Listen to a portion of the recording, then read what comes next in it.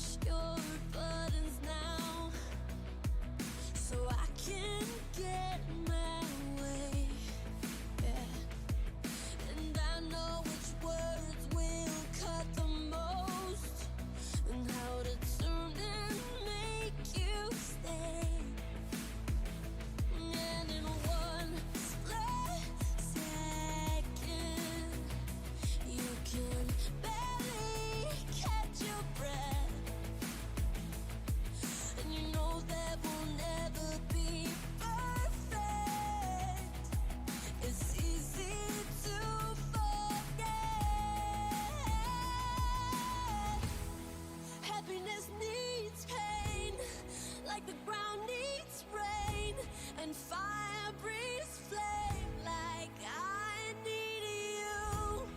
Victory needs a fight, like the dark bleeds light, and wrong craves right, like I need you. So wrap your arms around me now, with all your hopes and all your doubts, like you need me.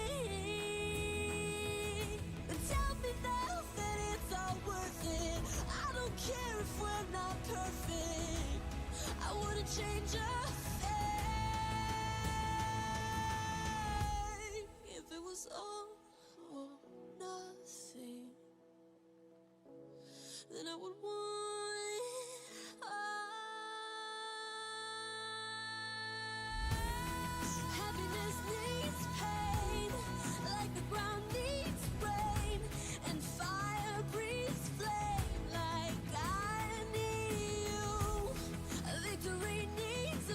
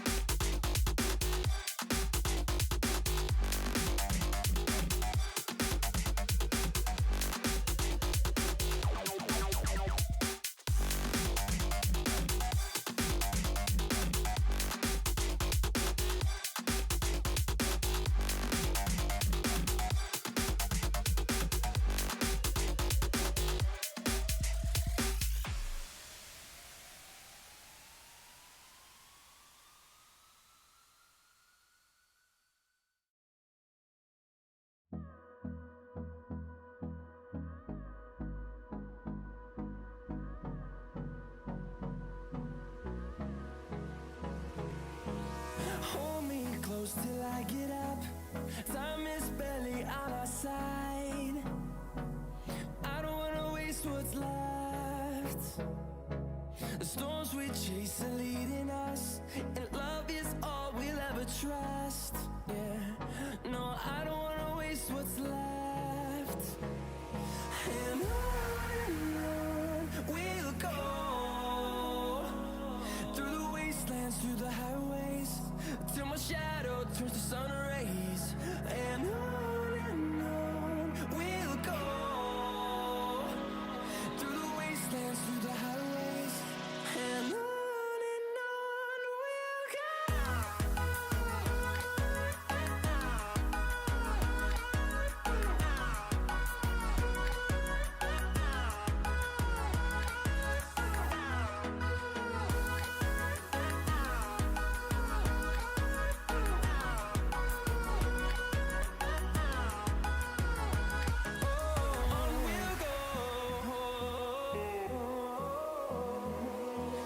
Finding life along the way, melodies we haven't played. No, I don't want no rest. Echoing around these walls, fighting to create a song. I don't wanna miss a beat. And on we'll go, through the wastelands, through the highways, till my shadow turns to sun rays. And on we'll go,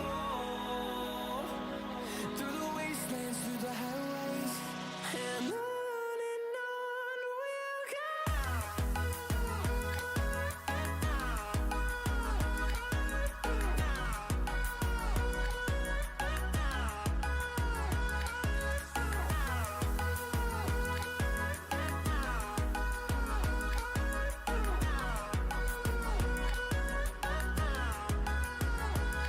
And we'll grow in number, fueled by them to see the horizon, turn us to thousands. And we'll grow in number, fueled by them to see the horizon, turn us to thousands. And on we'll go, through the wastelands, through the highways, till my shadow turns to sun rays. And on we'll go, through the wastelands, through the highways, and on we'll go.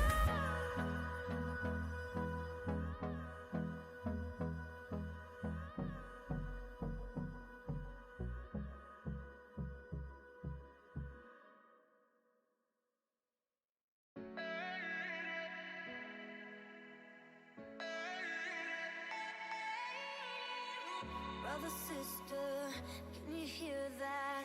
Our heartbeat cutting through the ether. Star drifters, can you feel that? One love can make us all believers. A generation of renegades, we don't have to stay alone. So brother, sister, can you see our light guide us home? We'll paint the sky with our energy, so they can see us from outer space. Through the dark we will radiate. They're gonna see us from outer space.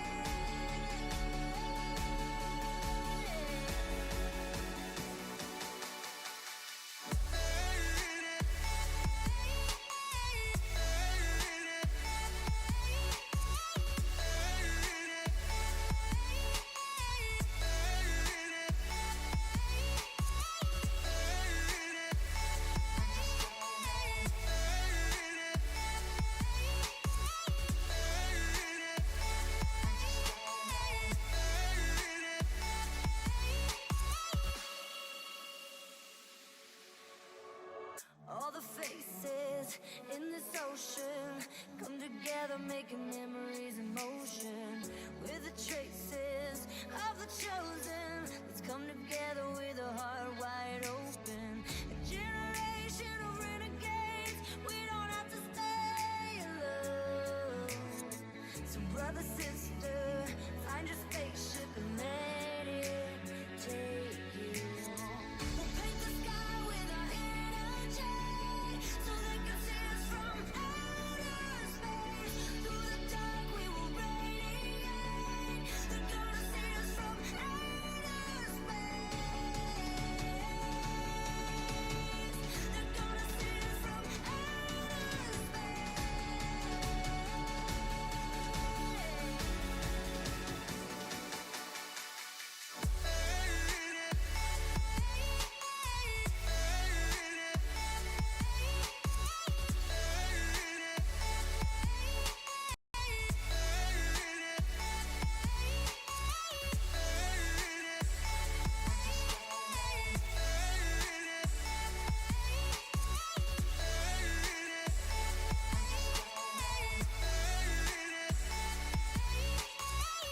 brother, sister, star drifters,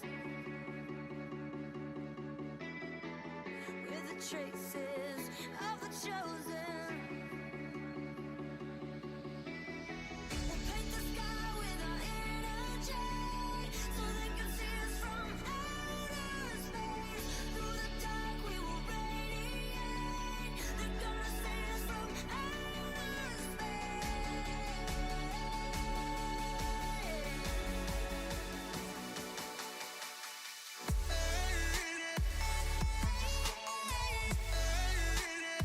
So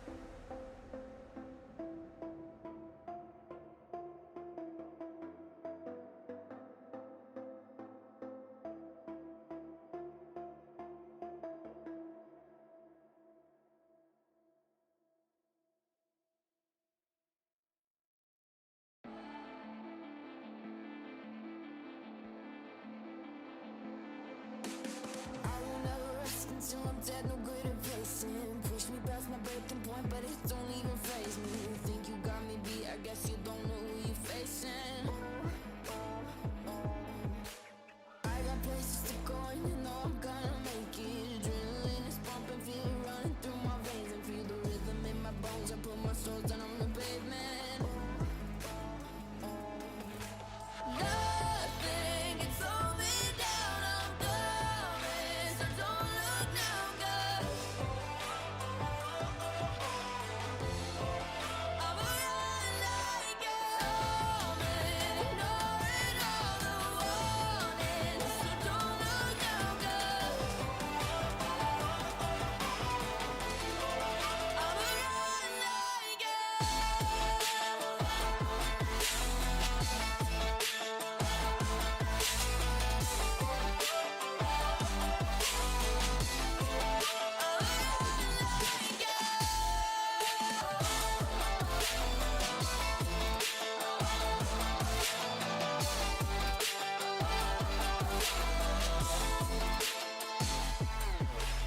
yeah, you think you know, you think that you can do it better. When the walls are closing in, I know that I can stand the pressure. You can keep on throwing more, there's not a storm that I can weather. I'm not gonna lie, I might be fueled by my aggression. It can make me lose my mind, I guess I never learned my lesson. In the end, I won't give in, I know for this that I am destined.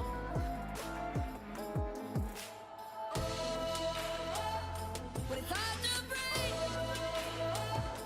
I will not leave.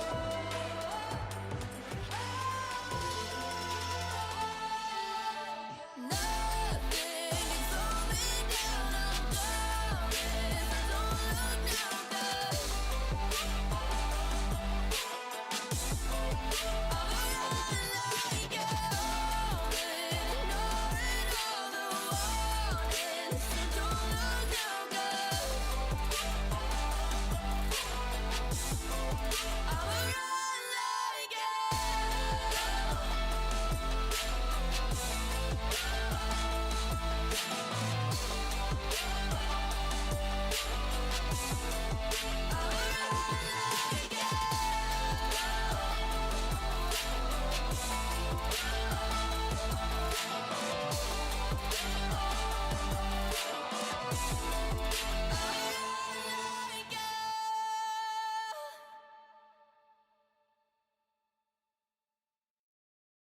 I was running road so many nations. Even when it's so sweet, I end up seeing red. Is it such a ghostly revelation? I may have fucked up all my chances. And we ain't sleeping on the floor again. We never sleeping on the floor again. For the ones who didn't make it out, for the ones that didn't see the life, for the ones that never cared, never gave a thought, found no happiness in that brand new car or the house you bought. I see you talking about the love you lost, and it was gone like way before you ever thought it was. Yeah, I took my time, no quick ones, quick run, quick gas to get back there. Hot roads, I didn't think I'd come back fierce, cause I was running road so many nations. Even when it's so sweet, I end up seeing red. Is it such a ghostly revelation? I may have fucked up all my chances.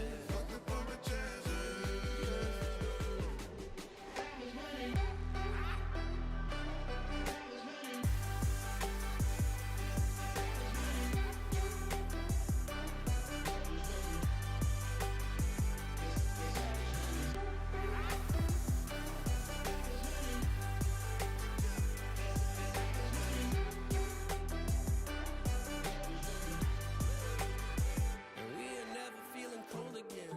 And we are never feeling cold again. But I can't act like it's easy. It's hard to preach. Cause I've been burning trees and watching fall. If we cannot breathe out, we go forward. Sure, I was searching for cure. Fishing a little wildlife. And when I'm low on fuel, I'll still be running till my back broke. Halfway, lost hope and I checked it. Hard roads, I didn't think I'd come back fast. Cause I was running roads so many nations. Even when it's so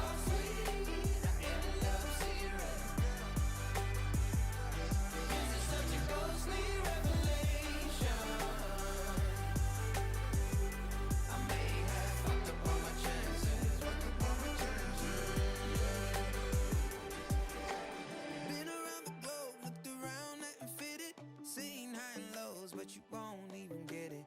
Been around the globe, think it's time to admit it's not the end, but the road, and you won't even get it. Been around the globe, looked around, not been fitted. Seen high and lows, but you won't even get it. Been around the globe, think it's time to admit it's not the end, but the road.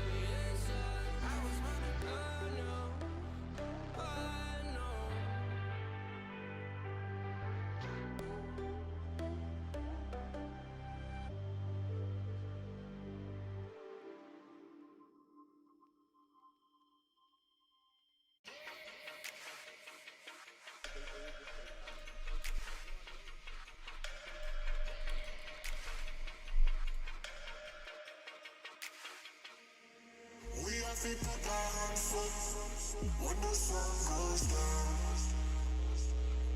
We have people die on foot when the sun goes down. We have people die on foot when the sun goes down. We have people die on foot when the sun goes down. When the sun goes down.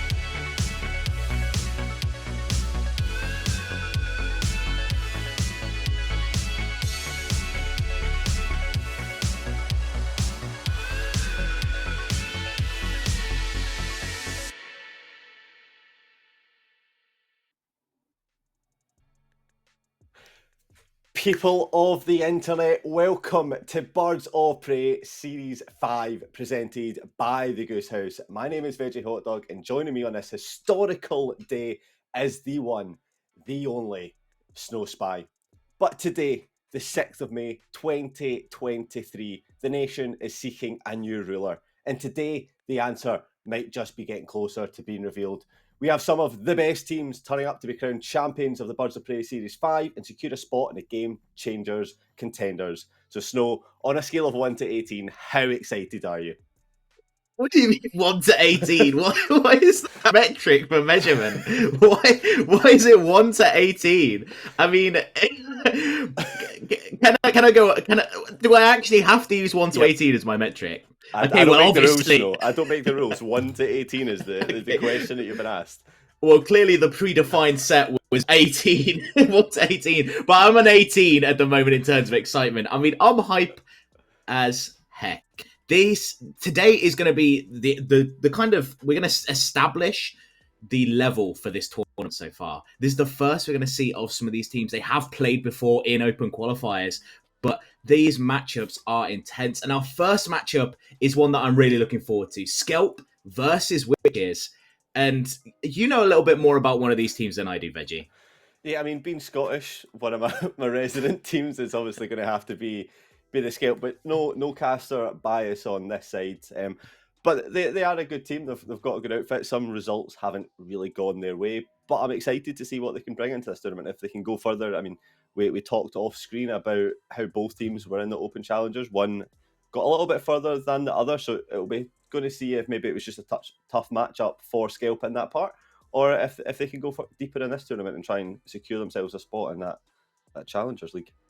Yeah, as you said, both these teams played in that Game Changers EMEA Open qualifiers, Witches managed to get to the round of 64. I think that was one stage further than this Scalp squad got. But both these teams have a lot of experience. Both these teams have played together as a roster as a whole for a little while now. So I'm hoping we can see some interesting strats. And talking about strats, why don't we talk a little bit about the map we're going to be seeing first? Yeah, so first map is one that I'm always excited to play because you're starting to see the meta develop on that map. There's not really a set in stone whether you're talking double controller. And yes, the map is Lotus. What a fun map. You know, there's so many different ways that this can be played on. No one's really fully determined what's happening. So you can see their first map is Lotus, despite what the graphic might show you. It isn't Icebox. It's showing Icebox in the background, but Lotus on the text. We're just being showed a little bit, but it is going to be Lotus. It's just going to be a little bit colder than the usual map is played at. But you know, sometimes you need to just chill and relax in these games. But what's your favourite part about Lotus? Lotus, I mean, it gives the attacking side a lot of opportunity, but we've seen, I know me and you were together at Insomnia, Veggie, and watched quite a few Lotus games, and we watched Le Petit Buffon specifically be very aggressive on that Lotus defense side, either pushing out of A or C, making those aggressive plays. If you play an Omen, there's quite a few one-way smokes that you can do on the defensive side that can give you that little advantage. And I think for me, this Lotus is always a battle. The 3 site maps are always a battle of IGLs. It's who can call these strats better. Yeah, 100%. You have to balance that strategy of going aggressive, but also not overcommitting. It's something that we often see. I mean, I was watching some of the VCT EMA League last night, and you've seen the Neon pick on Lotus can often be over aggressive. When you're especially pushing down A main, you can get caught off so easily. Like the pace to push up really hard, but you get caught off by just peeking it if you don't have the right smoke. Like you talk about with that Omen one way, it's going to be one to see. And like you mentioned, both IGLs, if they can control their team, get them going at the right tempo, maybe they'll be the ones fastest to win the race. Yeah, and I'm also going to be interested to see what we see in terms of compositions for that, because notice there've been a kind of different variance of teams. Some teams prefer to have something like that Sky on their team as their initiator. Other teams like that Breach and Raze combination that can come through. I know there's a few teams, at least in the pro scene, that are running that double duelist, something like a Raze and a Jet. When you have one trick, you spoke about the Neon already. I feel like at the moment there's so much variance within Lotus, people haven't really figured out what the comp is, which is why we always talk about Ascent. We know what the comp is on Ascent. Everyone knows what they're going to be playing, but maps like Lotus, there's still a bit more variety. Yep, and I'm just going to stop you for a second. You're talking about the double duelists. You mentioned Jet, Neon, Raze. I don't know why, but you never mention the best duelist on any map ever. And that's got to be Yoru. Like this map is a map that is made for Yoru's TPs. It's made for the fast rotations from TPs. It's the flashes, the fake clones. This is a map. Actually, any map is made for this agent. You're coping. Okay? You're actually coping. You're actually coping so hard. Like, you're coping with the Yoru fix so hard. If you were to say Phoenix, I would have been like, yeah, you've got a point. You know, Phoenix synergizes quite well with Viper. Yoru is an agent that just... The issue is, in a team play aspect, in something like comp, he can have a lot of good plays because he's really good in 1v1s, but he doesn't really offer much in a team structured setting. Yeah, okay. I mean, I thought we were going to get one there from Witch's Flump, but maybe just tease me ever so slightly and you're switch getting across. Teased. You're getting teased. No, don't accept it. Until that is locked in, don't believe it, Veggie. I mean, Skies is trying to pull on my heartstrings here, flicking between it. But yeah, let's talk about this. It's pretty much where we're seeing Scalp run the double controller, whereas Witches playing that single controller on Omen. What's your preferred? I like the double controller meta that we're heading into just now, and it looks like we will get to see that, especially with the Sky getting picked up coming through Harbour Walls, can be devastating. I'm interested to see what these comps are going to look like without a Viper. I feel like Viper's been played quite a bit on Lotus. It's become kind of the norm that both of the Vipers will use that wall towards the A site to give themselves that control coming out of A main towards Rubble. It's such a difficult area to fight around, and that's what we've kind of seen that Viper be used for both teams, actually. And it looks like we might have it at all here, as Harbour Astra going to be on the one side versus the single controller Omen for this Witches squad, which I'm excited to see because it means we're going to see probably a lot more aggression. Yeah, I actually really like the Harbour pick. The walls that can come up from Harbour intermittently, like you're not just stuck in that one spot like Viper does.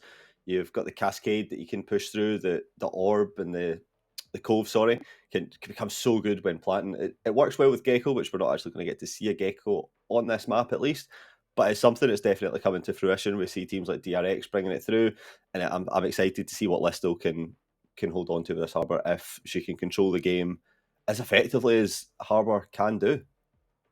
And the other thing to make note of as well, kind of Harbour's one weakness is if people are willing to fight through those walls, flash through those walls.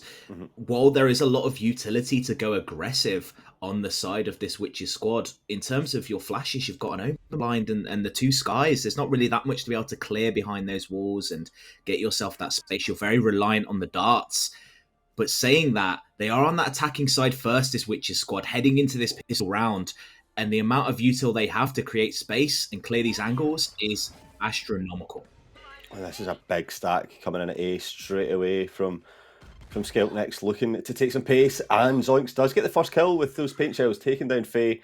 That's just going to have to back them off a little bit as Witches portray themselves onto C-site, which is only held down by Killjoy on Leandra here.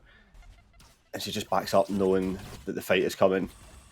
Leandra going to move away. The Boombot's going to spot, so they're going to know there's a player there. But the Molly takes out another Witches member. As we've seen now, just 2 kills come through off of Util alone. Skelp really making use of their agents right here. Yeah, remember, utility doesn't get you kills, only guns do. But we're starting to see the opposite of that. It's a swing through, but Witches get both kills, and that evens this one up 3 apiece. Ezra going huge, getting another kill on Leandra. Billy has to spot back, knows not to push that, and here comes the attack. The flank coming through from Listo, trying to cut off any angles, find a way through. But it's just quite tight. There's no way the post-plant setup's too strong here by the looks of things. Billy trying to peek forward, trying to move onto site. Going to be scanned out. Listo there, taking that first point. Gets 2. This could be the clutch that they need as Nat pushes out. Tap on the bomb. Peeking around the corner, and Nat, ice in their veins as they secure the first round of our Birds of Prey Series 5 stream. Yeah, that was close, wasn't it? That could have went either way. Listo coming in big with the classic kill, just coming in to make that a 2 versus 1, but the shock dart coming in as a friend to the Witches team, evening it down to 1 apiece, and then time was not on Billy's side there as she had to peek into that angle that Nat had, and I mean the frenzy's superior in most of these situations, and that's why Witches take it 1-0, but we're starting to see this stack up again on A. This push from aggression is what we might start to see a lot more, but on these eco rounds, it's always going to be more aggressive.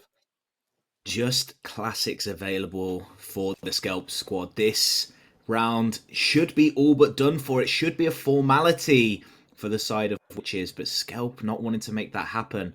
They are a bit spread out at the moment, which makes your sight holds a little bit weak when you have that weaker weaponry. And Witches seems to know this as they're quickly hitting onto A. Zoinks is stuck in a tough position by the button here, but Nat's going to capitalise, not able to find anything for Zoinks. And it's just going to leave Skies on Sky, stuck back of sight with, like you said, on this classic, which is not going to be good for these long-range fights that's coming up, but could play through. But we aggress onto B site instead, but it's just Leandra sat on the Killjoy trying to stop anything coming through, but it's going to be a really tough one. Doesn't have the turret available, not much util down. This is looking not fun for the side of Skelp so far in this round. And I love that patience, by the way, from the Witches side. So often you'll see teams, they'll get sight, their first instinct, try to plant the bomb straight away. They realise they have that time. They've got 50 seconds left on the clock. They make sure to clear out sight properly, clear out the angles that will make their counter safe, and then get the bomb down. It's just really clean, succinct play. And What we need to see here now is Skelp take this hit back. Bonus round for Witches. Skelp really needs to get some numbers on the board. It's a really strong bonus, though. 4 Spectres and a Bulldog coming in. Versus half armor.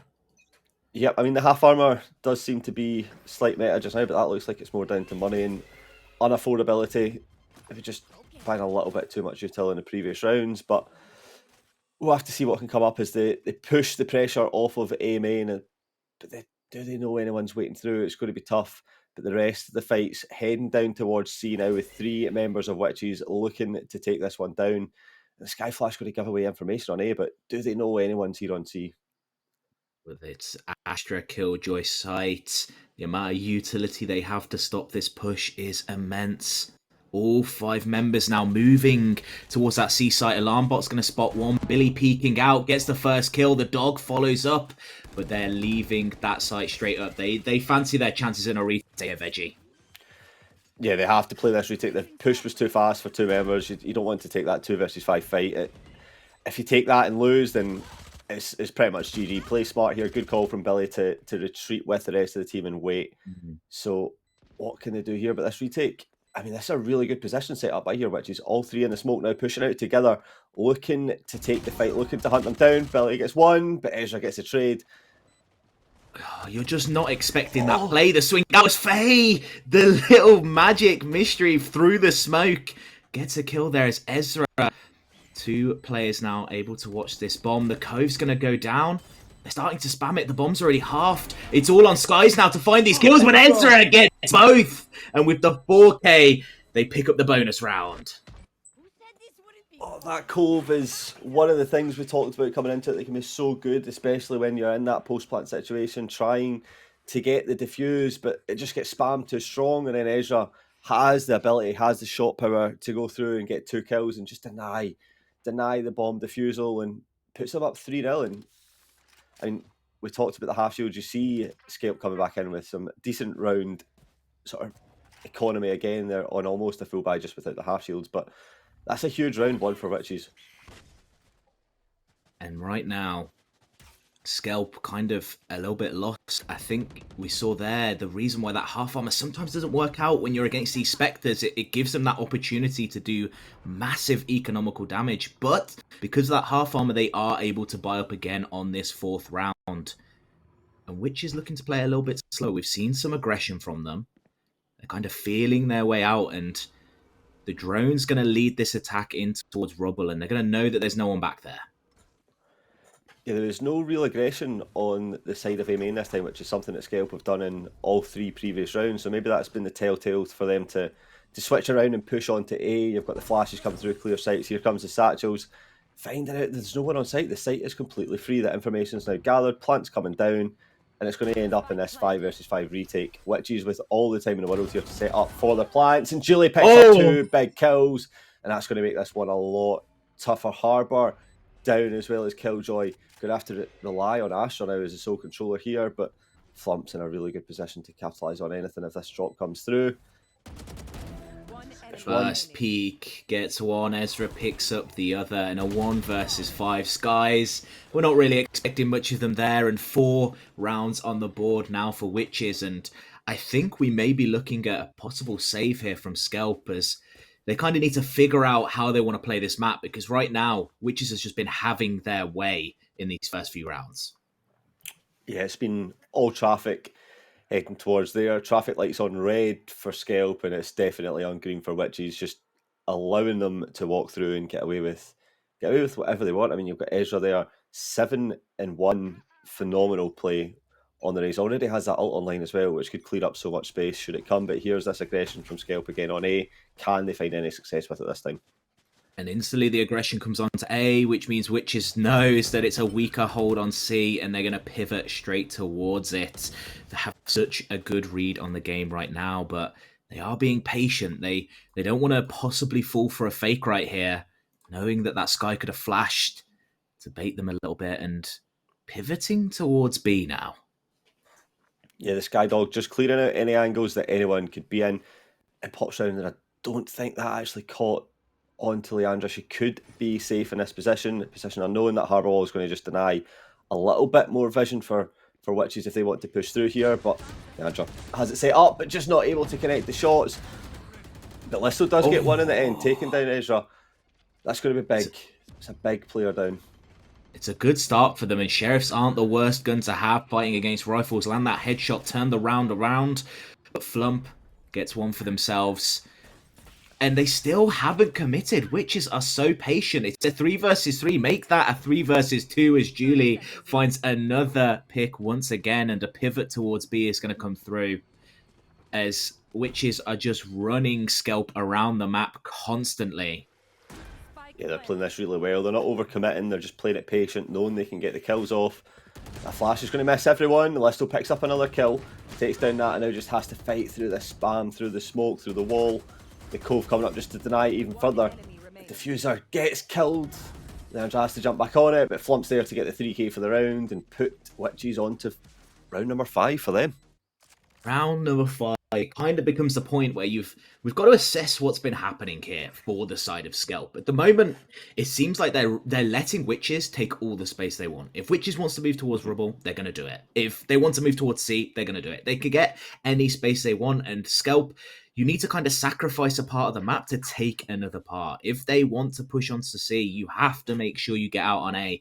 Cut off the map for them. Don't give them all this free space, because Witches right now has been playing passive. They've been playing more default. So if you can catch a couple of members out, you can find those picks and put yourself in a really good position. Yeah, look, it's just playing through for all the angles. A little bit coming on B here, but pressure being applied onto C here as well, with Flump looking to take out Killjoy's utility and maybe give some information that players are here, but that door getting opened, going to give a little bit of noise as B looks like the site being committed to now with 4 players here and ready. Starting to ascend onto site that's not really got too much challenge in it, but is slightly pinched. This could come through. This could be a very nice mousetrap from Skelp if pounced on properly. The Harbour ult comes in, the wave, but that's a big ult, but it doesn't connect. Ezra has to use the satchels just to push back. It's a little bit of space there.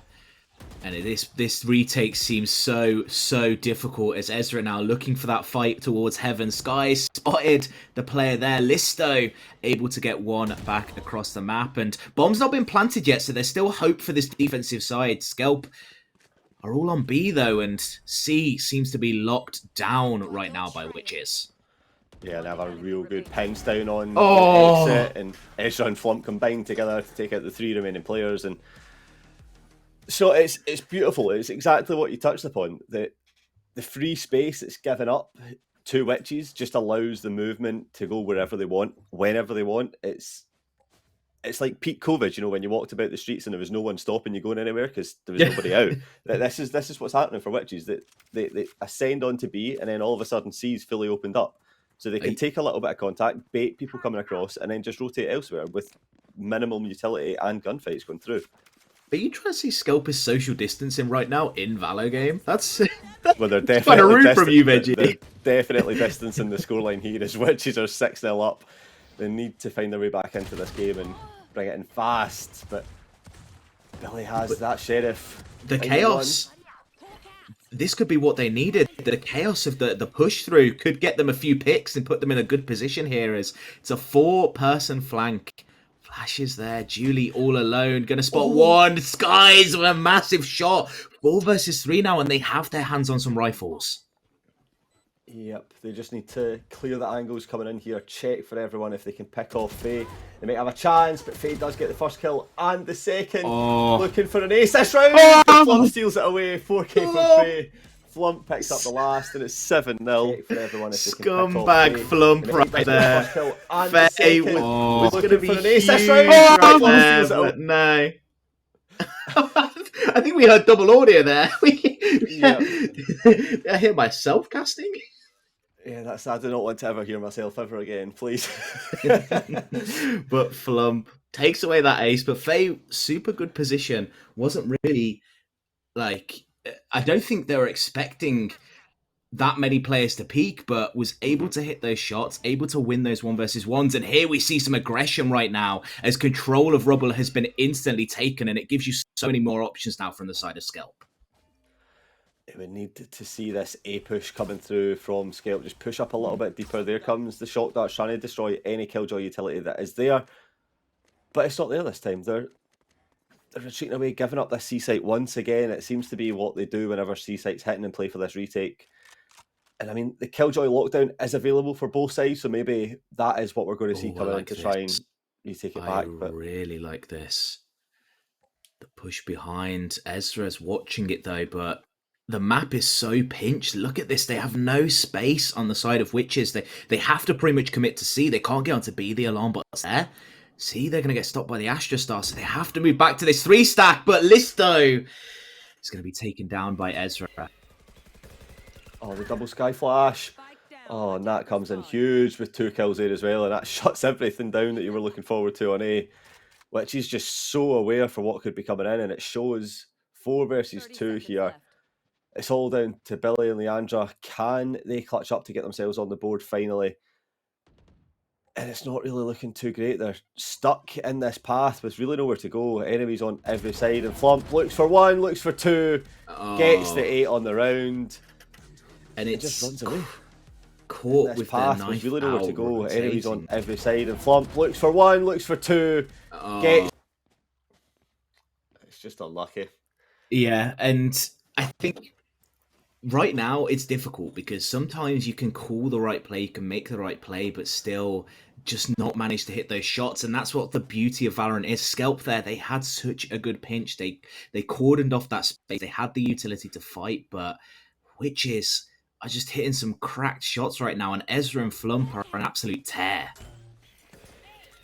Oh, I like this bit of aggression coming through onto A this time, trying to shut down that aggression that's came through from Scalp every round. And they're just shutting them down. Zoinks does dodge that flash though and looks for this peek on Ezra, does get it. Speaks through, here comes the lockdown from the Witches, but Zoinks gets another. Oh, but has to reload, but doesn't get it taken advantage of. Oh, looks for the third, but Nat is there to get one, and Skies gets the trade. Thankfully, this is looking a lot stronger for Scalp, but it's back to 2 apiece. I mean, it's the best position they've been in this game so far, though. 2 versus 2 clutch. Definitely a winnable situation. Bomb is down, but they don't know it. Leandra trying to peek that angle there. The Omen TP is going to come through, and it's tense. They need this round, and this is a good start as the first headshot hits, but it makes it a 1 versus 1 veggie. They do, an Omen maybe overcommitting there with Spike. Should have maybe just planted it down and turned time into their favour, but Listo now has a lot of weight on their shoulders if they want to try and come into this, but baits the plant. Listo peeks around the corner. Can he get the kill? No, FaZe just a little bit more aware. Gets the kill and the plant down for money. And it's 9-0. And that was so close for them. I mean, really well played there, and kind of a little bit disrespectful from Witches. They sent 3 people to take control on Rubble. It ended up being a 3 versus 3, and Zoinks was able to pick a good few kills there, put them into a really nice situation. But at the end of the day, just such unlucky timing from Listo, hoping to catch the planter kind of without their gun, their pants on the ground. Ezra right here is now more control being taken Rubble, but they're moving towards C once again for Witches. Yeah, it seems to be a play that they do over and over, just farming up that ult orb, I think, just getting their ults online as soon as possible. And that Sky Dog's just going to reveal Flump's position a little bit, but uses that TP wisely to pop off, and Faye pounces onto Listo holding down B, and that opens that up a little bit more, which is now considering their strategy, considering how they attack onto site. And if they commit to B, but look, there's another orb gained. That's another point towards them. The economy on ults for them has been strong, able to capitalise on a lot of situations. And they seem to just get whatever site they want whenever they want, which is moving through to B right here. And this single controller does not seem to be an issue for them, but Flump gets a pick on the other side, make that 2. Looking to peek out as 1 versus 5 now for Leandra. And all with it to do. 1 versus 5. It's not a winnable situation. This is winnable, I believe. If someone believes, I believe. Leandra swings, looks for 1, but not position revealed. Gets 1, but Julie's there to swing again, and the belief is gone. You had so much faith, you had so much belief, but at the end, just like the rounds that Scalpers won, There are none. Oh, I like that. A little bit of rhyming from you there, Snow. Is this something that you're coming into? Secret poet poems, in your spare time? poem Saturday. I've got to bring it out. I've got to bust it out. But I think it's just so difficult because Skelp are making some really nice decisions, and it's hard to be like, this is the single thing that's going wrong for them, because there's just certain days you log into the server, you get onto the map, the shots just aren't hitting, and it seems to be one of those for them. On the flip side, Witches are just so aggressive, taking every fight they can, as Ezra gets 2, Zoinks trades that out, and it's a 3 versus 3 again. Chaos at the start of round. Bomb is going to be planted towards A, though.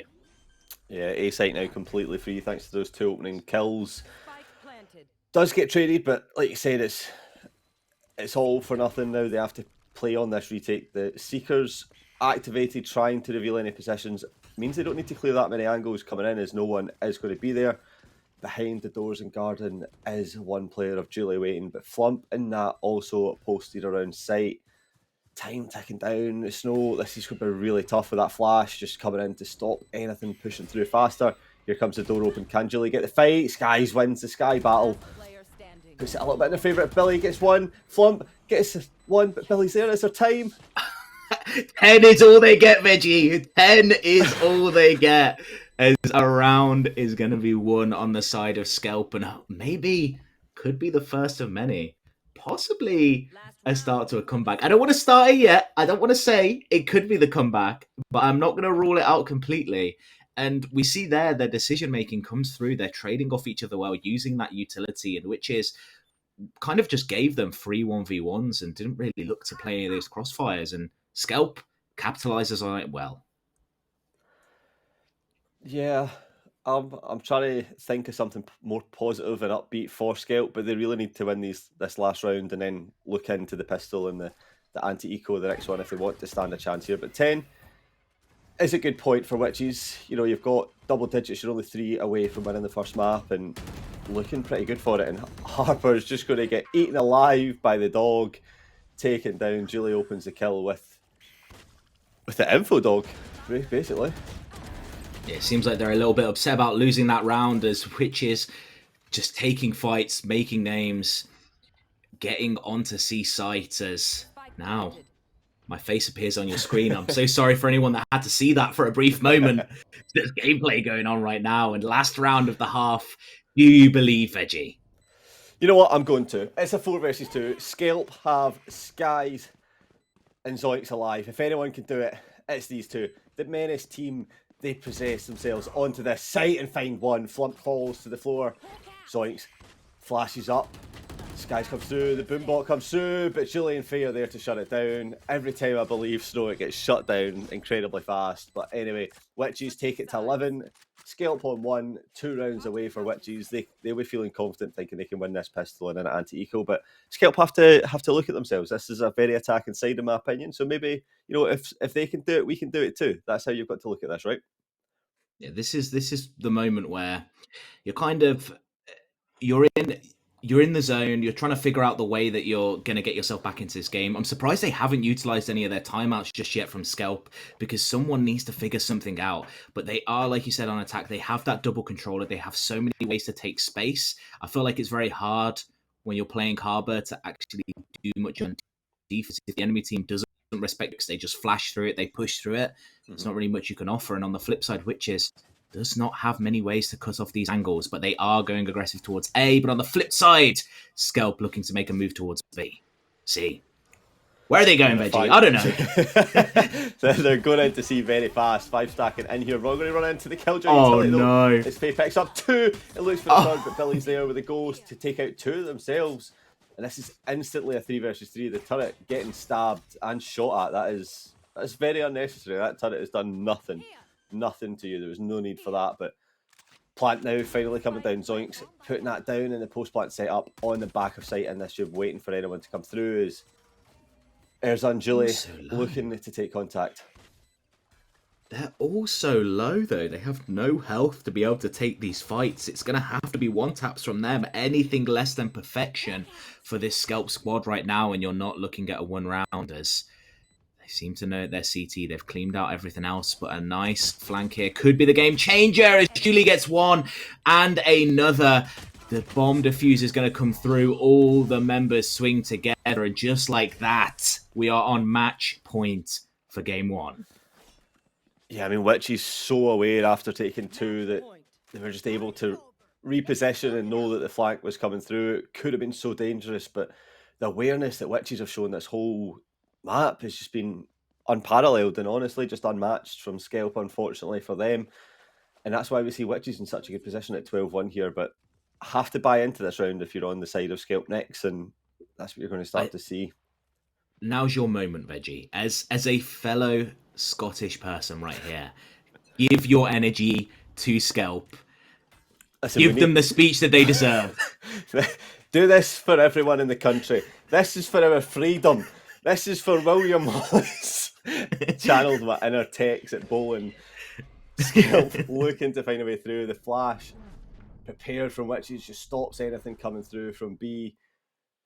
And it just kind of stalls the attack here, but Erza set up, holding on to this angle, could find Zoinks, but just misses the clip, the haircut coming through, the paint shell's coming in, and Billy swings, but Billy falls.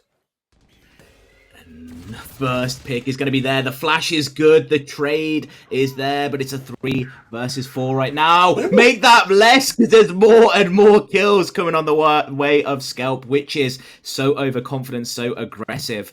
And they have a read on this, sprinting themselves towards C right now.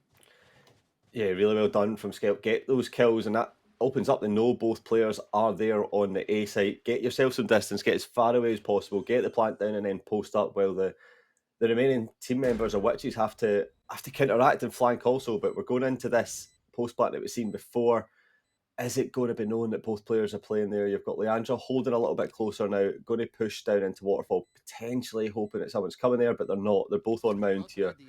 So they're both here. Here comes the dart. Information has to come crucial here, but the turret's actually going to give information as well here, which confirms both players are there. That could allow a swing if needed. Leandra playing close. The fight, they're going to take it. They're going to win it. And that gets one for themselves. Bomb is tapped. Swing is there. And it's a 2-person hold.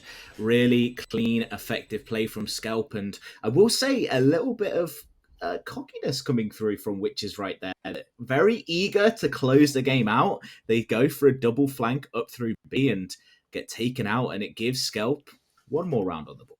And we're not going to say it's a comeback just yet, Veggie. But we will say it is an extra round for them. Okay, I mean, I was about to say that, so I'm glad you've shut me down. I was about to come through with the comeback speech. No, that Roy's starting to feel it. You know, we're progressing. The Battle of Bannockburn is happening right now. It's Scalp fight for their lives and try and get through here, but this is some huge aggression coming in from Witches, and Lister manages to hold through after being flashed and does get one, but Skies comes in with the Bulldog, gets 2. And Zoinks shuts that one down, and it's 3 on the board.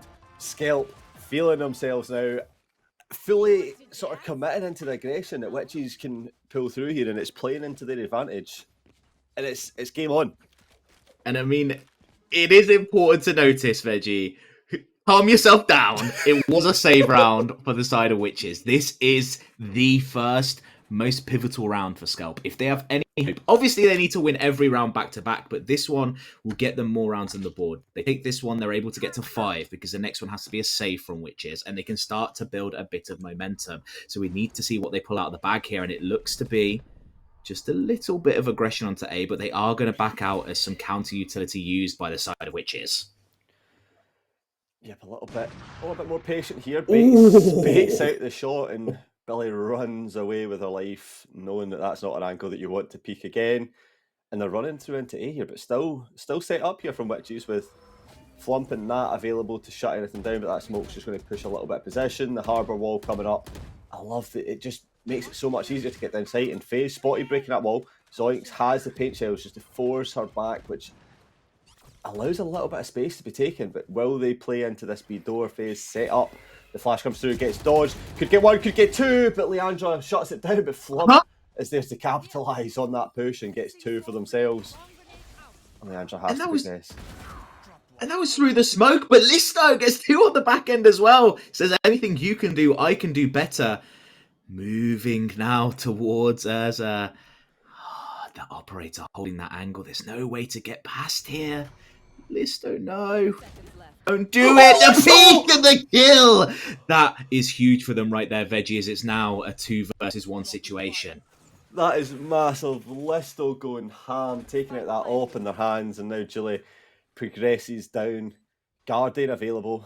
Might be wise to try and save that AWP, but they have a lot of rounds to play with, so they can force into it if they need to. The Flash not going to reveal anything, and has to just play this one so perfect if they want to win this. Listo and Leandra set up well, and Garden Spike played into their advantage. I mean, Nano Swarms are down on it as well. Julie's going to have to do a lot if they want to win this round, but clearing all the angles as they should. Time's ticking down. It's going to be close. Tap baits out the Swarm, and that's just going to tick it down so much more. There is no time left. The double swing's going to come through and does find one, and Listo has to try and run away, but does get the 4K in the end, and that is huge from Listo. Well played. Wins the 4th round, and I believed from the start, Snow, the comeback is fully on. Let's go. And I mean, important thing to note is, even though Witches has a lot of rounds to work with, and even if they are losing these rounds, even if Scalp is starting to make this comeback a little bit more possible, the more kills you get in each of these rounds, the more likely you are to break the economy of Scalp, and that gets you a little bit closer. They only need 1 round at the end of the day. It does not matter if Scalp gets all the way to 10. If they secure this one out, it will be the victory for them. So much less pressure for Witches, but Scalp has been playing so well in that last round off the back of Listo, who made that happen. Yeah, I like this. 4 players over towards A, and Billy finds the first kill again and shuts down Erza. That's huge, but Flump could be picked up. Does get the classic kill onto Billy. Looks for the second, but Leandra's there to trade down. And they just now ascend onto A site, but FaZe set up behind this box. It's good for 1. It's not good for 2, unfortunately. The Stinger's just not going to come in clutch there. But here comes the retake. The retake with some upgraded weaponry right here. They should be able to pick up the 1 rifle at least. It's not the worst situation to be in. Sova ult as well, so if you can funnel them all towards Tree, could be a few kills right there, but Heal's going to come out. They have a nice crossfire set up on this. And what are Witches going to do right here? Yeah, both of them playing into the dog, just trying to get any info possible. Julie now uses that dog, but Leandra peeks through the wall, unexpected, but it's a 2 versus 1 now. The trade comes through, it's good to counter Hawks together, just to blind everyone through to play. The battle of the zookeepers. We're playing Pokemon now, Veggie. This really is the birds of prey here. The Hawks coming in, fighting down. Julie gets 1, but the time is gone. It's just going to be waiting for the util pick up the ult points and fall down, and it's 5 on the side of Scalp now. The comeback is real. But let's have a look at that money. It is slowly dwindling a little bit more. They're going to have some members buy for each other in this. And yes, their economy is still in a very strong position, but you win 2 more rounds where you lose 4 or 5 members, you are not going to be in a position where you can buy anymore on the side of Scalp and Witches. They are losing these rounds. They are in another buy round. Consider that was a save for them. Very good save when you're taking 5 players off the board, as they've done such a good job on attack side, Scalp. And let's see if they can carry this momentum on. And that AWP just holding down A, but just going to retreat back a little bit. The wall just shutting down any chance of anyone being found. And that's huge. That's one of the reasons I liked Harbour on this map. I said it before and I'll say it every time I get the chance to. Harbour is a great agent. And then we're starting to really see why, as that wall comes in. It pushes back B and it's going to shut down that back corridor and just allow for a little bit more space to be taken on B. Here it comes, but Flump's in a good position. The dog's going to reveal that, however, and just push them back slightly. Defender Killjoy, lockdown coming in though, just forces Scalp off of sight, but the Harbour ult as well, stunning everyone and forces them back so the space can't be taken. And I'm Scalp a little bit worried. Oh. It looks like it might turn into a little bit of a fiesta towards site right now, as a lot of players watching this from main. It's pretty much going to be just spams through the smoke and who can get a little bit lucky with their shots. But there's so much util to stall. Sova is the hunter. The spray is going to come through. The ult is there as well. The rocket, the push through. This should be the round maybe one for Scalpers. They have more grenades, more mollies, more util. It's just too much to handle. It's lovely. That is what we call the Overwatch round here, when every bit of util is spent at once, but you can't mock it. When it works, it works. And like you said, Witch is one round away from winning, and Scalp have to do everything every single round to stop that happening, and that's exactly what happens. It's huge. I love it. It's great play. 6 on the board for Scalp. Let's go. Don't get faith. Remember, the more faith you have, the worse Scalp are doing. So the moment you start to believe, Veggie, is when this 13th round is going to come through for Witches. So we have to hold our reservations right now. We need to see a little bit more as Witches. They want to go aggressive now. They want this game to end now. They're using that Sky utility, that ultimate. They are claiming space towards rubble.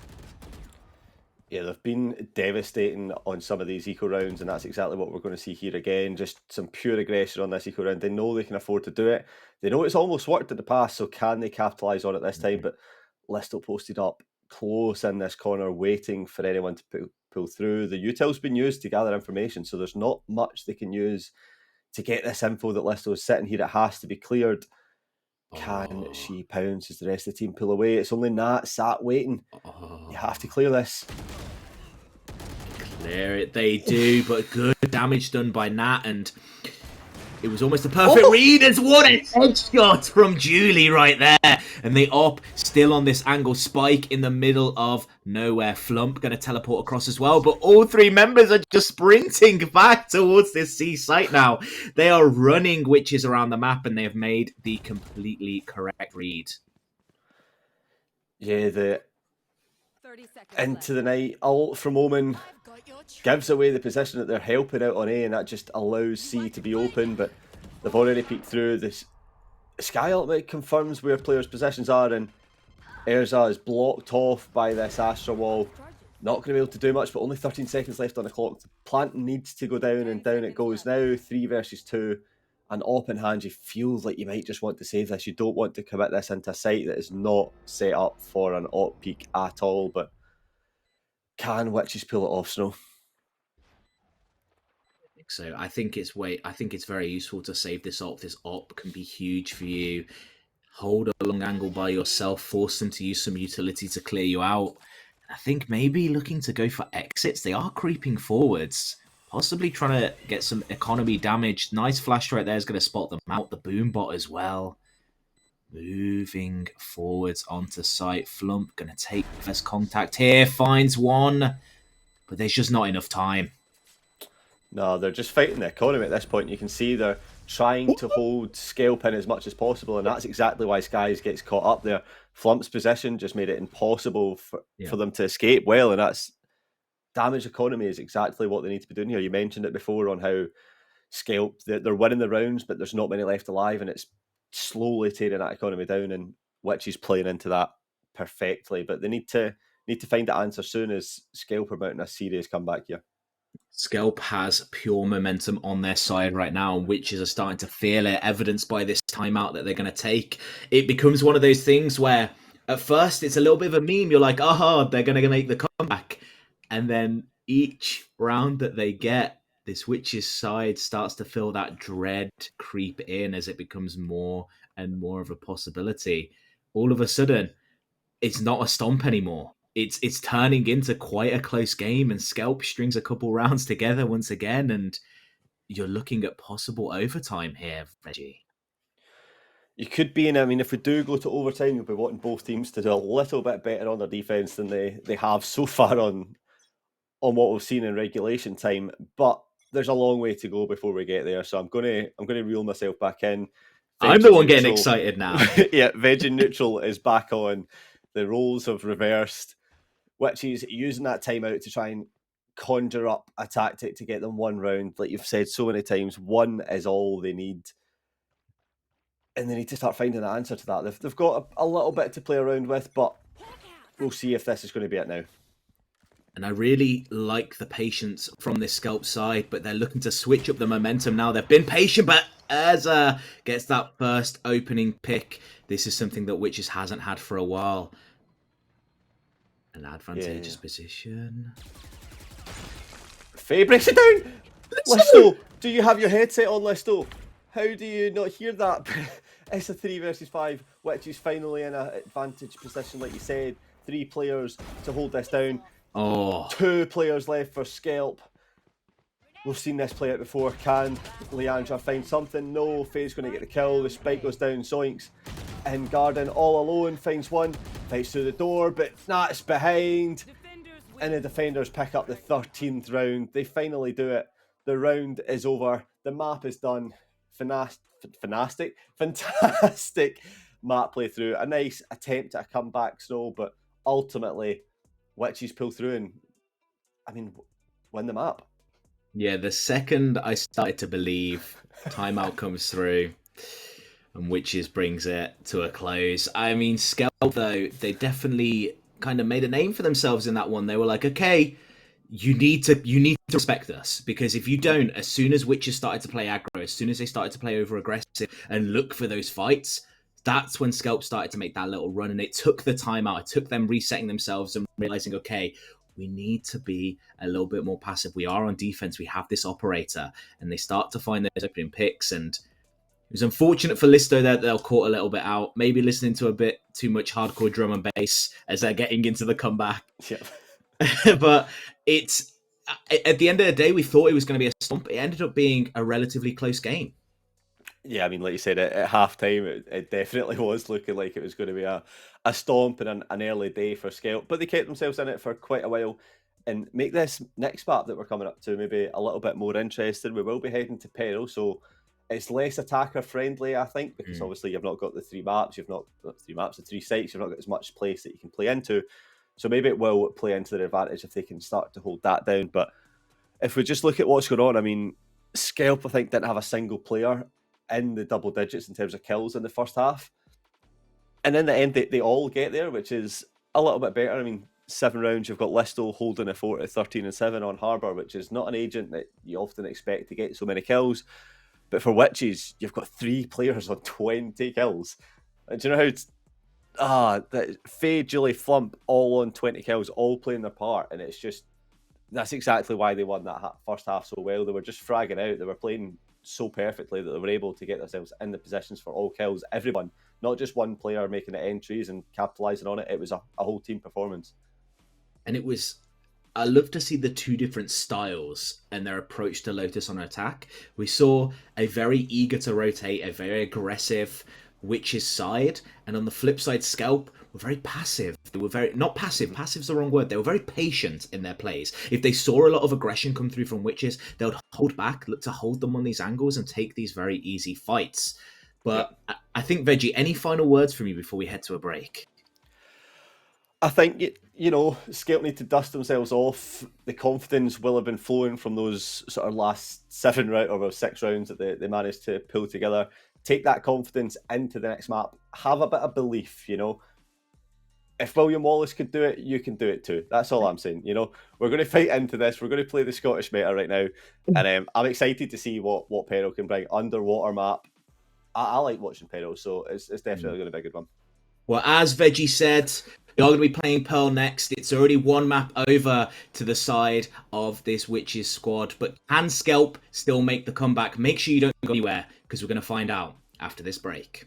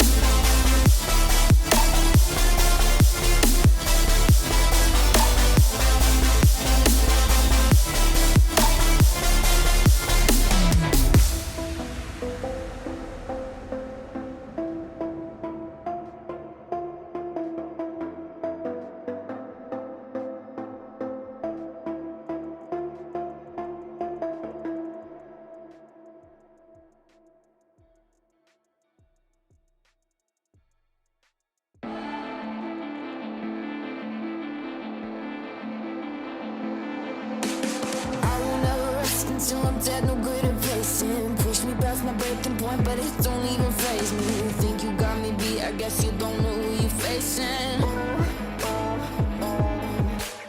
I got places to go and you know I'm gonna make it. Adrenaline is pumping, feel it running through my veins. And feel the rhythm in my bones, I put my soul down on the pavement. Nothing can slow me down, I'm coming, so don't look now, girl. I'm a run like it, ignoring all the warnings, so don't look now, girl. I'm a run like it.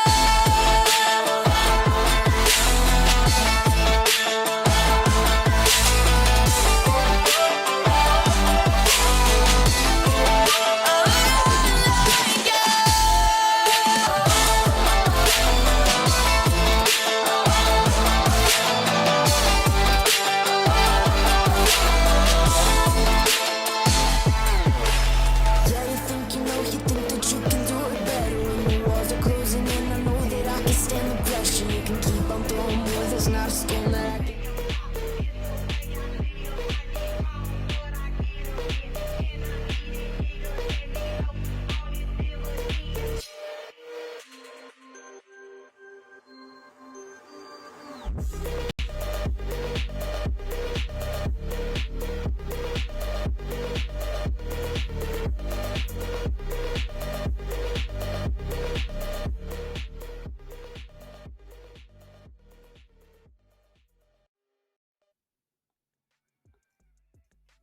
Welcome back, everybody. We are here for map number 2, Snow.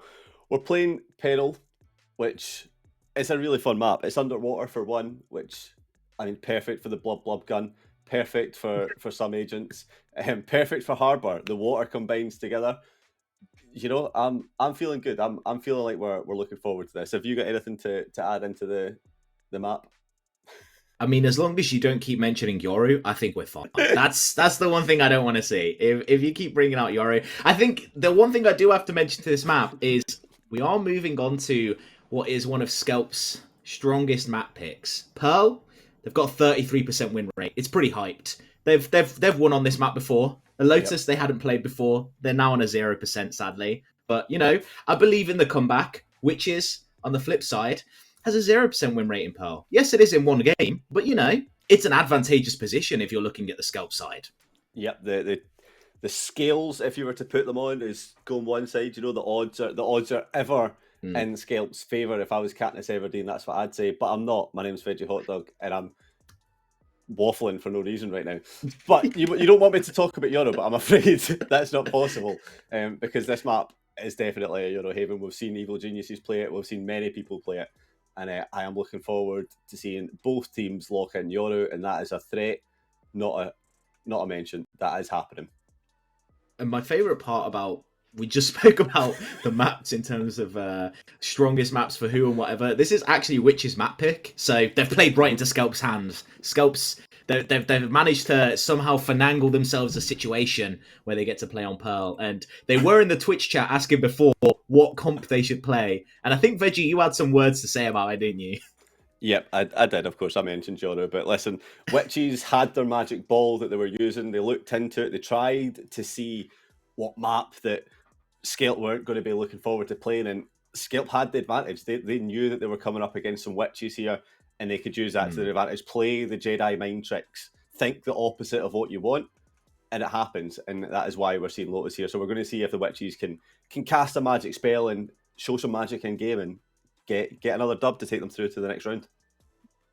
And that's kind of the hope if you're a Witches fan, if you're a player on this Witches side. You want to secure this one out cleanly. Game one, you started to panic just a little bit. Yes, it was a 13-7, but you got to think about the fact that it was 6 rounds in a row from Skelp that was kind of the finishing factor of that game. They had that momentum. So Skelp, they're going to feel a little bit better about this going into this second game. Yep, and you know what? I'm a big Witches fan right now. But Skelp have me on board. What is Oh, this? this No, is fantastic. no, stop This it. No, this is the no. best Behave talent yourselves. I've ever seen What? in my life. Oh Are we my playing days. replication now? Do they all just lock Yoru? Is that what this Yoru, tournament mate. has come to? Let's go. Get like, why did we even mention Yoru? Why get out of here? Did Listo cause this? Was this you, Veggie? Me? Yes. Involving some form of Yoru? I would never. I mean, how many times have we had a conversation and I've mentioned Yoru? I've never once mentioned the god. You mention it Yoru. every conversation. Sometimes I get 3 a.m. messages and I feel like it's going to be a you up, and it's actually, are you Yoru? It's all I ever. All I ever hear. What you doing? Yeah. Coming out? No, it's just Yoru. Yoru. It's just pictures of Yoru. That's all it ever is. Me TPing And- into your room late at night.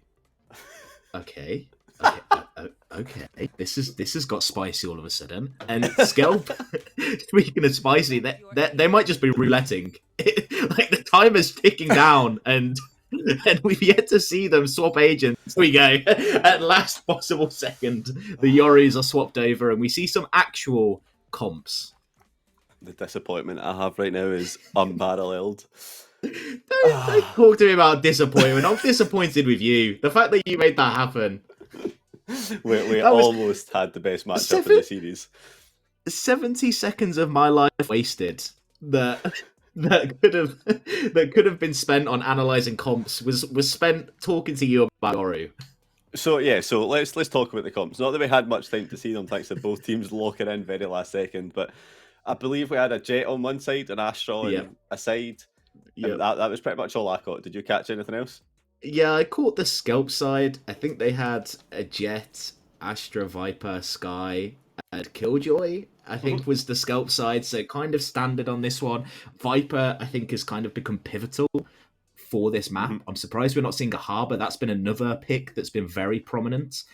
But on the Skelp side, I'm excited to see what they can do. Their Astra in the last game offered them quite a bit of utility in terms of when they were on attack, but on defense, they weren't properly able to utilize the combination of that and the Killjoy together.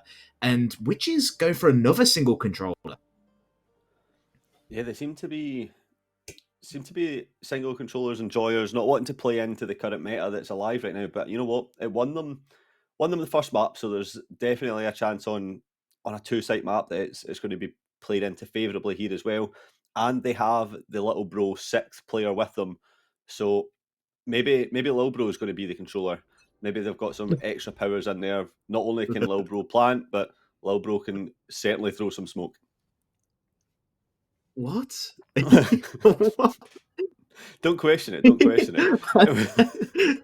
You're on a thin line. You're about to catch these hands. Lil bro passing out the stuns and the concussions. You better watch yourself. That's strike number 2 from you, Veggie. I'm holding you on thin ice here as right now. This is an interesting kind of attempt at taking map control from Witches. They're faking onto B, using that smoke, and they've drawn over 4 members from the side of Skelp. Yeah, just waiting out everything on A here. If they can bait out Billy to run away, they could commence. But nothing coming through on B is going to confirm a little bit that this is just bait and that no one's there. The Sky Flash giving out no information confirms that no one's actually on long. So the rest of the team able just to pull back. You see Killjoy pulling back into where the utility's placed so that can come back online and anyone can be caught off guard. But now a push down mid is where this could come through. 2 players still held up on A, but 30 seconds left. So I've not even seen a single shot fired. No shots fired, barely any utility used, but it is going to be a take over towards this A side. 3 members through Art. The concuss going to make Leandra back off there. And no contact just yet as Urza gets the first kill and Faye able to trade out Billy as Lil Bro really carrying the team on that one. They were tapping as if it was a player planting, but nope, that's just Lil Bro. Yeah, the crosshair placement unfortunately not set up for Lil Bro's head. He's a little bit smaller than your average player, so the shot's not going to be connected. That does flip it into the favour of Witches here. It was looking really tough. But here comes Listo looking to continue a big performance from last game. Okay. Gets 2 kills off the bat. But now it's all down to Zoinks, who's not able to pull it off as Julie picks up the final kill of the round. And it's 1-0 strong start again from Witches, starting off as they finish the last map, and we'll have to see what can be conjured. Are we going to see some slow plays throughout the full game, or is there going to be a little bit of a mix-up in pace? You would have to favour a little bit of pace coming into this next one, though. Yeah, we saw a very slow round there, like you said. They do have the advantage in terms of weaponry. I see a Phantom on the board. I really love this purchase whenever teams on second round can get one player with half armor Phantom, because it gives you so many options for round 3. Yes, it's not as ideal when you're playing into Sheriffs and stuff like that. You can get one bopped, but then all of a sudden, round 3, when you're on your bonus, you have that rifle to play through, as a Sky Flash is going to scout out long, and Scalp in a very weak position in terms of weaponry. They are, but if they can pick up Urza early, if pushes through this smoke and gets taken down, that Phantom could come in huge for the team of Scalp should they gather it. But Witches wise not to fully commit into this site yet. Wait for everything to fall down. They do have Lowbro available for the plant once again, but Zoink's positioned really well behind this corner, waiting for anyone to come through. But there's Faye pushing through mid, but Leandra's going to get one. Zoinks tries to turn away from the flash, but it's not possible as Urza gets one. This guy's pushed off by the molly. Oh, the volley? Shut off. Volley's that one away as Listo has themselves a Bulldog up long. It's actually a 3 versus 3. It's not too bad a position. As the flash going to come through, the swing is there as well. The classic, it's a free gun, but not able to do enough right there. Bomb not massively planted for these Link players. They are going to have to swing out into Listo. Listo gets none, but Leandra gets 2. Swaps to the classic. Can't get that 4th kill, but did make it expensive for the Witches here. Yeah, unfortunately, just not enough bullets in the magazine to pull that one through. Oh, that's so unfortunate, but like you said, expensive round, a very good anti-eco there in the hands of Scalp. Brings them in to full weapons, half armour, and a little bit of a poorer buy coming in from Witches, but they do have that Phantom being invested once again in the hands of Urza. And I feel like now, what I expect to see is what I call the conga line. You essentially send your rifle up front, and it's like the Call of Duty. If you ever played, I think Call of Duty 2, one person gets rifle, next person gets ammo. You pretty much send the rifle in. If they die, next person picks it up. If they die, next person picks it up. And you just hope that you can maybe find some opening picks here, as Urza's going to be the first one sprinting in. But Listo's popped up well here. She could flank. Yeah, it's the next one gets the rifle. Yeah, it's like a baton race is what I was thinking of. Like when you're running and you pass the baton backwards. That's the Phantom right now, just been passed player to player. But they've got a good side position here. Look at this position held up by Faye. Could catch people off guard if possible, but Scalp still with 4 left alive here. Make that 2 left alive for Witches, but Faye now has the flank, last put alive, and in a really strong position to actually gather something up here. No one's going to check this because Zoinks has just came from here. Can she find success? Going to walk around into Listo, gets 1, looks for the other, the bomb's half, gets 2, gets 3. What? This is looking for the ace. Can Faye? pull this up? Time is ticking down. This has to come through for Skies. She has to get on the bomb, but also has to fight off Faye. Faye looking for the ace. Has to peek round into it. Faye, hold that possession, but Skies plays that perfectly and does get the round win in the end. No, and it's so close there from perfection from Faye. 1 versus 4 finds these kills, able to get these picks, and it's unlucky. It's angle advantage right there at the end of the day. Wasn't quite close enough to that wall, not in a good position, and you've got to think that if Skies hadn't just spotted the toes, that is an ace there for Faye, but it is a round on the board for Scalp, and because they're going this half armor strat, it means that they are able to buy fully more rounds. But remember, that was an eco round for Witches as well. That was a round where they were never supposed to be in a position to win, but thanks to the baton of the Phantom, Faye was in a really good position to take advantage and cause some real damage into Scalp. But nonetheless, 2-1 it is, and this looks like we could see a little bit of a B hit coming through again. 4 players stacked onto site, trying to push the defenders, and Urza gets a huge kill onto Listo, and that's your Viper wall gone. That's the hit confirmed coming in. Pace injected. Lowbro heading down with a spike to plant the 6th member of the team in a post-plant position set up now. I'm so surprised that Witches has been able to make it on site so easily without this Viper. Zoinks picks up a kill to trade off, get themselves in a 4 versus 4 situation, but there's 3 members in halls now. Zoinks goes over the top, and Julie just reads that perfectly, as they're going to know that there's members in halls, but this crossfire with Urza is really nice.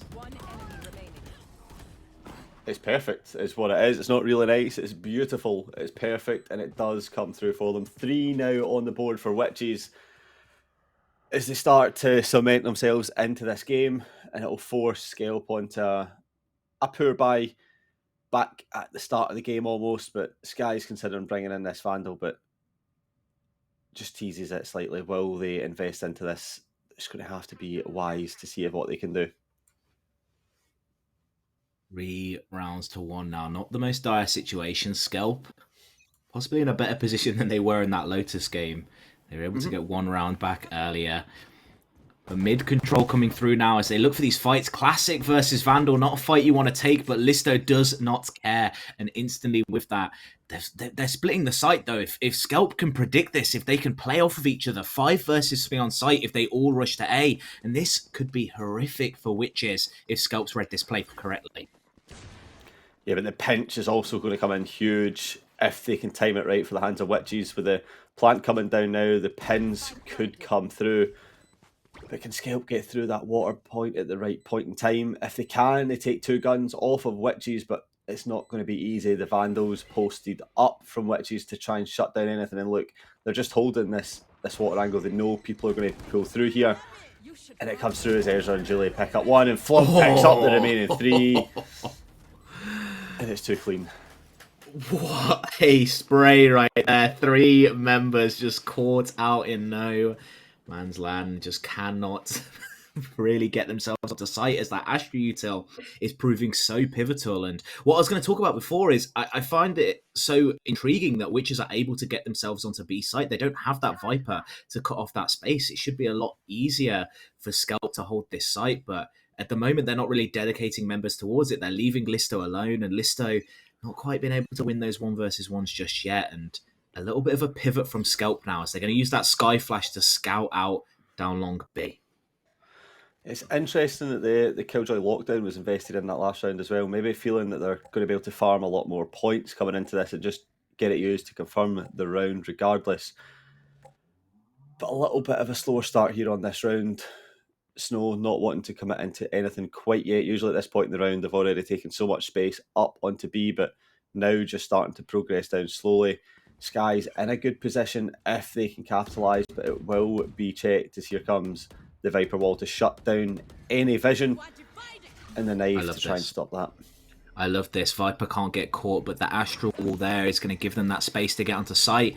Lil Bro going to be sent in, and it looks like it might be a possible retake situation, but there is so much utility on the side of Scalp.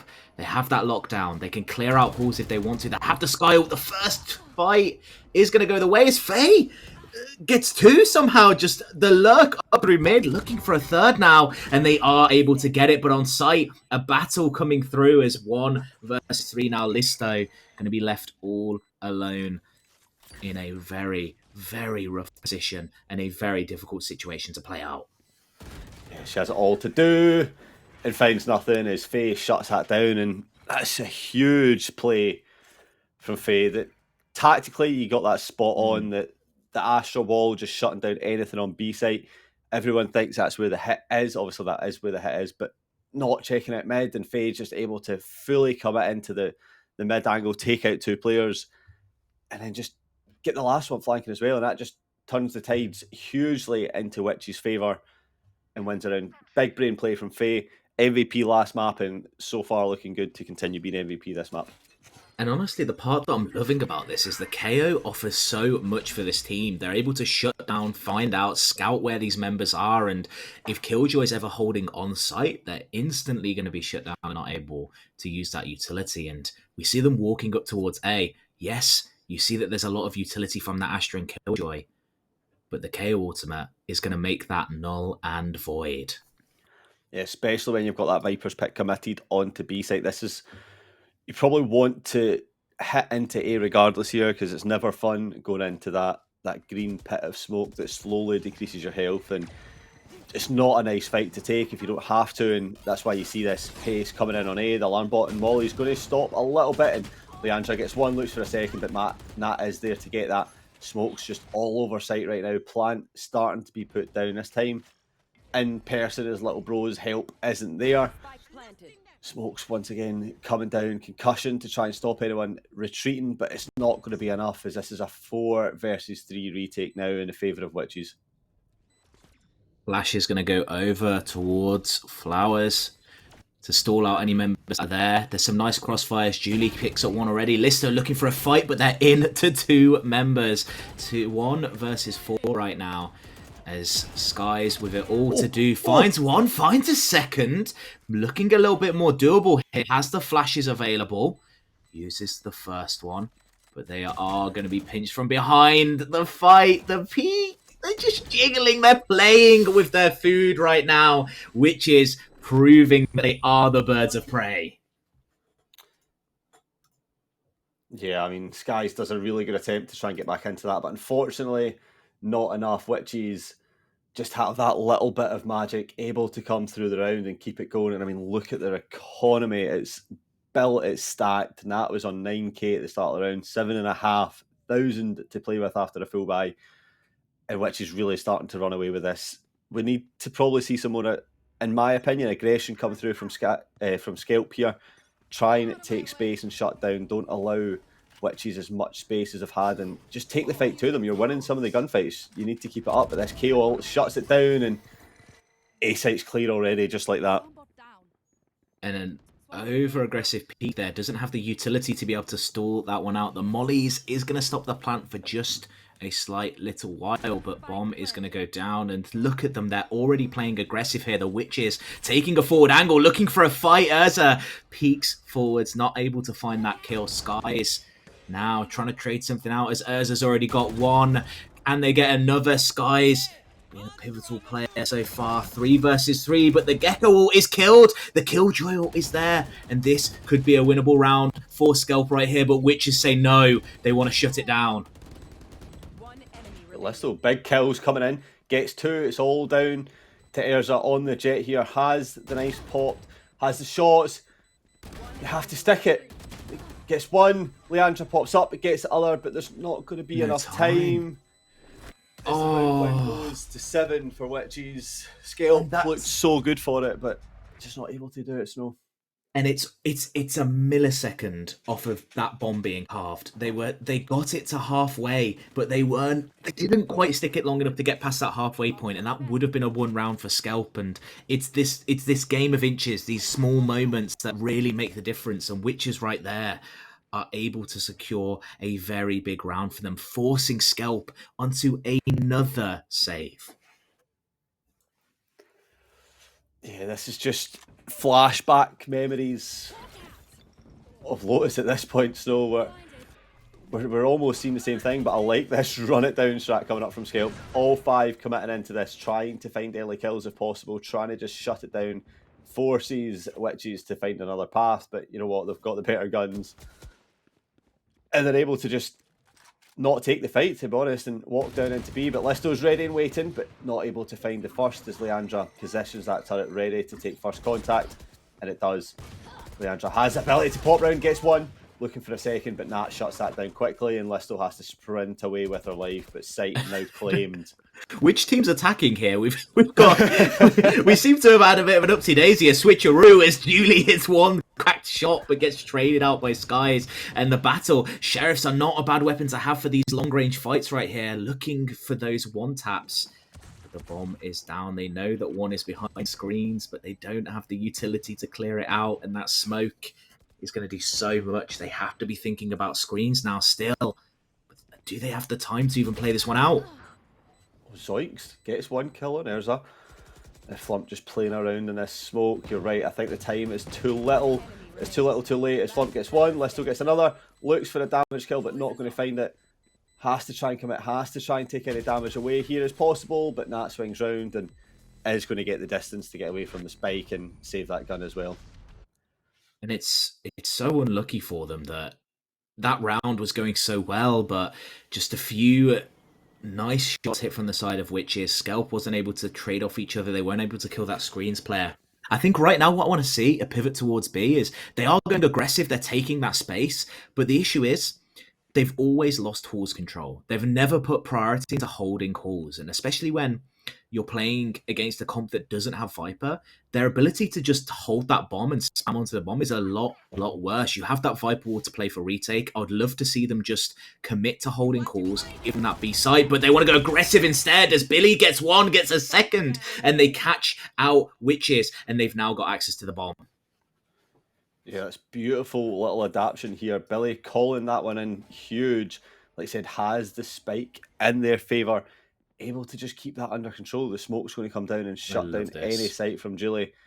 The stun now as well, and the suck just stopping anyone going through. The Viper Molly maybe mistimed a little bit with that suck, but it does the job regardless. The KO Molly now coming in tries to kill anyone that might have been sitting in that smoke, but they're not. A deeper smoke now this time, but look, Flump and Erza playing into this.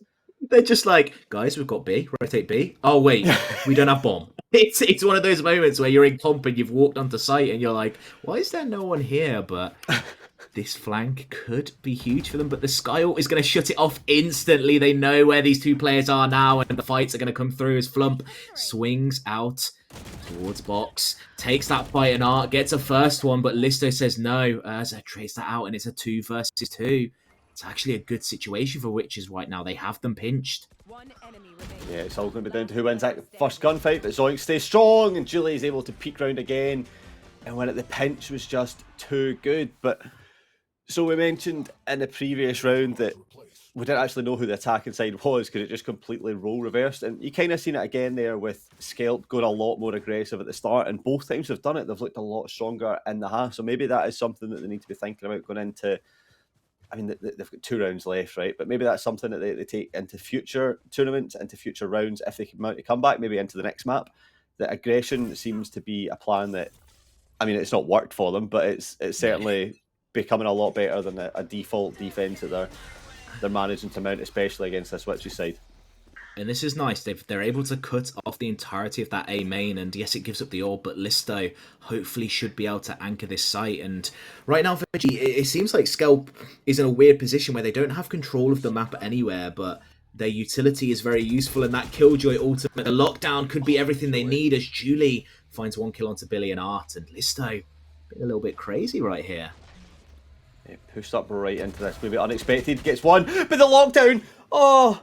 The lockdown's good for it and just secures her stuck in position, ready to kill. But Leandra has one, gets it and denies the defuse, gets onto Julie as well. And now Witches are going to have to commit into this plant if they want to. The op shot just about misses. Sky's looking for one, but Flump is able to get 2. And it's all down to Leandra. Thrash online, gets shot out quickly. Gets another one, 4 bullets, pulls out the classic. Both low health. Who's going to get the first contact? It's Flump. With the free gun, by the way. Saved. Yep. Free gun, by the way. And look at this. Leandra with a really nice play, just finding that timing to peek out. And able to get a few kills, but not able to secure the clutch out in the end. And it's so rough for Skelp. It's the same scoreline that they had on Lotus. Yes, the rounds fell a little bit of a different order, but 10-1 nonetheless. And can Witches make it 11-1? And it's just been so close this game, but every single round has gone the way of Witches apart from that third. Yeah, it's just unfortunate, unlucky is the words that come to mind, especially when trying to describe this. And you see Flump in that, getting 2 early kills. And Flump is just so consistent. Every single time they find a fight, they are able to get those kills. And it's been a huge reason to why Witches has been winning these rounds. These clutches from Flump have been huge as Julie watching for Listo. And the Killjoy ultimate is going to catch one, but the bomb will go down because little bro doesn't care about your lockdown. Does not. Little bro cares for nothing. But the counter Astro Wall coming in just tries to secure off anything on B side, but the push comes through and Flump gets 1. Billy gets 2. 1 up and Flump on this side, but position's been spotted. Erza pushed all the way across. Probably not going to get checked as it does take it to the 11th round. The exact scoreline we went into the first half of the second half of Lotus with. It's just deja vu all over again. And I think what we saw is, I didn't mention it earlier, but I'll mention it at the kind of end of the half here. Skelp did not have a very good ultimate economy. I think they only used the one Astra Wall in the entirety of that first half. And especially when you're playing and letting them take on to B, and if you want to play to hold halls or play to flank around through mid and get mid control, that Astra ultimate is so pivotal because it's the one thing that cuts off this cheese play of planting the bomb for long with Wingman, all standing long and spamming the bomb. That Astra ultimate negates that playstyle, and the fact that they didn't use it more is a little bit worrying going into the second half, but they are on attack now, so they have that opportunity to turn it around. And we've seen them turn it around before, so there's a chance we see it happen again. But a little bit of a stalemate coming down on B main here. Erza in a good position to not be checked, but dashes towards that's them. my Jet. I missed her Jet coming in. It gets two. Julie, though, able to trade a couple out.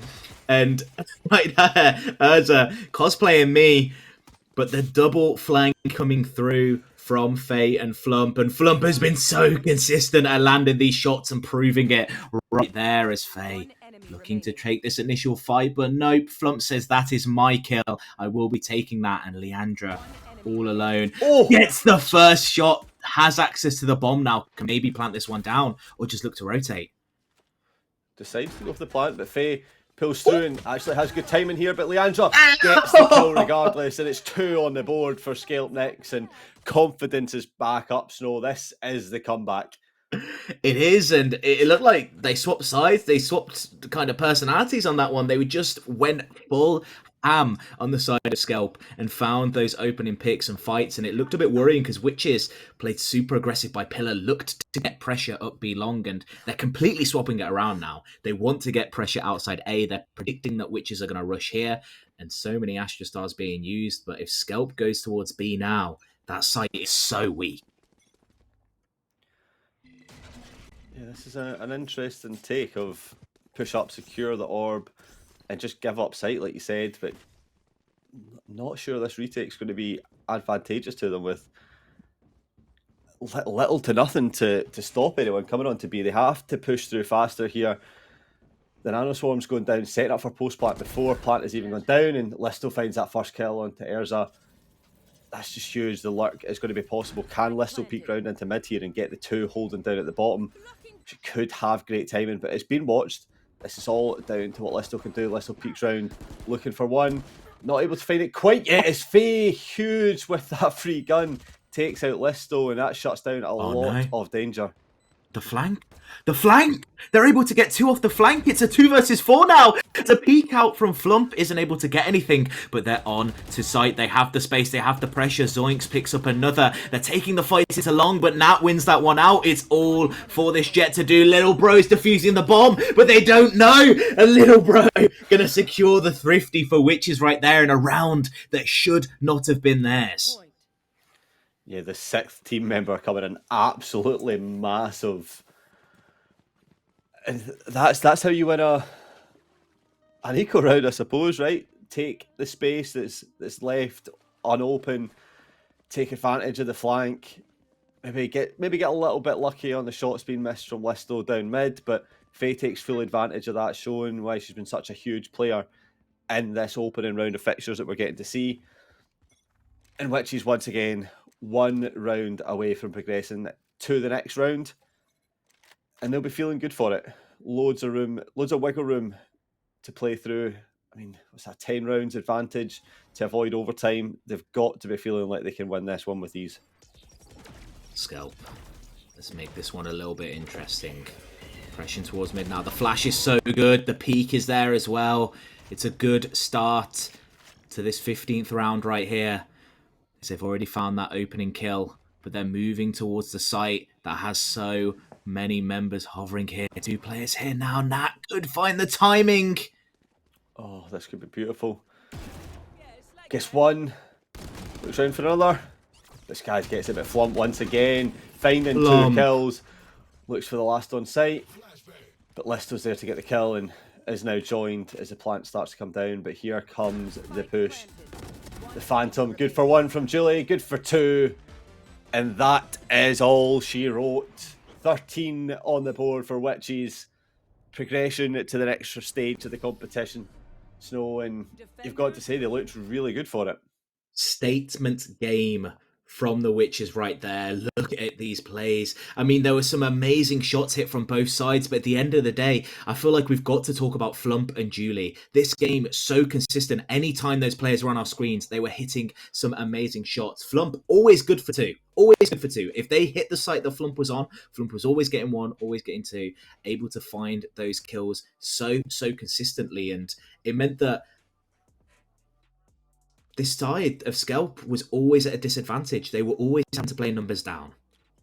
Yeah, they were just coming in huge. I mean, it seemed like you mentioned every gunfight that was going in the favour of Witches. They seemed to have a good read on a lot of what happened. And they were just stronger. I mean, I was hoping for the comeback once again. We've seen it on Lotus. There was a chance it was going to come through, especially with the first round. But unfortunately, not this time for Scalp. They'll have to go dust that one off and look to maybe re-strategize going into the next one. But we do have the scoreboard available in Flump. Match MVP, 18 and 12 on Astra. And Julie very close behind on 19 and 6. I mean, 6 deaths for Julie. Like that, it's 13 and 2. I mean, that's exactly why. I mean, Faye close behind on 13-12.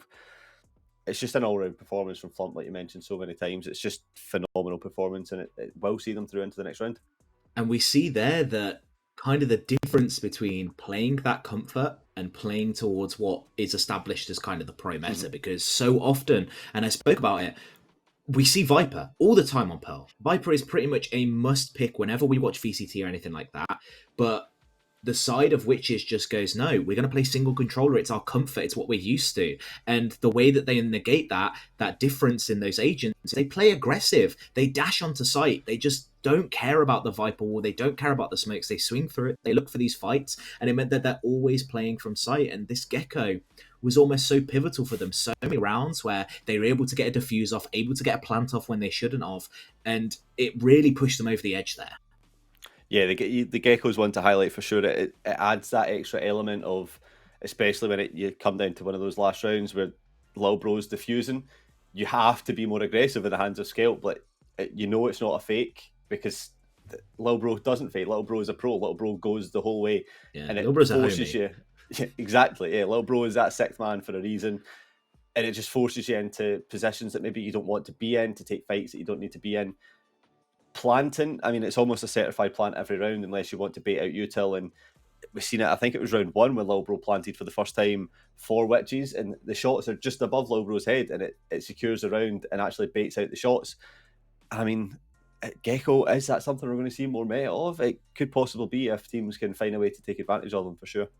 Yeah, and that's the issue that people were talking about, is what do you drop for that Gecko? And it seems like on the side of Witches, they've figured out that they just want to drop that second controller.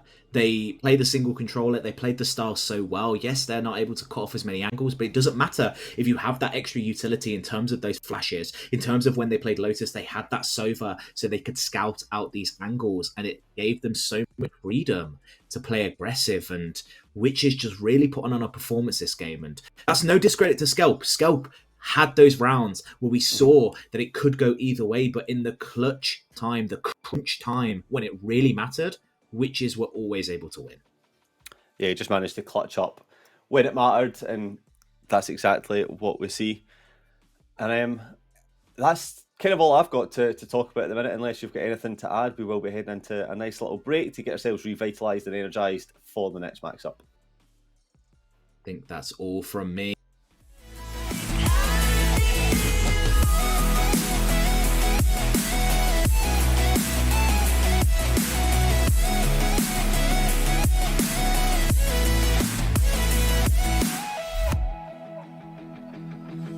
I know how to push your buttons now, so I can get my way. Yeah. And I know which way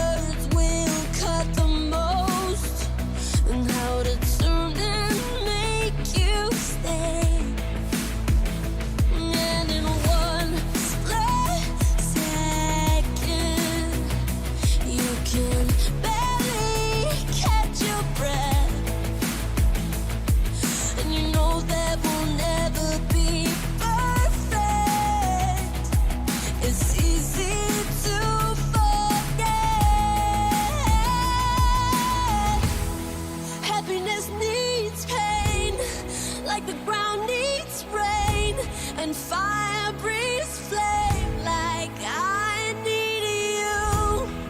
Victory needs a fight, like the dark bleeds light and wrong craves right, like I need you. So wrap your arms around me now, with all your hopes and all your doubts, like you need me. And tell me now that it's all worth it. I don't care if we're not perfect, I wouldn't change a thing. If it was all or nothing, then I would want it all. Happiness needs pain, like the ground needs rain, and fire breathes flame, like I need you. Victory needs a fight, like the dark bleeds light, and wrong craves right, like I need you.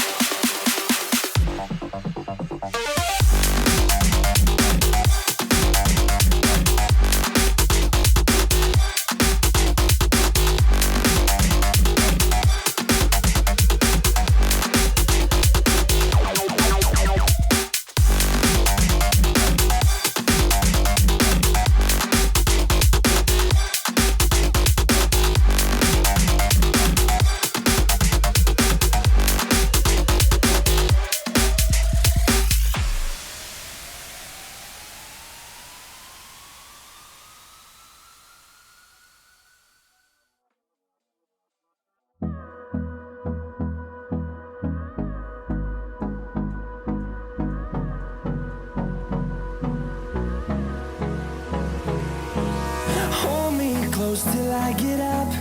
Time is barely on our side. I don't wanna waste what's left. The storms we chase are leading us, and love is all we'll ever trust. Yeah, no, I don't wanna waste what's left. And on we'll go, through the wastelands, through the highways, till my shadow turns to sun rays. And on we'll go, through the wastelands, through the highways, and on we'll go.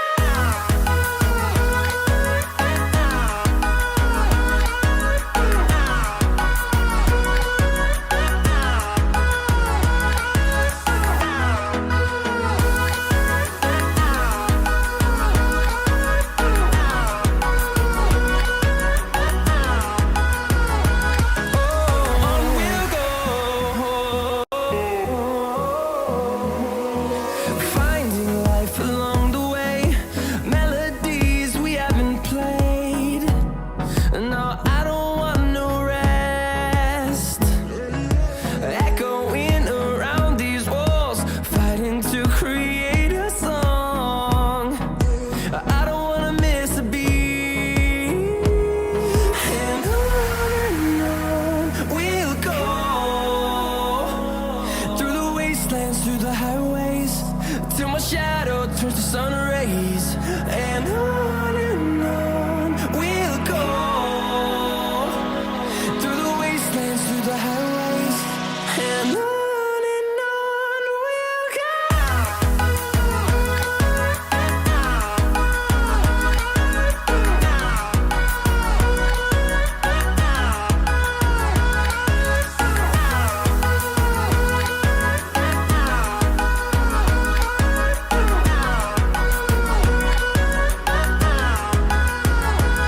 And we'll grow in number, fueled by them to see the horizon, turn us to thousands. And we'll grow in number, fueled by them to see the horizon, turn us to thousands. And on we'll go, through the wastelands, through the highways, till my shadow turns to sun rays. And on we'll go, through the wastelands, through the highways, and on we'll go.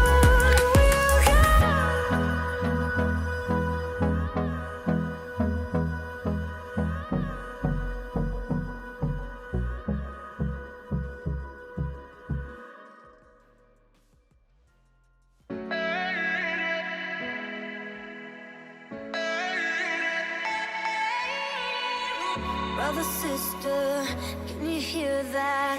Our heartbeat cutting through the ether. Star drifters, can you feel that? One love can make us all believers. A generation of renegades, we don't have to stay alone. So brother, sister, can you see our light guide us home? We'll paint the sky with our energy, so they can see us from outer space. Through the dark we will radiate. They're gonna see us from outer space.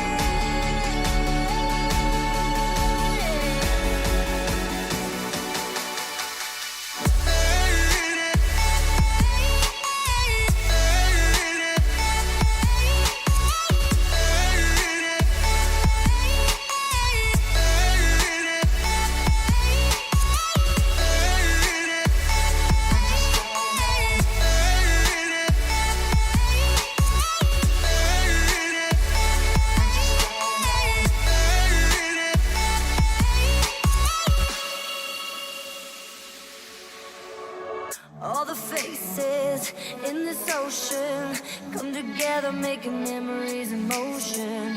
We're the traces of the chosen. Let's come together with a heart wide open. A generation of renegades, we don't have to stay alone. So brother, sister, find your spaceship and let it take you on. We'll paint the sky with our energy, so they can see us from outer space. Through the dark we will radiate. They're gonna see us from outer space.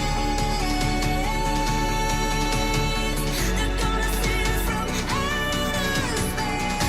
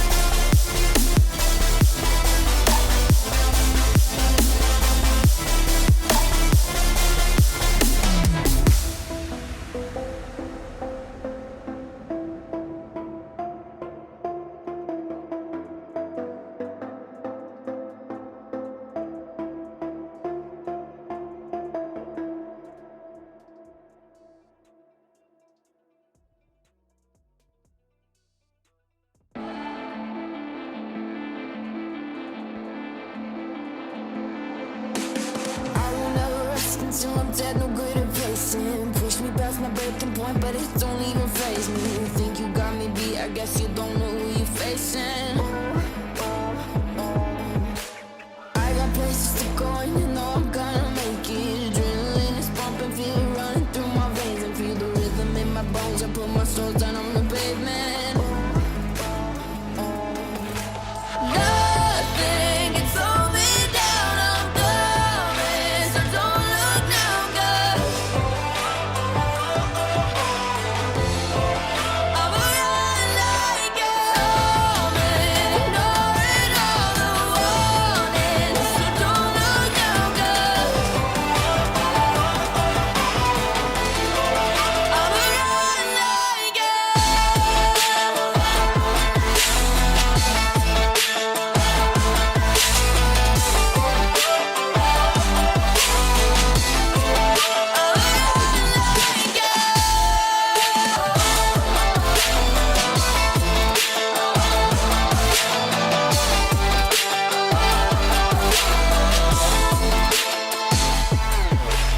Yeah, you think you know, you think that you can do it better. When the walls are closing in, I know that I can stand the pressure. You can keep on throwing more, there's not a storm that I can weather.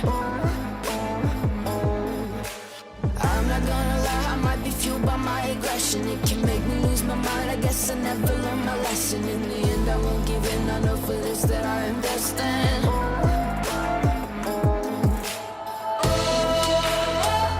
But it's hard to breathe, I will not leave.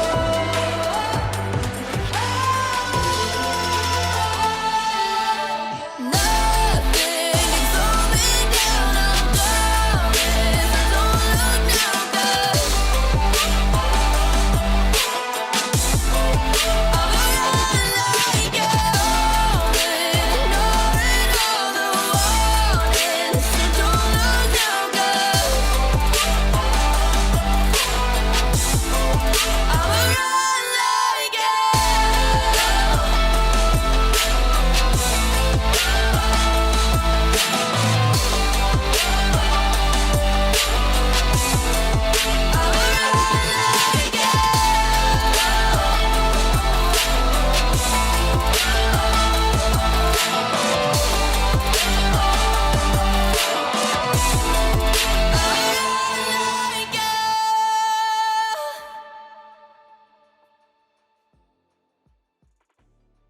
I was running road so many nations.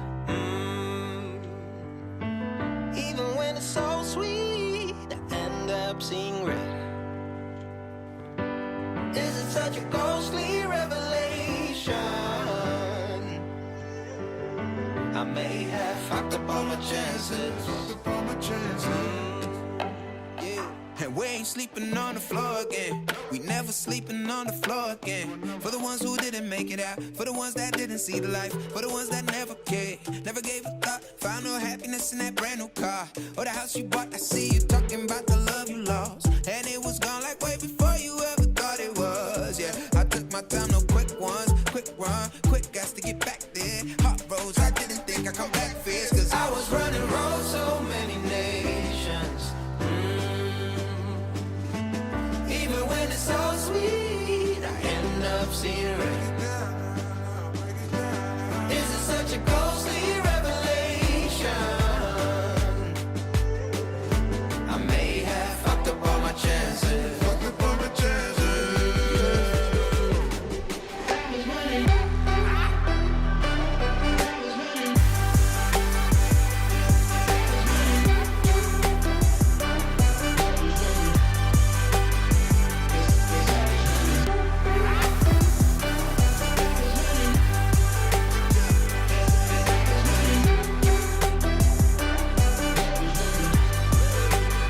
And we are never feeling cold again. And we are never feeling cold again. But I can't act like it's easy. It's hard to preach. Cause I've been burning trees and watching fall.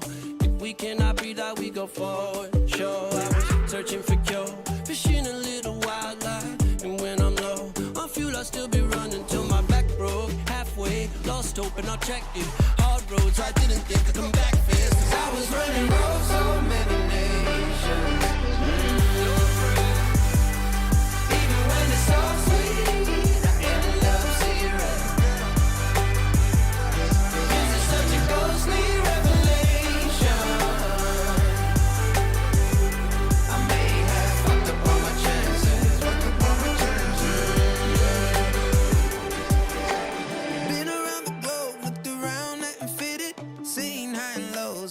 won't even get it.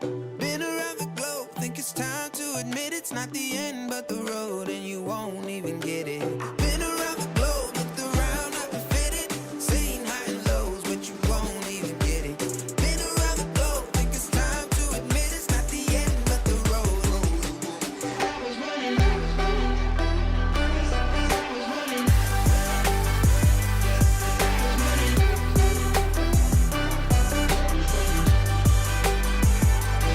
I was running roads so many nations. Even when it's so sweet, I end up seeing red. This is such a ghostly revelation. I may have fucked up all my chances, fucked up all my chances. I was running, I know, I know.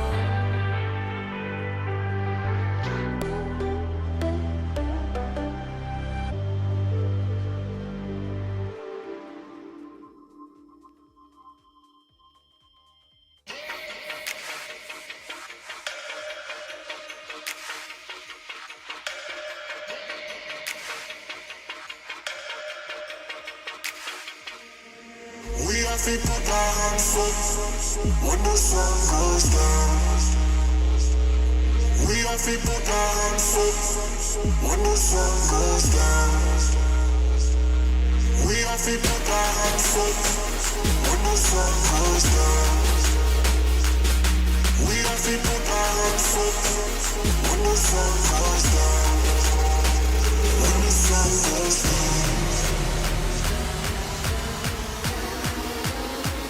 When the sun goes down. When the sun goes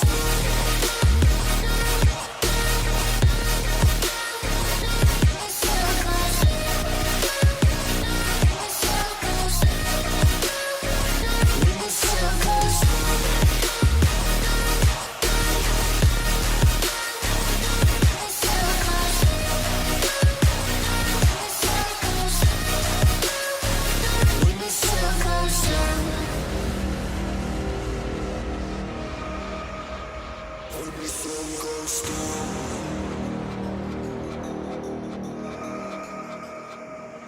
We are people down foot when the sun goes down. We are people down foot when the sun goes down.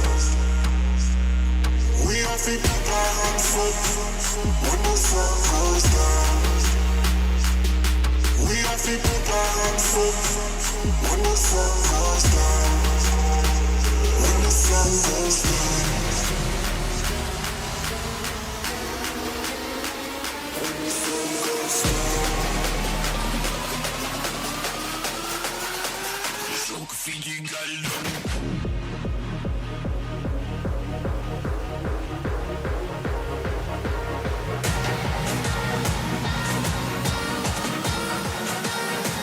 When the sun goes down.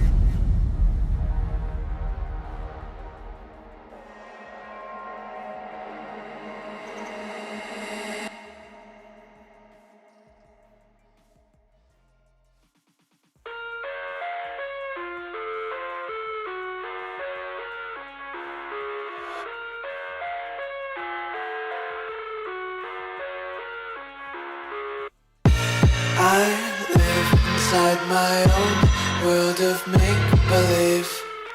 Kids screaming in the cradles, profanities. I see the world through ice covered in ink and bleach. Cross out the ones who heard my cries and watched me weep. I love everything. Fire spreading all around my room. My world's so bright, it's hard to breathe, but that's alright. Hush.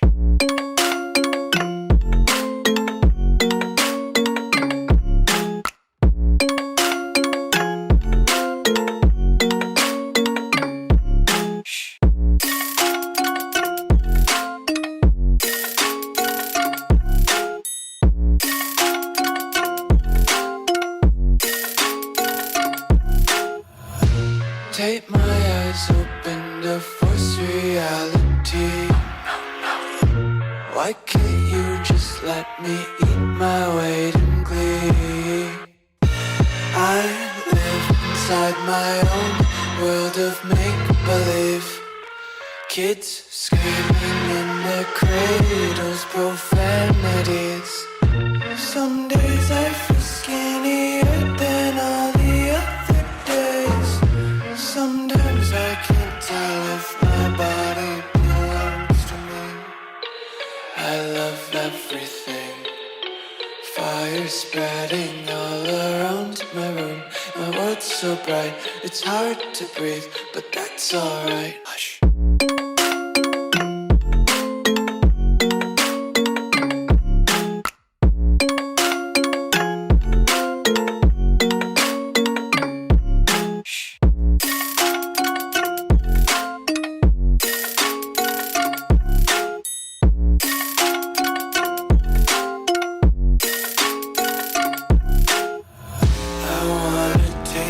Content, hold your breath and feel the tension. Devils hide behind redemption. Honesty is a one-way gate to hell. I wanna taste consumption. Breathe faster to waste oxygen. Hear the children sing aloud. It's music till the wick burns out.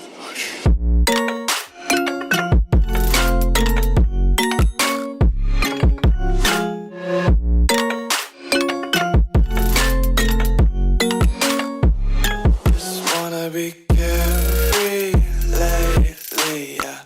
Just kicking up daisies. Got one too many quarters in my pockets. Counting like the four-leaf clovers in my locket. Untied laces, yeah. Just tripping on daydreams. Got dirty little lullabies playing on repeat. Might as well just ride around the nursery and count sheep.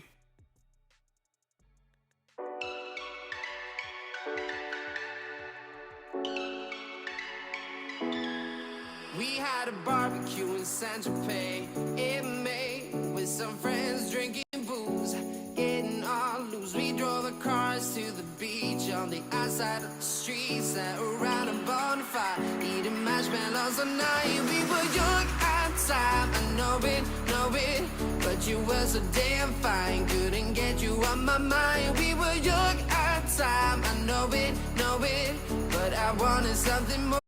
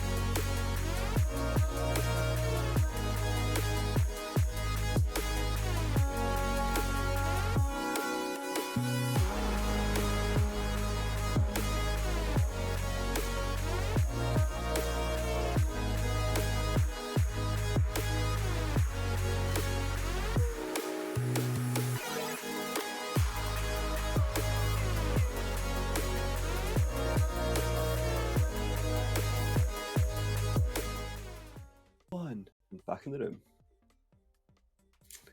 We are back, and so we're another step closer to crowning the Birds of Prey Series 5 champion. We were introduced into the tournament with a cracking match opener from Scalp and Witches, but now as we progress into the uppers round 2, we have the teams of Wraith and 777 Female. So the maps that we've had confirmed: opening map of Fracture, second map of Peril, and a potential decider of Lotus if we're to go the distance. We've not seen Fracture yet. Talk to me about what you're kind of expecting leaning into this one. I mean, to be honest, Fracture's a map that can be very attacker-sided. You've got 4 different avenues to attack from. From those, you can split off into a load of different site takes, depending on where you decide to go. There's a lot of options, once again, for an attacking side. And the one thing I am interested in is, I was looking at VLR, I was looking at Wraith's past games.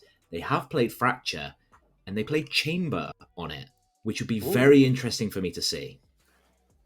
So, yeah, I mean, Chamber's one since the kind of McDonald's nerf, as it was kind of known as, doesn't get picked a little bit more. There is certain maps where Chamber does come to fruition. I feel like Lotus is one of those maps. But you're right, Fracture's very old style Chamber in terms of doesn't have as much util to deny any entry anymore, like as a Sentinel, not really the one that you often see picked, but can still produce some big frag moments. So is that something that maybe you think you'll see again? I think my expectation is that when you look at Fracture, it's a map where everyone would have played it, and there is always the opening fight. It's either on stairs, or arcade, or maybe sometimes dish, or even main. There's always, every one of the 4 avenues. It's pretty much one of the most even maps in terms of both attackers and defenders getting to the angle at the same time. So they both, neither of them has that advantageous angle, so it is a 50-50. And Chamber thrives in those 50-50s because you can both can angle at the same time. You have to force those fights early on, and Chamber is an agent that can do that really well. And especially when they get the operator on defense side, they can pretty much lock down an entire site or side of the map themselves. Yeah, I feel like you make a really good point. The other agent that I'm a super enjoyer of on this map, and you're going to be happy with this because it's not what you're expecting. So I promise you, you're on thin ice. You're on 2 strikes so far. I promise you, it's not what you're expecting. But Breach, yes, Breach is a phenomenal pick on this sort of map. You see it constantly, and we have seen it previously from Wraith coming in the last time they were to play on Fracture. So I'm looking forward to seeing if that's something that could come back up. The stuns off the bat, like you mentioned, the opening fights that can come through on main, the stun to shut that down straight off the bat.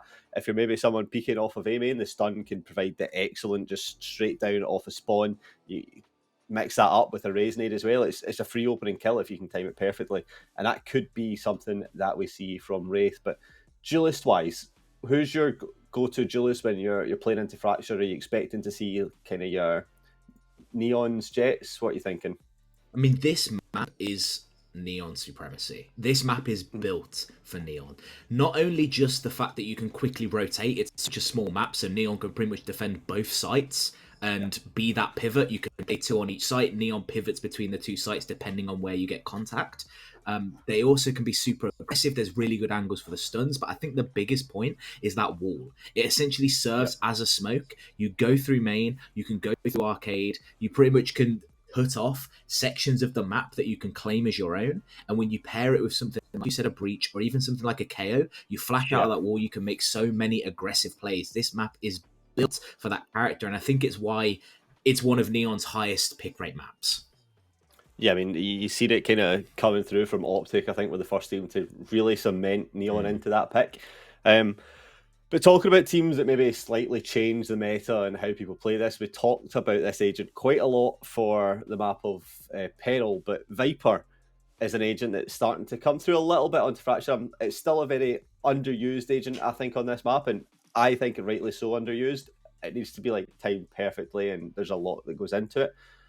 But controller-wise, I mean, do you see a team picking up Viper here? I'm going to look at Race previous, and it was Omen that they picked into, which is one that I probably prefer and lean into as well.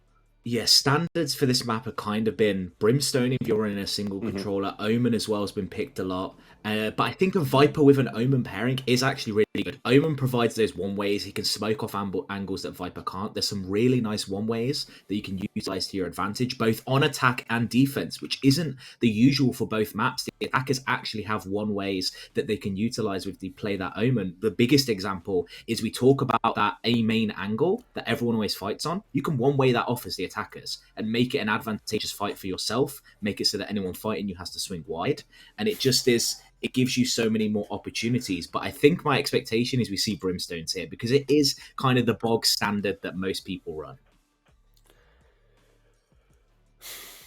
So I'm trying. Don't talk about it. I knew that silence. I knew where that came from. Don't you even. I'm trying to contain myself. But Wraith know how to get me on side here. We were talking to some of their coaches during the small time out, and clearly they've been paying attention. And I gave them some tactical advice, obviously.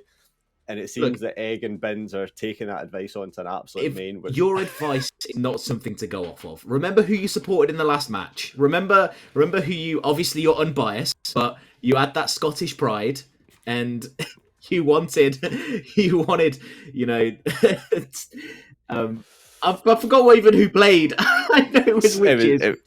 It was Scalefin Witches, okay? It was Scalefin Witches. And, you know, there was a certain team that you wanted to make comebacks, but it didn't happen. So if that's anything to go by, the Yoru is not the pick. Oh, the Egg!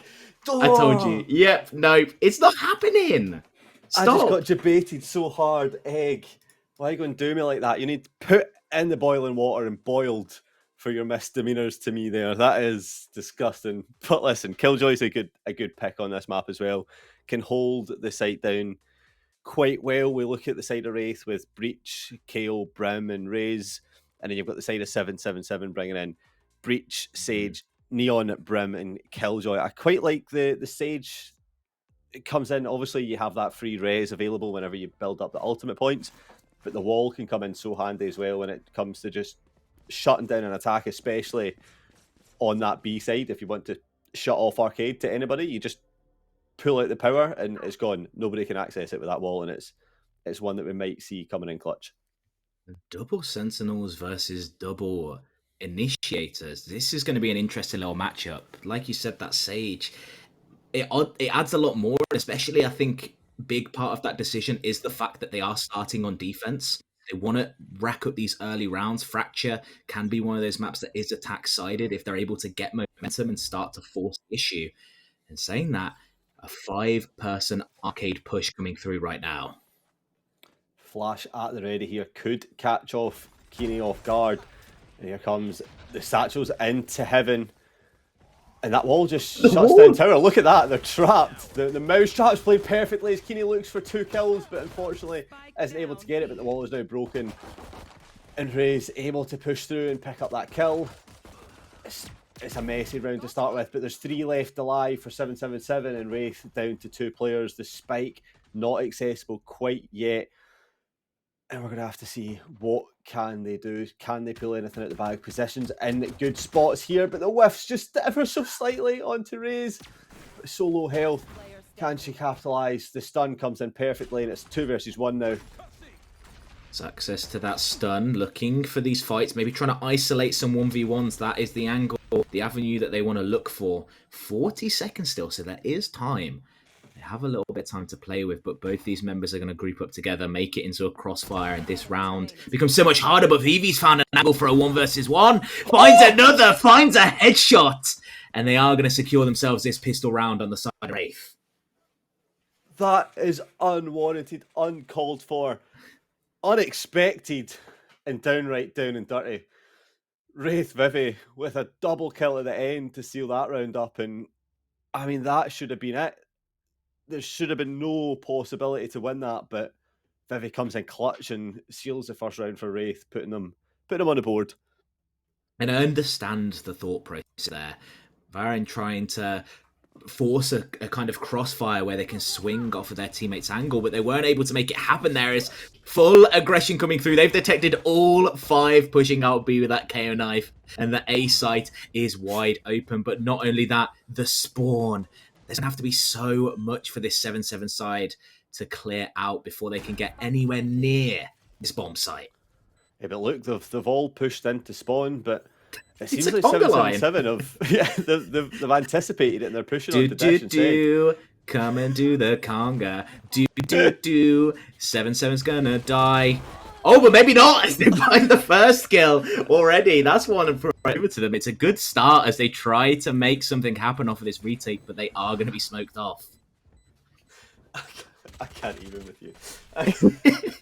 I mean, it's a save round. What else am I going to do? Is the aftershock is there. They absolutely melt them in the grinder on that one, as it looked like it was an opportunity where something could happen. They burst out the smoke together, but they just don't have the util for it on second round. Yep, and the conga line was shut down, closed down. Health and safety was breached. And Breach was the one to shut it down with that aftershock and then just put them into the meat grinder, like you say. Shuts that one down. 2-0 for Wraith. Convincing, strong. It's a good start for them, but the full buy now coming in for 777. If they can get a little bit more kills on the board and look a bit stronger than they did in that second round, we could be in for a good match here. The first round was something to go off, so we have to see what happens, as it looks like A main pressure is being applied here. The stun ready to hit onto main if have to be, but Neon here ready to pounce when this smoke dissipates or anyone decides to push through it. The stun, like you said, is always so prominent in that main angle, though instantly forces this player away, and only Spectre's really online, as Victoria could be massive here. Sees a couple of heads, but can't land any shots. Aftershock is going to be there to stall, but the swing out from Dustia does not get anything. They have claimed a bit of space. Oh! That transfer is absolutely disgusting.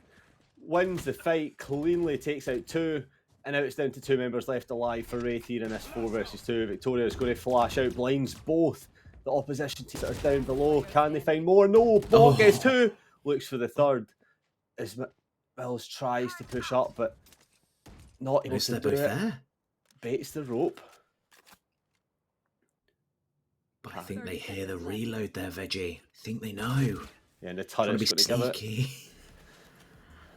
Has some smokes left online, puts that down, just denies anyone it could be on top, but the Sage has repositioned.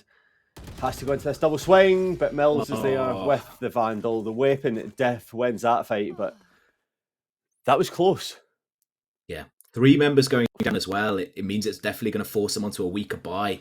That double kill alone did so much damage to the economy of this Wraith side, but they're still going to be... Sorry, that 777 side, as we see Bulldogs now online, a Spectre on the board. It's a rough situation for them, and I think we're going to see a bit of aggression outside A main as we see 3 stacked here. Yeah, maybe a bit of Neon slide, superpower, zoomies heading towards main if that chooses to come through, but nobody's quite yet willing to challenge it. The orb being taken to try and get that lockdown online sooner than possible, but look, Neon pushing right up to this smoke. They're so aware that somebody could be close or around it, but just protecting anyone that comes through, and the rest of the players looking to head into this B site, which has been walled off, which is just going to present anything, but Denazia gets the first kill onto the Neon, and that's an opening pick up and down, but the rest of the team now choosing to rotate and collect themselves back over to B, where this wall has been jump spotted. It's like one of those, it should have took a screenshot moments before disaster, but saying that it's a disastrous take right now, is they're going to move on site, and Haobei shuts that down instantly. Slow Orb is going to stop any follow-up from happening, and it looked like it could be good for Wraith, but they have been shut down at the first opportunity. I'll just spray through. Oh, the possibility when you can see the shadows going through, but obviously the players in game can't. You just want them to spray and get the kills, but unfortunately, Egg just not going to do that this time, as the rest of the team deciding that look, B might not be as inhabitable as planet Earth.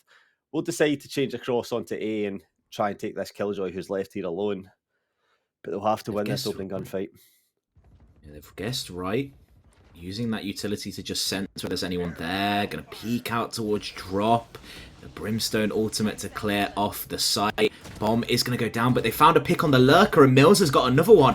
Oh, sees an elbow and manages to find the shot on that. And 4 versus 1 now. No time to plant this bomb as VV is going to push out, going to find another kill, but it will be for naught. Yeah, I mean, that was just incredible plays there from Mills. Maybe slight misplay from the hands of Wraith, giving themselves a position where they could still be shot at, but when time is that close down, there's not much time to rethink, and in those situations, sometimes you just panic, and it's the millimeters that give that round up, I'm afraid, for Wraith. And 7-7 females looking as if they can bring it. We mentioned before that Wraith wanting to finish in that top 2, believe they have the ability to. But so far in this matchup, they're looking like they could be meeting their match. But it's early days, so we will have to wait and see what this side of 7-7 can do. Wraith get a bit of pressure towards that B main. So they have a Lurker sneaking up through to Dish. Maybe it could be a possible angle for potential players. All the players are kind of just sending it through under, seeing what they can make happen. They can find any picks, but there is a Neon in wait, ready to take these fights, but there's 4 members there. The peak is going to come through, the spams through the box, the stun is there to counter, but the wall is enough, and Dynastia with the grenade shouts Kobe as they find that first kill. Yeah, played that to perfection. Just stopping that Neon getting away. Do not want to let anyone escape with their lives if possible, and if they can aggress and pick up that weapon as well that's just been dropped.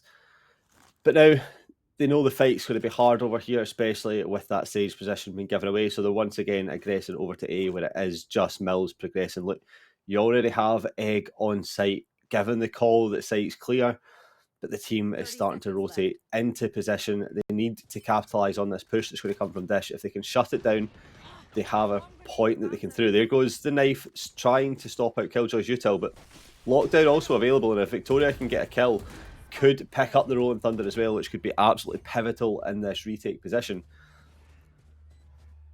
It's a Breach ultimate, the Rolling Thunder that you spoke about, but it is on the side of Wraith now. 5 versus 4, this could be huge if they're looking to get back onto site. Will they use it? But it's planted up top, and they have the Aftershock lineup. Bearbe gets the first one, Dynastia trades that out, and this looks like it could be a meat grinder right here as the Aftershock's going to come through. But they're not pushing it, they're just stalling Veggie. They're playing so patient. It's just a great denial to get anyone on in sight. The Aftershock coming through to deny it as well. Time is far too low here as Kine picks up 2 kills and looks for a third, but Egg is there with the Sheriff, and that is a fantastic round converted here for Wraith to get them back on the board and in the driver's seat in this round. Calm, cool, and collected, and very calculated play is what we saw there. That turret on top of the box was spotting in towards Dish, in towards Drop, but obviously Egg there, being that Killjoy player that they are, knows the angle, was able to sneak up and gather that info so that they knew it was a free hit on A. And now that's broken the economy of 7-7-7. It seems like it's just a back and forth so far, Veggie. Yeah, no team quite taking full advantage of it, but I love this. It's again the same play. Do you want to sing the song this time? No. Yeah, I think you had it nailed down to perfection, but both teams just sprinting almost in the exact same direction, but then just switching the exact same play. They're running it through towards Drop once again. They want to find their way Dish, but no, the ropes across. Maybe it's a bait as they come through. Do you think this is something practiced in scrims? I think so. Yeah. They seem to really be on board. At the same time, the stun is there. The first kill through to Bins, but they are going to get traded out. Egg, though, has that stall, has that molly, finds 2 kills, and the other 2 members are going to be coming through main, but they are cut off by all that utility. Oh, and it was messy in the end, but the job got done. Egg picks up the 3k for the round. 4 on the board for Wraith as they take that 2 advantage once again. And let's see this time if they can keep the advantage going forward. They seem to have found some of the answers into how to win the opening duels, how to start winning their way through the round. If they can keep this one going, then who knows where this will go. But 7-7-7 have came from 2 behind it before, so they'll be fancying their chances of still staying in this game. And right now, I think the thing we kind of need to assess is Wraith has been so good at just their information gathering at the start of each round has been so good. As soon as they find out where the stacked site is, where they have 3 members on the side of 777, because they're playing a lot of weak side towards A, using this Killjoy, and as soon as they find out where these members are, they are so quick to rotate, to get onto site, and they are so good at using that utility to hold the site afterwards. And once again, they seem to have an inkling that A is the weak side.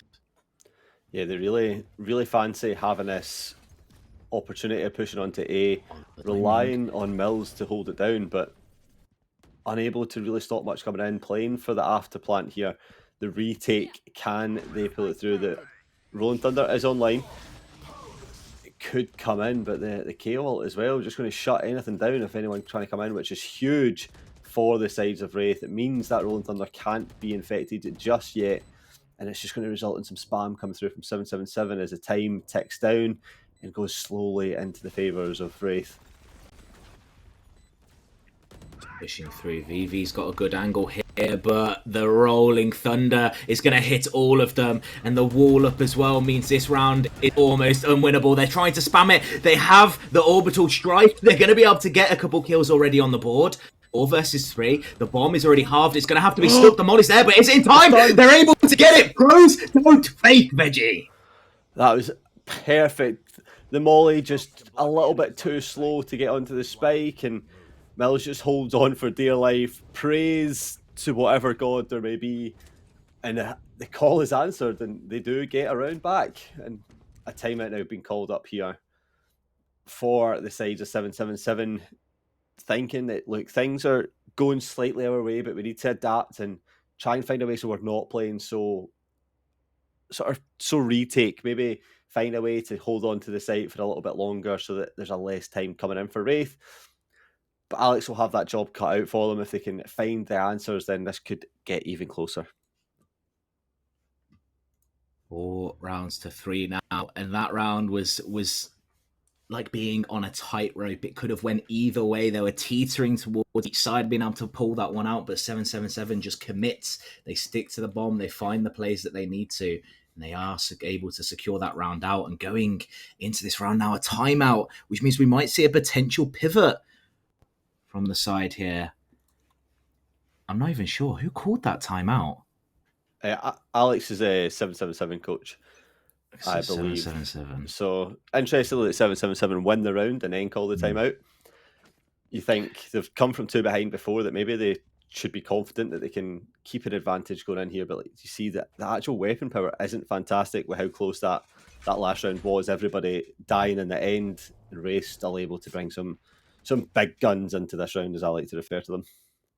Some big guns, some rifles definitely online.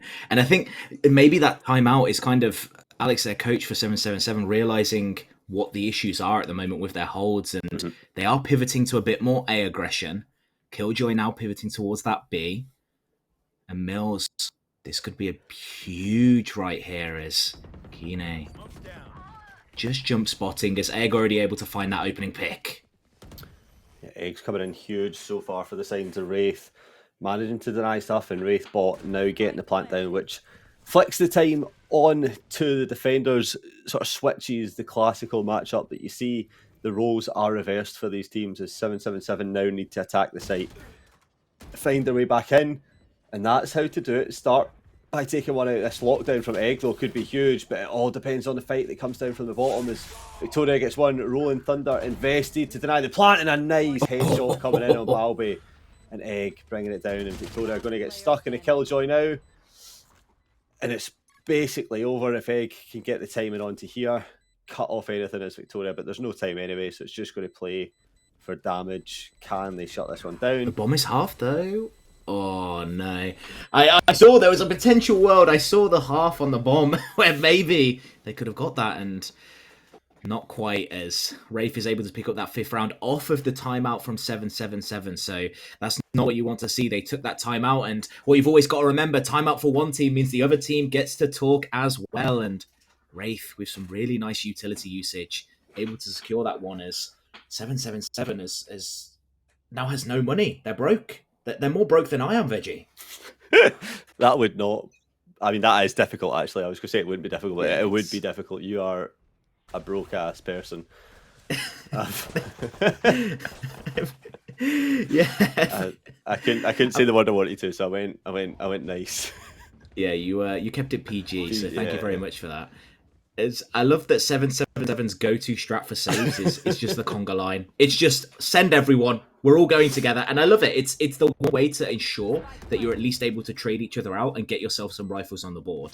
Yes, it means that if someone pop up, you'll get wiped, but it's a save round anyway. So what have you got to lose? Yeah, just run it down. This is basically me in all my rank games.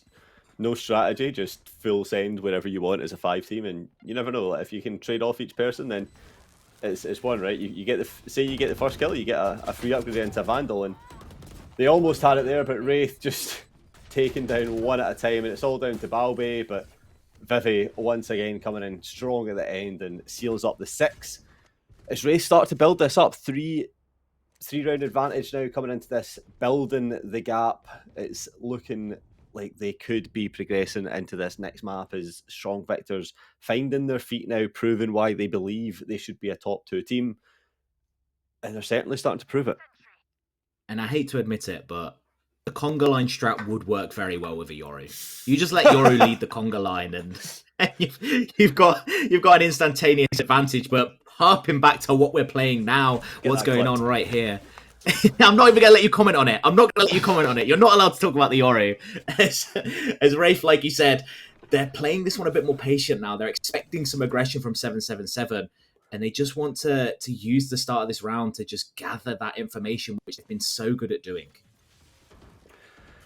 Yeah, you have a couple decent ults available from 777. You obviously have Neon's zappy fingers, but you save that for either clutch situations or an eco round. You potentially see that coming in next if they're to fall to this one. You've got the lockdown available and the Sage revive online, so you could use that to your advantage if you want to play slightly aggressive and then just get that revive off straight away and play through it. But choosing not to use that this time, just want to hold on for as long as possible and play into it as the sight hit comes onto A.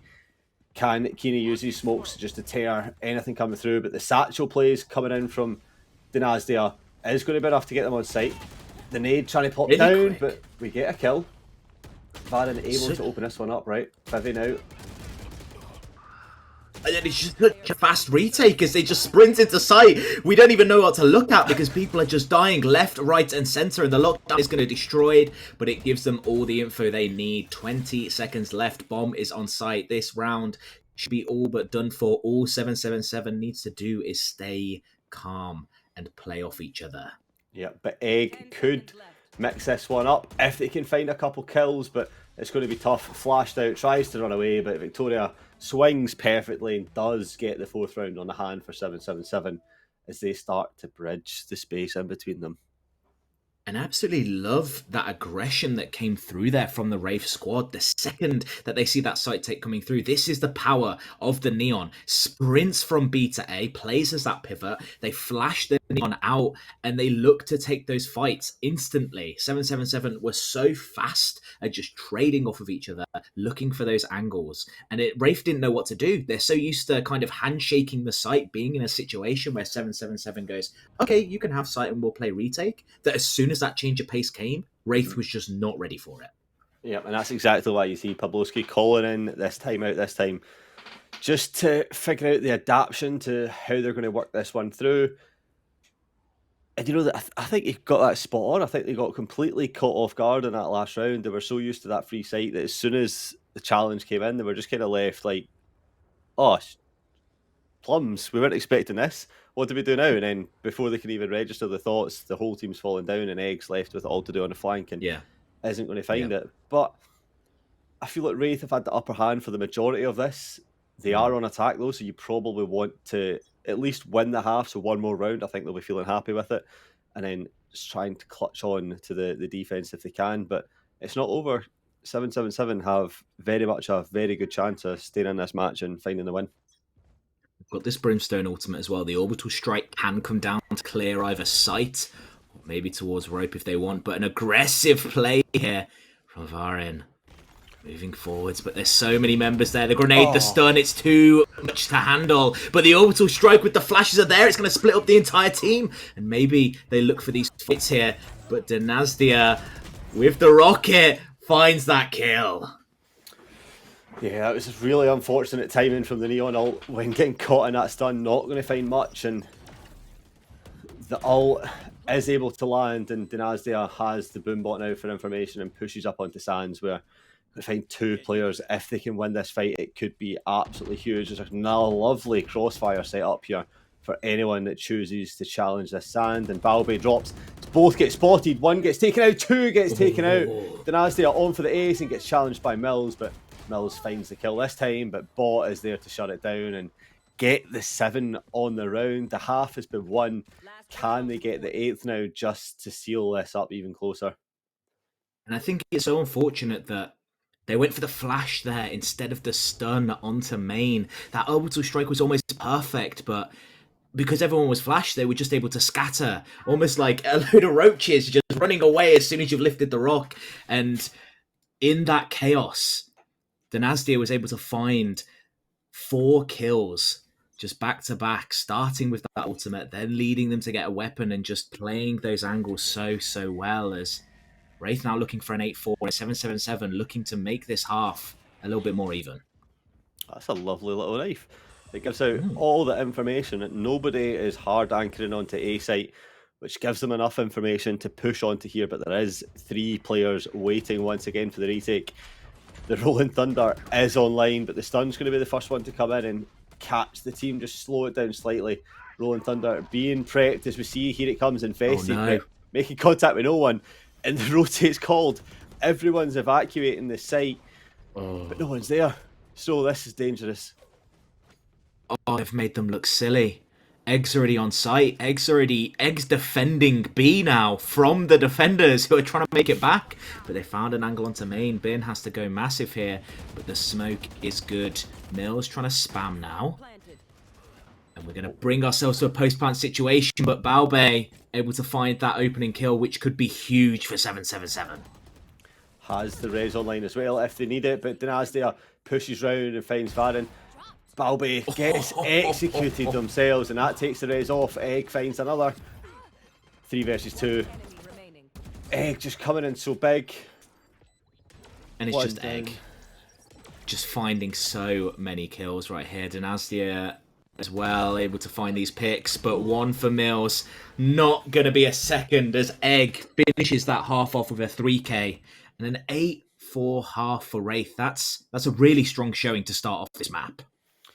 Yeah, Egg coming in huge half on the attacking side. I mean, 12 and 5 as an attacking killjoy is pretty impressive. You know, next time you go out for breakfast, Snow, and someone says to you, "How do you like your eggs?" You don't need to say scrambled. You don't need to say boiled. You say on killjoy, and that's what's going to happen. A good killjoy half. I was wondering what the joke was there. The silence was deafening. Yeah, shut me down. Thanks for that. I was laughing internally because it's one of those where I'm like, I'm not going to laugh at that. I'm not going to give it justice. But right you are. Egg has been playing like a monster on this killjoy. And not only that, the lurks have been so good for this team, just gathering info. Egg's timing. You could say Egg was cracked. Please, a moment of silence for our casting careers, as I think Veggie single-handedly possibly boomed us both. But 3 presses stacked now into main as Varen peeks first. Bot finds that kill, and there is util to stop this push as Vivi gets another. The utility usage has been so strong. Victoria gets that out. And now Dynastia in a 1 versus 2. This has been a star player for this team so far. Finds 1, finds 2, and make that 3 kills on the pistol round to put Wraith in the advantage. The position was known, the health was low, but that does not stop this Raze who is on top. 17 and 9, picks up an excellent double kill with a classic, upgrades to the Ghost, and then has enough to buy the Guardian into this next round. Dynastia take a bow, because that was beautifully played. And it was a 3 versus 5. Wraith only had the 3 members there, but their util usage, their ability to play off each other was so good that it just shut down. And like on attack, It seems like we have a similar strat on defense. It's the conga line. We bring it back once again. The shorties, the classics. They're looking to make a play, but Egg is here. Finds one, finds a second. Is going to be traded out, but Bins is the backup. And it's a 1 versus 3 now. And all members are here watching. I think if you're holding a position with Shorty, that is the perfect thing that could happen for you. Oh no! The aftershock coming in, and it baits Spiffy out with the molly That's down bullying. as well. That's not bullying. That is precise, excellent team communication. And if the whole team is doing it, it can't be classed as bullying because it's acceptable. Look, if that's me and I'm playing, I'm typing in all chat, wow, 1v1 me scrubs. Because Scared of the gunfight? Yeah, scared of. Imagine using util to win the game. it's pretty much what these teams have been doing. Most of the time when we're seeing Wraith and these amazing executes, it's off the back of Vivi. It's off the back of Bins. These lineups on KO, this utility usage to clear these angles has been so cracked. Almost like they're a Killjoy player. Nice. I'll give you that. Nice. So, here we go. A buy coming in for the hands of 777, whereas Wraith losing a few players in that last round, choosing not to invest into this round, but the stun coming up, followed by the grenade, unable to find anyone this time. But 777 not quite wanting to push back. I just want to say, shout out to the observers. They have caught some very scenic angles. Like, look at this. Look at that. That's beautiful. Yeah, zoom in on that Sage Wallers. Pivot now towards B. The KO knife is going to spot out members here. And here's the issue with Brimstone. If you don't push on this attack, you're going to have no smokes anymore. But Egg, anchoring the site, finds one. This shorty has been so big for them. Maybe not. Egg is the GOAT. Not going to lie. Egg is the absolute GOAT. Also, fun fact, Egg is Scottish. Can you tell where my allegiance lies? Single-handedly gets a 2% accuracy buff when casted by Veggie, if you're Scottish. Sadly, didn't work out last series, did it? But, you know, in this game, at the very least, Egg is having a cracked game as 2 versus 3 now. Dynasty is able to find one for themselves, and they've put it into a good situation for them. Yeah, Mills getting blocked off by that grenade from Dynastia, which is just going to allow a lot of the plant. The showstopper pop, fires down, takes down one. It's now a 1 versus 1. The defender sticks on to it, and Bot picks up the kill after having the cojones to stick out the defuse and know that it's possible, but it's all done. 11 on the board.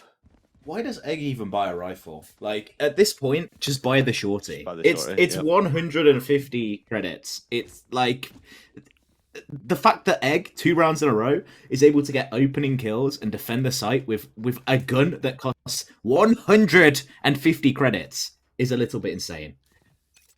I mean, it is a good gun. It's the best gun, actually, if you're a Euro player. Have to find a way. Bit of pace coming in here, but Dynastia once again shutting down Balby, going down, and Mills in a tricky position, being pressured, and Bot is there to find the kill, and that clears out that side of sight. But Victoria underneath, looking for one, gets one, and so does Varen. Bringing this back into the 3 versus 2. 777 have a chance to capitalise here, but Dynastia using those satchels to escape with their life and try and catch up with any teammates. But the flank now coming in over to A site where nobody is posted up, but Egg has the opportunity to get back in time so that the util comes back alive. You say that. The issue is they have no smokes. They have to peek all these angles and take all these fights, and Dynastia is here. Dynastia has been so cracked at just landing these one-taps. But Bomb is going to go down, and Wraith are going to play it safe and play together. So one, their own Thunder invested, but that's going to miss Egg. It's only going to take out Drop. So it individualises the fight, but Victoria still has to hold down. The flash is beautiful, but just gets dodged, but allows the drop down. Victoria swings, gets one, but Egg is there to clean up. The clutch is there for Egg in the defuse with plenty of time. So takes this to 12 for Wraith. Looking a really good value for money here. He's been so consistent in this game. Just every single time they've needed Egg to step up, they've been able to do it. And 777 are no slouches. Look at some of these shots that are landing. The plays are so good from them. But Wraith just always seems to have a plan. They always seem to have a counter. And the patience from them is so good. They know exactly when to attack. They know when to hold back. And it's a reason they're on match point right now. Yeah, looking strong into this pick for sure. Fracture, it seems to be a map that they're confident on playing on here. Confident they can find any advantage possible. Just to point out, this is 777's map pick. This is what they viewed to be their stronger map, and Wraith are currently just putting on an absolute clinic right now as they seem to aggress on towards B. Victoria getting the plant down. Balby shutting off that plant in to Canteen, but the attacking Killjoy to counteract that defender one as well. The lockdowns just shutting everything down. Brimstone's ult as well, just trying to shut anything down. Does not target the ultimate, unfortunately, but time is ticking away down. Here comes some util to try and claim back the site. Wraith looking for every possible position, but just not able to find anything quite yet as this post plant looks to be set up well. The swing doesn't find one. Gloria gets another 3 versus 1, 1 versus 2, make that Bins all alone. This should be a round over to 777 as the double swing comes through, and they have stopped the bleeding for just a moment as Kine just dies bomb. I think they knew it was over, right? The distance, they don't have the Doesn't ability even to run try. that far. He's like, you know what? I'm done for. I go out with honor. But sometimes it's best just to accept fate. You know, don't. Sometimes when life is going a certain way, you can't change it. You just have to accept it and hope for the best. And that's exactly what happened there. Words of wisdom that may not be lived by. Look at the economy now, and Wraith actually is going to go and opt into a kind of save. They've got a couple of Guardians on board, so maybe they can find some picks. So 777, maybe they can string some rounds together, but that flash is so good, and the trade is there as well. These players are playing so well off of each other. But now, 777 seems to realise that the site is open, and they are going to be able to get the bomb down and play a post plant out. Yeah, Egg's just positioned so well to capitalise on a lot of things, but the post plant, like you said, has to be perfect here. Wraith 4 left alive against the 3 of 777. They'll be hoping to keep this round going, keep themselves alive for a couple rounds longer to find their way in, but the aftershock's just going to push Balby away from that angle. But swings, gets one, looks for Egg, but Egg's too good to get it. And the defuse coming in, and Wraith pick up map number 1. It looked really strong for it, and if I have to say something, if Egg has one fan, it's me. If Egg has no fans, I am not alive. Egg supremacy. I think Egg has a lot of fans after this game, I'm not going to lie. Yeah. Some absolutely cracked plays. And the lurks were so good and so useful. And combining that with the fact that Egg was almost like the silent, consistent performer, always able to get that information, always so clutch. And Dynastia was like the chaotic just entry that was always looking for the duels, always looking for the fights. And when they were feeling themselves, when that utility was on point, they just ripped 777 apart. Yeah, I think you're bang on there. The utility that came in useful from Wraith was just bang on, and you have to credit that not only to the team players and the captain, but the coaches behind that team implementing strategies and making sure that, I mean, you often see teams run these agents that have the utility but not use it to the full advantage, and they took full advantage and more. Like, that was 120% strategy down to the util and played it to absolute perfection, and that's why you see them run away 5-13 in the favour of Wraith. I mean, that's a really strong victory for their opening round on this. And it seemed like Wraith were just a really proactive team. They were not reactionary at all. They knew what space they wanted to take. They always had control of one of the parts of the map. We saw the difference there. When 777 was on defense, unless they were on a save round, they were very kind of reactionary in the sense that they would wait to see what Wraith wanted to do, and then they would look to counter it. Whereas Wraith were just so quick. Instantly, as soon as Brimsmokes went down, all the utility went, and every single member was committed to taking that site. And it meant that their site takes were so good, and we saw some success from this 777 side in terms of their ability to win these gunfights, but we need to see more from them in the next map when it comes to that overall aggression and that quick decision making. Yeah, and of course that next map that we will be going to is the wonderful Peril, which plays a lot differently to Fracture. It's one of those maps where you actually have a mid available, so maybe we'll see some better control coming through. Obviously, Fracture's when you can't control that way, but we will have to see. But shout out to Dynastia on 21-12 on that raise, and Egg 21-8 as well. Absolutely huge, great performances from both of them, and let's see if they can keep that going into the next map. But I believe we're going to head into a little 5-minute break, and we'll come back with that next map.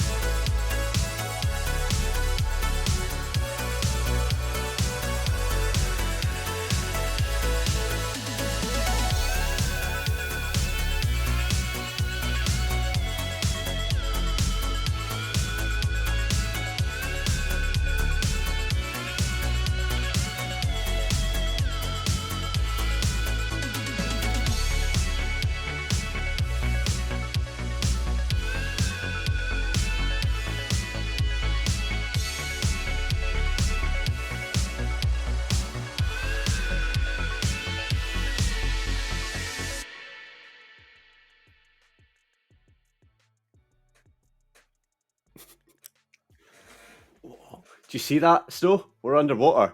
We're heading to peril. And we're back for map number 2, and it's a good one. We're going to see peril. I love watching peril. There's so many good plays on this. So many agents available. So many good agents available. Fade is a huge one. Sky, Viper, Harbour. There's a person with blue hair that's really good from this map. Killjoy Cypher debate. Snow, speak to me. What are you saying? You're throwing so much at me right here. I think you know what. The thing I want to comment on is I'm noticing behind you. You've got some paraphernalia there that seems to be from Pokemon, and there is a certain agent in the game that we saw in last series that has been called the Pokemon Trainer. Yep. And I think we saw Gecko utilized. That's who I'm talking about, by the way, if you didn't get the hint. We saw Gecko utilized to some really high effectiveness in that first series. So I think if a team was pull that out again, the difficulty is that in that last game, they played it with a single controller. I'm not sure what you would drop if you still wanted to play double controller on Pearl, but I want to see what these teams do, because so often we've seen double controller be the kind of meta with that Viper. But last series has shifted my point of view a little bit. Okay, so you're hoping that we can maybe bring you back into the double controller side. Get the rope out, pull you slowly. I'm pulling the wrong way. I want normality. I swear, if they lock in Yoru, because I know you were talking. Mate, if they lock in Yoru, I am flipping my desk upside down and going absolutely tonsil. Believe it. Like, okay, you heard that. Please, if either of the teams are watching the stream, blue juice. I've got some blue vodka. I will do some nasty things if we see some sick Yoru plays. Trust. Oh my gosh. Okay, that worries me. Please don't lock Yoru. I don't think the stream can handle it. I don't think we have the sponsors that could really pull us through for the kind of things that Veggie's going to actually do if Yoru's locked in. But we are going to be heading into this pick, man. And Astra seems to be the thing that is locked in instantly. And I assume that maybe a Viper comes alongside with that. But I've been wrong before. And you'll probably be wrong again.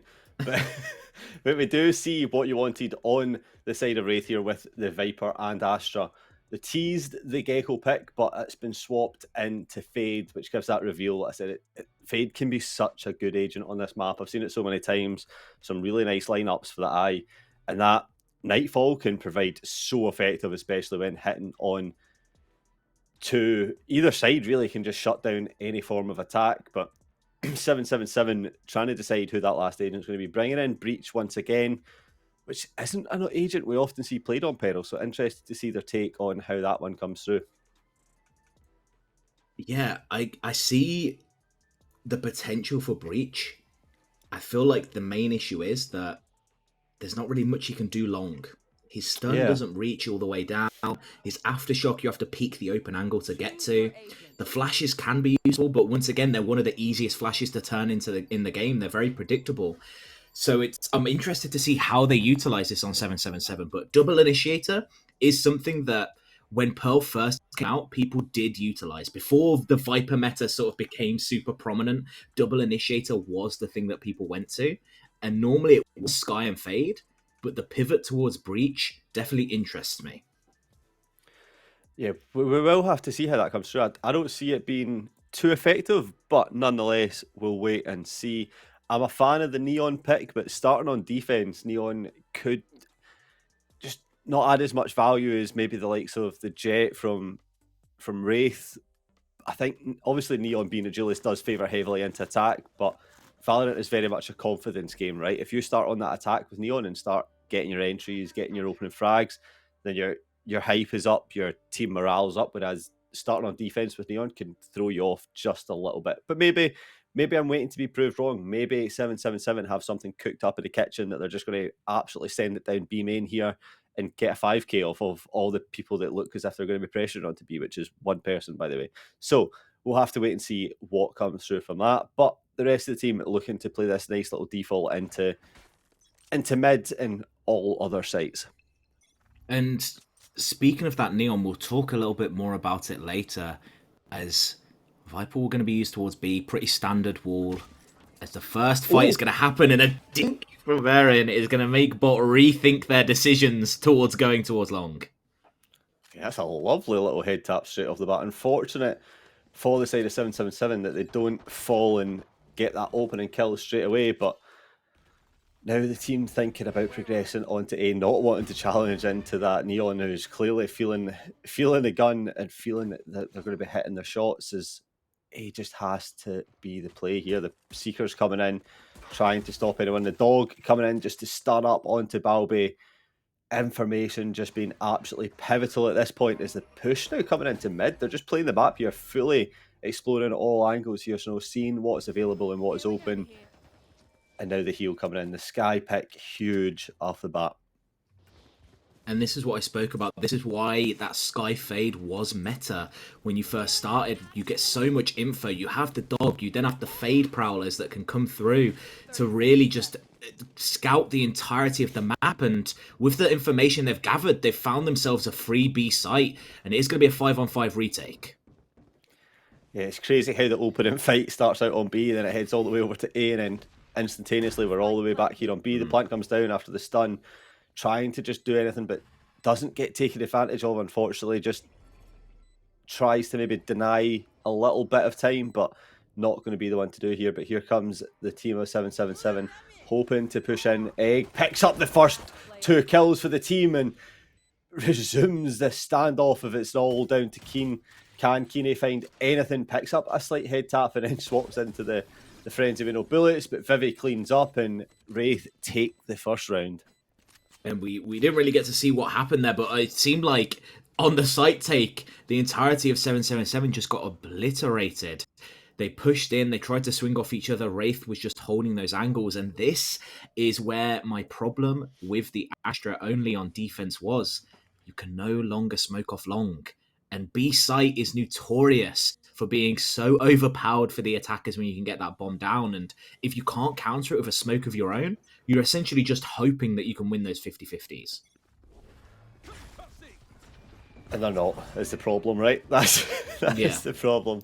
It's not even a 50-50. You're peeking into a disadvantageous angle to you. It's more like a 70-30 as the conga line coming through, but it's both teams just running around the map, Veggie. It's been called so wrong. They try to conga onto B, but Wraith just have a free path open onto the A site.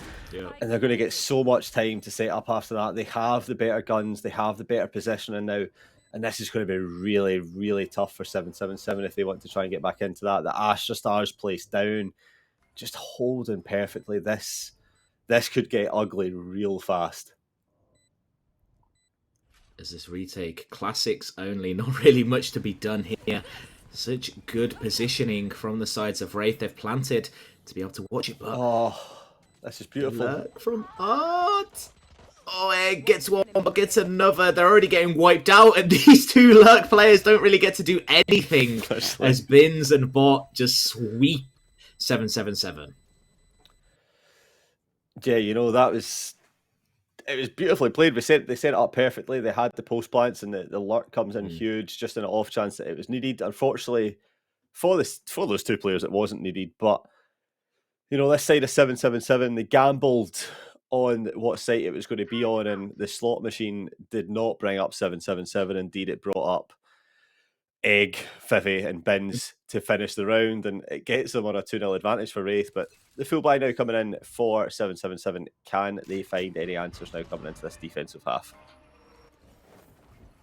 There's a question that we all will be asking as Dynastia is going to flash forwards, and Victoria had the angle but isn't able to find the kills as Balbe has to back away, and a Phantom gained for the side of Wraith. And not only that, it is going to be B-side for them, but Varen has found their way up long and is going to establish a little bit of pressure now onto these B players. Yeah, that's going to drag some players out of position on site up to try and deal with this Neon that's posted up there. They can't leave that ignored. They have to deal with that threat as soon as possible so that the flank can't come through. And that's why I see 2 players committed into this fight. Whereas the rest are just holding off, and that threat is now dealt with. But the rest of the team is collapsing onto site, and it's a numbers advantage here for 777 as they push on. But Wraith looking strong, find the first kill and play in this smoke, knowing that the rest of 777 have to push through, and Keeney picks up the kill. It's Oh, set the up well. Astra Util. It's so effective, and they're going to swing straight off this. They've got Spectres. They don't care if they die to the bomb. It doesn't matter to them, as Bot's going to go down, but Wraith with another round on what was their bonus, and we just see how effective they are at just pushing out and gathering as much space as they can. 777, they had control of long, but Wraith says no. They send 2 members there to deal with Aaron on the flank, and it just shuts down 777's entire plan of pinching the site. It's absolutely beautiful. Like I said, I spoke to Echo during the time out and really believed that Peril could be a map that's really strong for them, have some nice strats cooked up, and you're starting to see it, like the Astra suck there. Just playing it, it's little things like that that can just make the difference in the game, and that's what we're starting to see. Just a lot stronger from Wraith coming in, playing the advantage. And look, all this stack here on 777 on the side of A, and B is just starting to get pushed down a little bit. The call's going to come through as Vivi gets pushed, finds one from Egg. What was that shot? Back. Oh, that's a nice shot though. It overheated a little bit there on Egg, but that flick was mental. As Wraith you can kind of assume if you're Wraith, you saw one member from 777. It's a save round. They're probably all there. Yeah, if you had to put your money on that one, you're fancying the conga line to be coming in full effect, and that's exactly what happens. But Bins could find one. Oh but no! Gets it in the end. It's fine. It doesn't matter. We ignore the opening shots. We ignore the panic, and they reset themselves, reset the aim, and get the kill. You know, that's cut the first part in the highlight reel, and it's fine. Exactly. If you're making a montage, you just skip to the bit where they get the 2 kills back to back. But almost so horrible there for Wraith, but doesn't matter. Bins finds those kills. 777, 2 members left alive. They're going to creep towards site, but it's so difficult. They just don't have any positioning at all. And Wraith, you said that they were confident to play on Pearl. This is their map pick, and they are proving that they are so strong on this one. Yeah, no, they're coming in clutch. I mean, 4-0, and it's a 4-0 lead that, you know, you often see these ones and you can talk about like, oh, they're 4-0 up, but it could have been closer. It could have been 3-1. It could have been 2 each. This has been a dominant 4-0 performance so far off the bat. It hasn't looked like 777 are getting close to winning the rounds. Wraith just always have the answers perfectly placed, and they're really showing why they want to be here and why they deserve to be here in this position, and sending 777 maybe back to the pre-game lobby. But there's still a chance, you know, 777 have the time to reevaluate what's going on, how to get back into this, and this could be the opening round if they can start to find the first couple of kills. Gets the kill, gets the second one. It's just so hard. It's just so hard for them to really do anything if Dynastia just dashes back sight and just always finds those opening picks. Viper pit used as well. I mean, Mills is able to get one back. That's a good start towards this retake, but into the Viper pit, I don't know if it's worth it. I think it's more worth to save this up. It's going to be so useful to you in future rounds, but they want to sneak in. Bins is ready for it. Victoria gets 2, though. That could be massive for them, as now they're in a situation that looks a bit more winnable. Bomb is going to be tapped. The swing is there. Varian, can they land the shots? 1 versus 1 now. Victoria, it's all up to them with everything to do. The classic is just not good enough as VV secures that round for Wraith. Yeah, I mean, there's a round that we just said that it doesn't look close, but that's a round that looked a lot closer. They started to find the answer. You know, you thought maybe we saved the op going into this, but a big round coming in from Victoria, getting 2 kills in that Viper's pit, and the players had started pushing away thinking they were saving, but in actual fact they were committing. They knew the gap was starting to widen.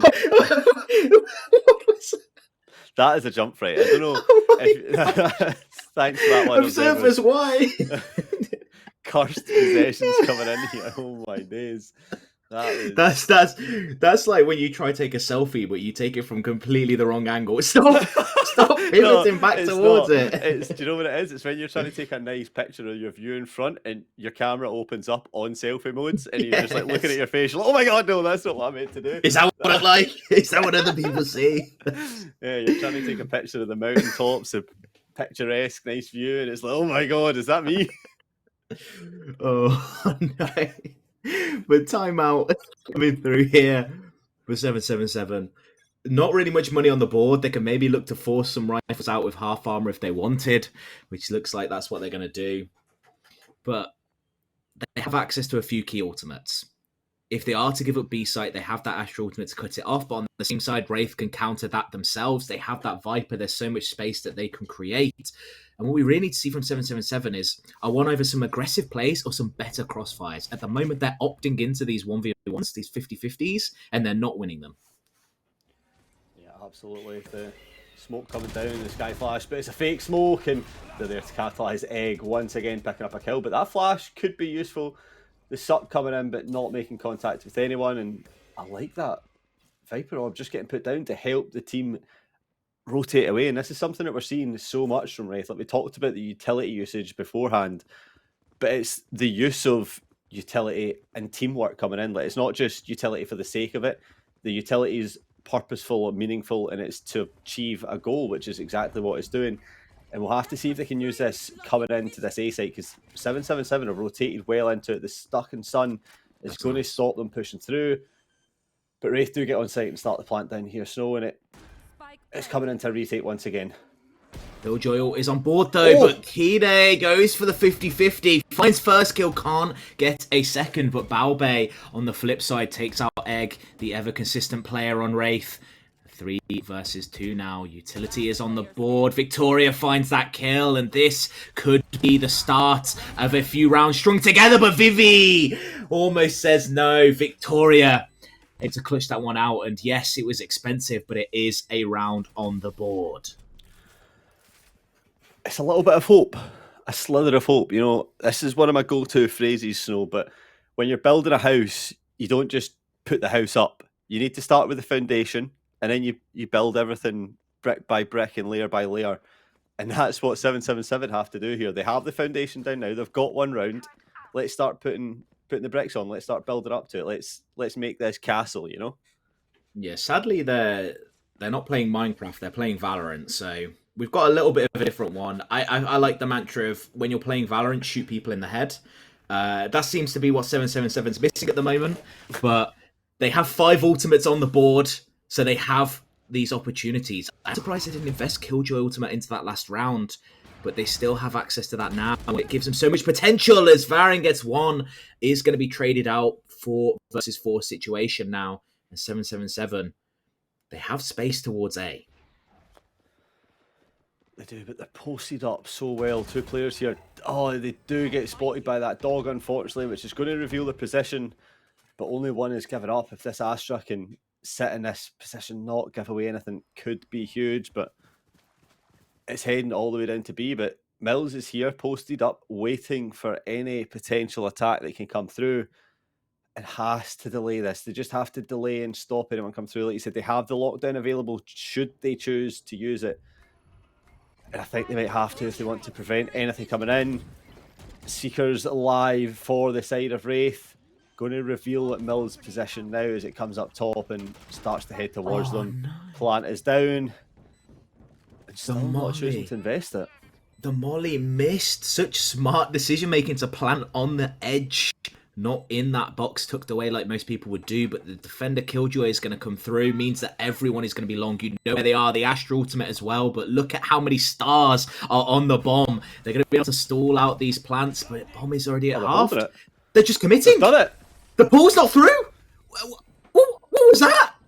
That, my friend, is how you use the Astro Wall to your advantage. Wait. No. You can stand on top of the star closer to get pulled away instead of the diffuser. And we didn't see if 777 did that, but they must have. Because I don't see how, in what world, the Astro Pool wouldn't just pull them off the diffuse. I mean, maybe they didn't realise the diffuse was on. Oh, well, you have to expect them to. With the Astro Wall up. Yeah, I mean, sometimes maybe Wraith get a little bit too confident here, thinking that this team isn't pros. But you know what? They are pros at sticking down, and they win the round. And that does actually call a timeout here for Wraith, looking to see if they can identify the issues that have been going wrong in the last couple of games.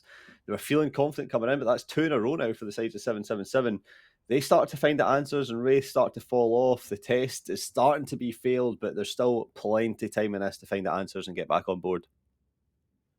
And we see a weapon-wise very big advantage towards Wraith. It's 3 wire rifles on the side of 777. They kept 2 of those Spectres over from the last round. I guess that is kind of the benefit, at least, for Wraith, in that they weren't able to pick up any of your rifles. They're still going to be on a weaker buy. So you do have that advantage in terms of the weaponry. And Wraith now splitting up, looking to play a 2-on-2, get a little bit of pressure on each of these sites. Maybe a little bit of scouting mid and find out where this opposition is. Yeah, they're big fans of this default. They know that 777 can play into some aggression, so playing the default with 2 people on either bomb site allows for the trade to come through if that aggression is to be taken. But it's not this time. 777 holding down positions, and that Vivi going to clear some angles does spot out the Astra. Might have even spotted the Fade if they were fast enough to turn that dog. But look, Eggs creeped up so far here, but could get caught out, but chooses to not take that fight and instead just control the rest of mid lobby and play down into art now. But nobody quite committing into anything. We're a minute to go. No gunfights really been had and no formal decision has been made. But 777 has the read here. They're committing members towards this A site. The rotates are going to come over. They seem to know that it's going to be this A take. The Astral Wall's going to come through though, and Baobei going to be left almost on site alone. Kine's the only one supporting him, but then Asda looking for these fights once again, but is going to be traded out, and Kine locks down back site and has got 2 already. Yeah, that's huge. The Rolling Thunder coming in line. Vannon pops the lasers and gets 1. The defuse now on, but not being stuck quite yet. Vannon finds another, finds the last, and 777 once again get another round on the board. 3-5. They're starting to bridge this gap, and they're really building this house now. They're really building it. Is it time for a timeout? Is it time for a timeout from Wraith? Is that 3 rounds back to back? Did they was that the Wraith's timeout on the last one? Yeah, that was Wraith's timeout. We've just had that. Oh my gosh, that's so now they have to stick with this. They can't really stop that momentum, and 777 seems to have the read. These fast rotates are really doing a lot for them, and Wraith, this default might be a little bit of the death of them because they used a lot of util over towards A. Yep. 777 had that read.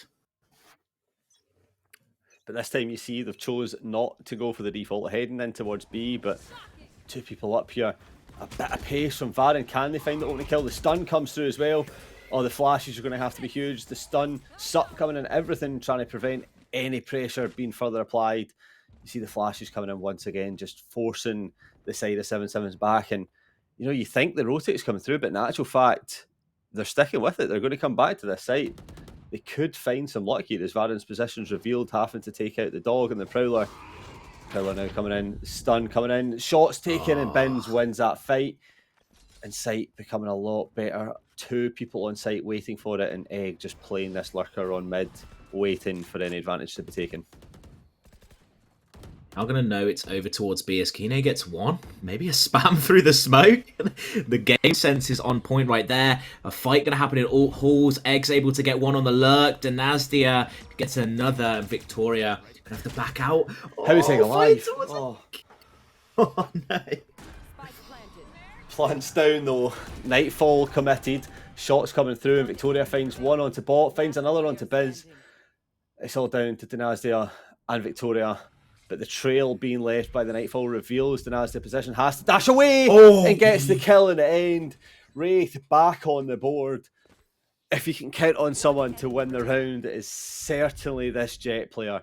Coming in huge once again and clutches up when it matters for their team and gets them onto at least half marks for the halftime with 3 rounds left to play. They can build on this once again and start to make sure that they go into the defensive half with as many rounds as possible now. And this is something that I was going to comment on before in terms of the Neon pick is you kind of have limited options when it comes to that operator, but they are just going to put the operator on B long, on Varian, with that Neon, and while it is a bit weaker than the Jet, the operator is also useful at holding this angle right here and making sure that B is essentially secured. Yeah, it's a really weird pick. You're really playing into the wall And I mean, I mentioned it at the start, I don't like this neon pick.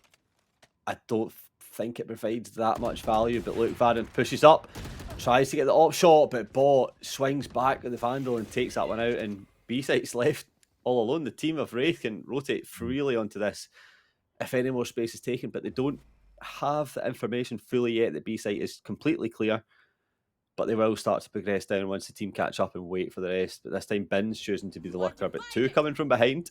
Astra Wall invested. This should be the free plant. The lineups from the Viper, the plant onto long. This is what we've seen so often, so many times when we've seen Pearl be played, is this exact plant. But we have a bit of a variation here, Veggie. 2 players in halls now looking to play a little bit of a lurky ratty position. Yep, and they do get the one on egg.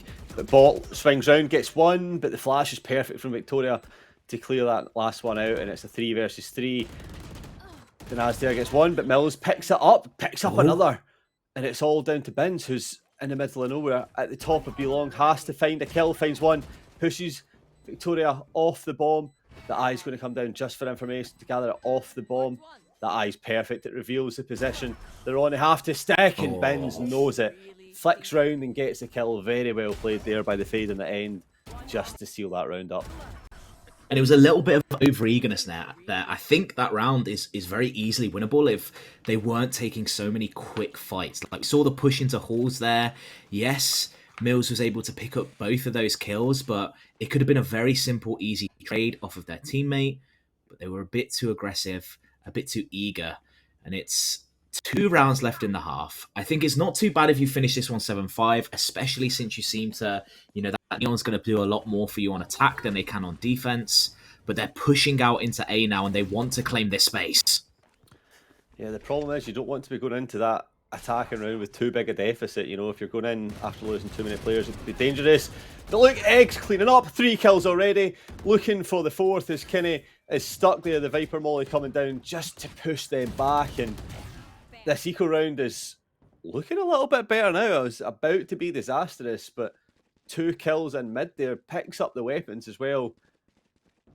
But they are a little bit lower health on the Astra, but B-Site, once again, fully cleared, able to go for a safe plant wherever they choose to be, and invest in the Viper's pit as well, just to ensure they win this round is smart and calculated, knowing you don't want to lose it. Take a big advantage as possible and seek the rest of the team out.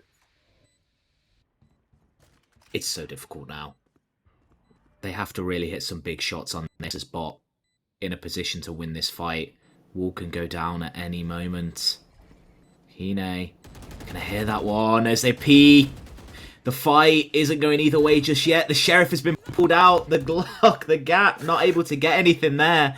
As Balbe drops down into that Viper roll, instantly taken out. Yeah, it's beautifully played. I love this aggression just sitting there. Yeah. They do not expect the second Sky player to be sat there either. Just able to pounce around just to the off chance that Egg does fall. Vivi would have been there to clean that up, like just sweep it away. But thankfully Egg cleans that themselves and stuck them on the frying pan, applied the heat and cooked it up. And it's so difficult for 777 because they're trying to make these oppressive plays, but Wraith are just so content sitting back, waiting, holding, looking to see where the aggression comes out from, and then pivoting their attack based on that. Look at this. They're so clean, so succinct, so concise. Just the way they push through these angles and clear absolutely everything. Yeah, it's that teamwork that we've spoke about. Just they know what to do. They have the strategies. They're able to just work together to make sure they have the winning strats, and it's coming in clutch. And I want to see 777 pick up the pace a little bit here. They have that breach, or they can use it for the retake if they want, but if you see multiple members, go for those kills, push on to an advantageous position. Denazdia leaps onto site, dashes forward, and has already found this opening pick. Yeah, it's the last round here, so they have to be investing everything. You have the Killjoy lockdown available. You have the gravitational wall available. These have to be invested at the right times if they want to find a way back into this. It's a 4 versus 2. It's going to be tough, but if they invest at the right times, if they choose the right strats they can, but they're both doubled up here, about to walk into double up themselves. They swing, find one, but he cleans up themselves. 9-3 half, and a strong advantage coming through. Would we expect anything less from Egg? No. An absolute amazing player, and Bins really showcasing their talent in this one. 13-5 so far, but it's been the whole of the Wraith team. This is what I was going to speak about before we went into this game. When you look at Wraith's stats in their past matches, it's never one individual just absolutely stomping and carrying. It is a team effort. They play off each other so well. Last game, Dynastia, Egg as well. This game, Bins, Egg once again, but still Vivi and Dynastia on those 10 kills, contributing to the team and making these rounds happen. Yeah, they all have their part to play. I mean, there's not even that much between them all. You can see, we said this in the last sort of map, that they're all performing. Everyone's getting kills when they need to. They're all able to clutch up at the right time, and this is really why they're one of the favourites in the competition to go deep, to go far. And Mill's just getting caught off. Sort of stuck themselves here, but Wraith looking for this opening round on pistols to get themselves onto double digits, and they do get the opening kill. The Prowler trying to push back into holes, trying to deny that plant with the molly. Oh, but it brings Victoria down to so low health as well. This could be huge coming in for the retake. And the shot from Bot already. 4 versus 3 now, pushing forwards. Victoria's able to get one. They've been so useful at winning some of these rounds. Balbe gets another 2. And all of a sudden, Vivi left alone with all to do. Pushing up now. Has that flash for a little bit of info. But I know that there's one there playing in that corner. Trying to isolate a 1 versus 1, but isn't able to make it happen. And on an oh so important round, 7-7-7. Clutches that one out. Yeah, they stop the momentum, they stop the rot, they stop the 10, and that could be the start of what they need. They need to be looking strong into this next round as well. Get as many people left alive, not just a victory here. So they need a flawless, in my opinion. They need to be taking as much of this gunpowder into the next round to give them the biggest advantage as possible for when Wraith are able to bring their Vandals and Phantoms into it. But this Neon has to go huge. We need to start seeing what they can bring to this attacking side. Yeah, they need to start building that economy, like you say. And when you talk about Neon, I think it's an important time now. Is they're kind of waiting for some aggression on 7-7-7, just scouting out their options. Neon, Enzo has spoke about this, former Fnatic player. The reason Neon is so good at Pearl is because you break everyone's timing. Every kind of good player, every pro player has an idea of how long it takes to get up long, how long it takes to get through main, what the mid push into Link feels like. Neon breaks your expectation of that because she gets onto angles faster than you're expecting. And it's that break of timing that can give you those advantageous positions. And that's what I'm looking to see from VALORANT right here. And that wall could be huge. Shuts off the whole of sight, peeks round, and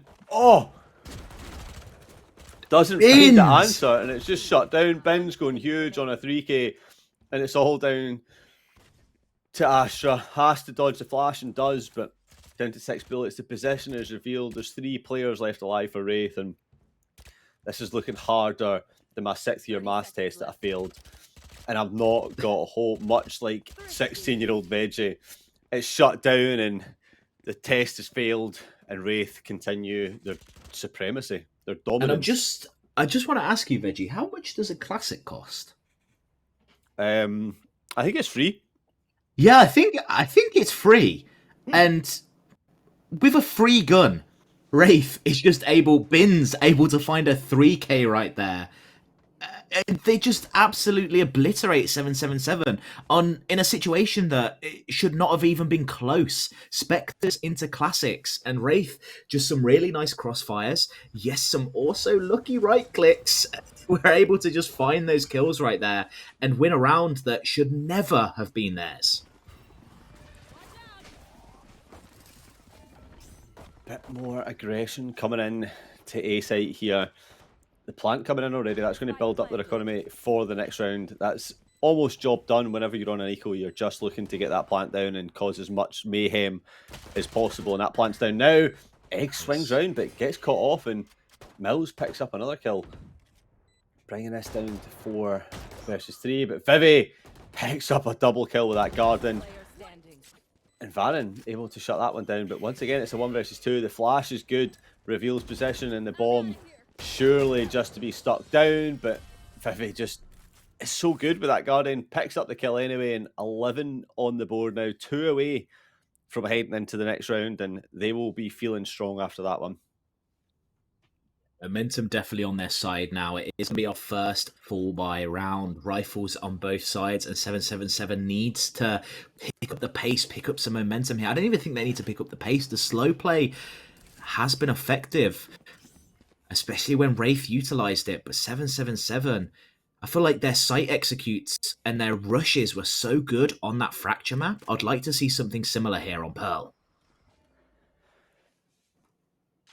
Let's see if they can have that answer. Egg's just going to back up ever so slightly, putting the wall up, cuts any vision off of mid as well. I like this adaptation on the wall. It allows for a little bit of access onto A. That Rolling Thunder is going to come in and not connect with anyone, but does clear the site and gives all the space. But the Fate Eye reveals everyone's possession. The molly coming down, trying to deny plant, but it's not going to even cause any damage. It's slightly off, and Balbe and Victoria opening kills. Another one should be coming through, but Egg with the flick. Balbe not able to get that one. Varian, another on the flip side. The Skydog is going to lead the retake. 2 versus 4 right here. Mills doesn't find anyone just yet, but with Vivi left all alone, we should be seeing this round go to 777. They should be tying it up on to 5. The same score that they finished the last map with. 5-5 over 2 maps. They just need to start doing a little bit better on this one. If they can start to close the gap before it gets too big, you'll be looking at this round knowing that Wraith aren't buying into it. This should be what you like to call a free round, knowing that it's a big eco, but you're seeing a Bulldog being invested in the hands of Bins, and you certainly don't count them out. This player has been on form today, and they've definitely been on form in this matchup, and they could cause some serious damage. Interestingly, no gun in the hands. Ult available for Neon. No, it's not. I've misread that. Never mind. They're just going to pick the gun of someone else that dies. They're just baiting. Oh, the ratty angle. Oh, the sneaky position by screens. It's been quite common. Hopefully they know this. They spam it, but Eggs alive still. No, they do double check. They're like, maybe it is there. They clear that one out fully. That was very scary as Balbe. Now just a classic. Trying to win this fight here. The right clicks aren't enough. As Anastia finds one. Varin trades that one out, finds another.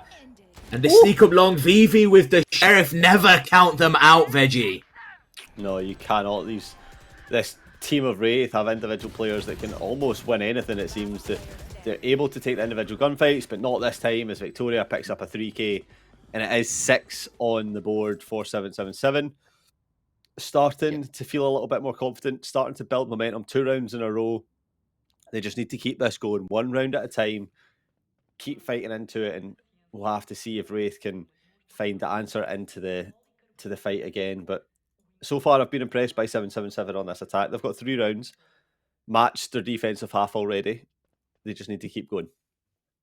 And the one thing I'm excited to see is we spoke about free weapons before. Let's talk about the most expensive gun in the game. This Operator now online for Dynastia on that jet. Looking for the opening pick. Misses the shot. Has to dash away as the aggression is there from this 777 side. The slide through. This is what I was talking about, the timing. But Vivi is just better and finds that kill. And the lockdown invested from the attacking side here, just to try and clear some space and push the defending side of Wraith off. But they're not fully committing into it yet. They've waited. The space is now going to be retaken as no one popped onto site. The gravity wall popped down, stops any sound of vision, but that flash confirms that there is people on site. The plant now coming down. Vivi uses the dog to try and get any info, but actually gets destroyed by the snakebite itself. Dynastia finds 1. Victoria finds 2. And it's all falling apart. Wraith get the kills, and they get themselves on to match and series point after this one. Feeling like 2 ults online as well. That Viper's pick could come in huge at the start should they choose to invest that early on. They just need to defend one site if that's the way they want to play it. 12 rounds, you said, that match point coming through, and Victoria has been trying their best. Multiple 3Ks in this round, really trying to pull that 7-7 squad along and string them together some rounds. It is do or die time right now. This is not how you want to go out. This is not how you want this tournament to end. And it seems like they're going to play this one a little bit slower, a bit more of a spread, see if there's any aggression from Wraith, and see what angles they can find. Yeah, the attacking team will be looking to get their favourite number and not lose out here. They want that 7th round.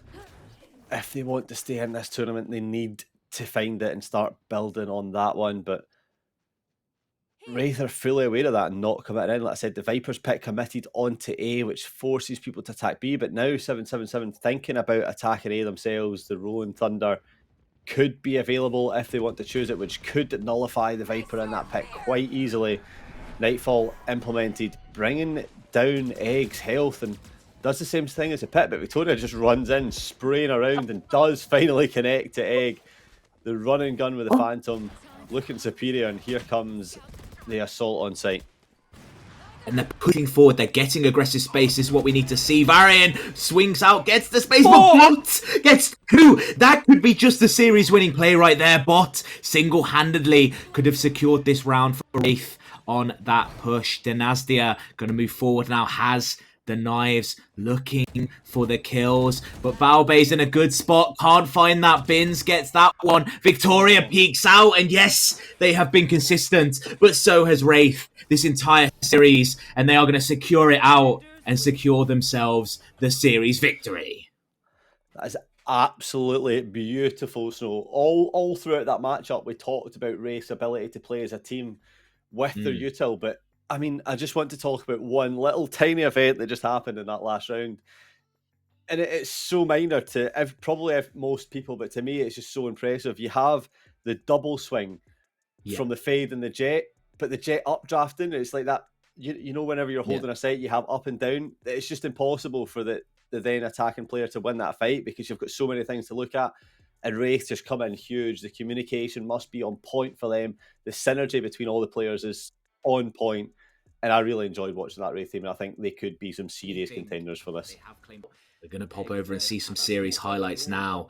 Just these plays, look at the shots coming through. Dynastia, this team was so good together. Egg so consistent at defending, and 777 had their own few highlights as well. Victoria had some big plays. We'll have to see if we see any on this one, but Egg just absolutely monstrous here in this game, Reggie. Yeah, I mean, just a all-round cracked out player, and you love to see it. You like when a player pops off in these tournaments. Not only is it good for their own confidence, it's great viewing. And I mean, if players are terrible, it's not good for us to cast.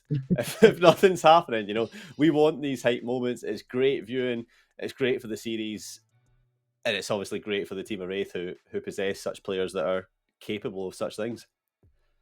And 777, it felt like they put up a good fight. So many of these rounds, especially in that Fracture game, with the clutches, the 1v1s, those little things that they just weren't able to quite eke out the round. And this game could have been completely different. They win a few more of those clutches. This series could have went completely the other way.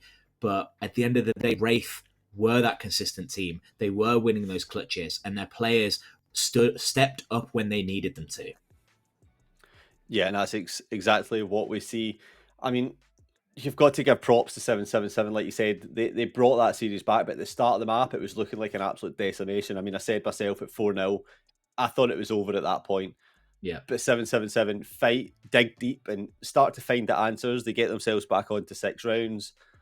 Better than the first half performance in the last map, but ultimately just falling quite short. But they can dust themselves off, knowing that they came up against a really good team and find the answers looking into the losers bracket for sure. Yeah, exactly. Like you said, Wraith, their expectation is the top. They want top 2. They want to get themselves into that Game Changers contenders, which is what this tournament is all about. The top 2 teams are going to Game Changers contenders. This is the qualifier for that. So there is everything to play for, and Wraith has moved themselves one step closer to that goal. And I think looking forward to the tournament, What do you think teams need to do, Veggie, to start to counter this Wraith team? I mean, they really just need to match the synergy, right? If you can bring together the teamwork that Wraith seem to have, play together with Util, and they were always there to trade each other as well, which is it's a staple thing in Valorant, right? Everyone talks about being able to trade your team, but they were doing it so well on their defaults. They always had someone there to make sure if an angle was being peaked, if that fight was lost, they had someone there to swing against it. You've seen it often with Egg and Vivi able to play together. You've got that Egg 3k that could have easily been a Vivi 3k if Egg was to lose that fight. So teams need to look into the situations, maybe how they hold site for a little bit longer, not give up such free sites, like obviously the Fracture.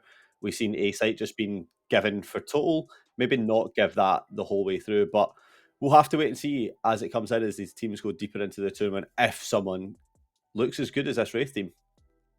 So far, we've had 2-0 victories within our day so far. We're going to be heading into our third match, so make sure you don't go anywhere, because we're going to have a quick 15-minute break.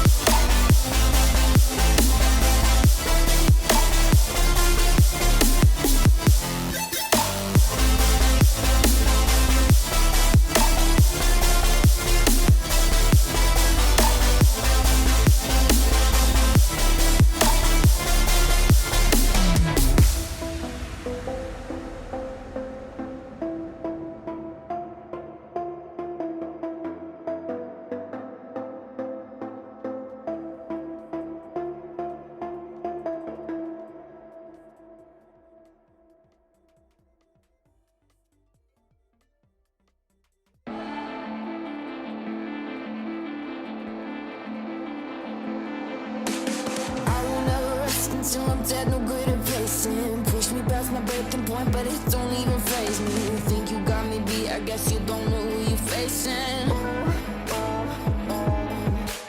I got places to go and you know I'm gonna make it. Adrenaline is pumping, feel it running through my veins. And feel the rhythm in my bones, I put my soul down on the pavement.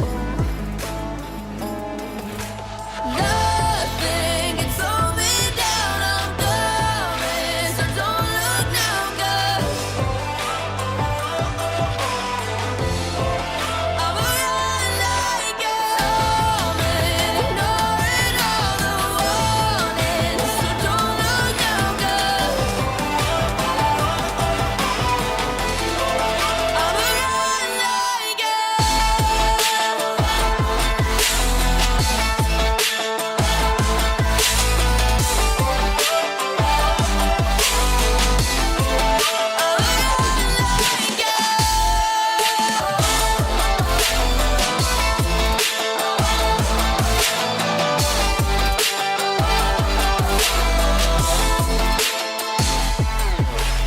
Yeah, you think you think that you can do it better. When the walls are closing in, I know that I can stand the pressure. You can keep on throwing more, there's not a storm that I can weather. I'm not gonna lie, I might be fueled by my aggression. It can make me lose my mind, I guess I never learned my lesson. In the end, I won't give in, I know for this that I am destined.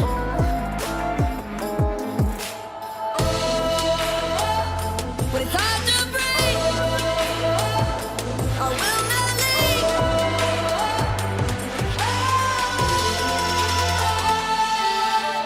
Nothing can slow me down, I'm coming, so don't look now, girl.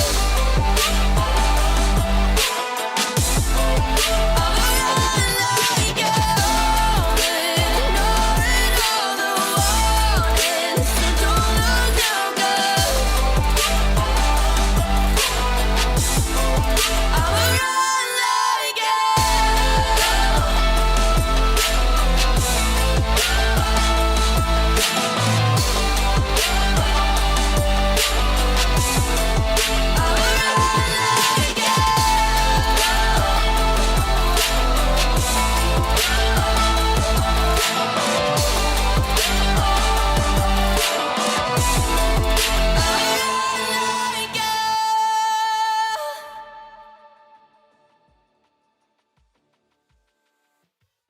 running road so many nations.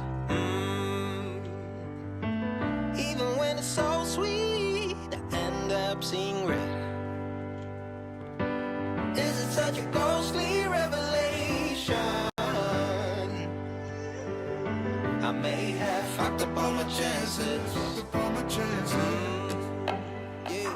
And we ain't sleeping on the floor again. We never sleeping on the floor again. For the ones who didn't make it out, for the ones that didn't see the life, for the ones that never cared, never gave a thought, found no happiness in that brand new car or the house you bought. I see you talking about the love you lost, and it was gone like way before you ever thought it was. Yeah, I took my time, no quick ones, quick run, quick guys to get back there. Hot roads, I didn't think I'd come back fierce, cause I was running roads so many nations. Even when it's so sweet, I end up seeing red. Is it such a ghostly revelation? I may have fucked up all my chances.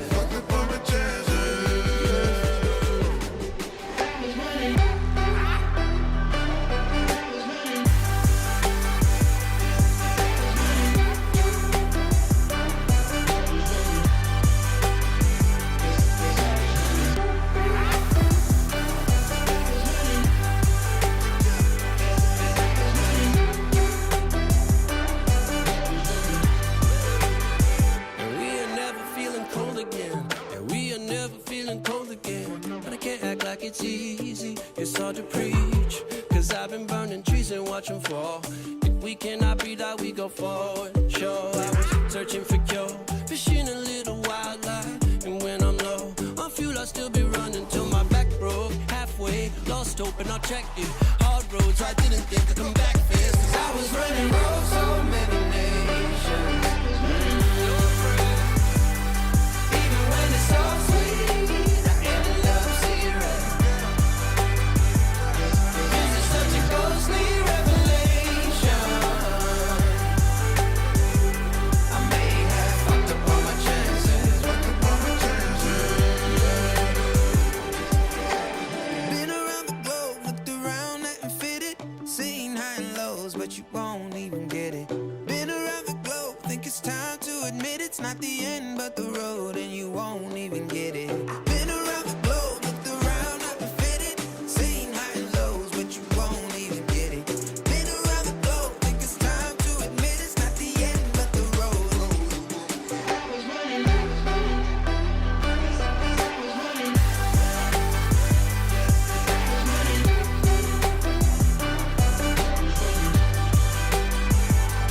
I was running roads so many nations. Even when it's so sweet, I end up seeing red. Is it such a ghostly revelation? I may have fucked up all my chances. Yes, I was running. I know.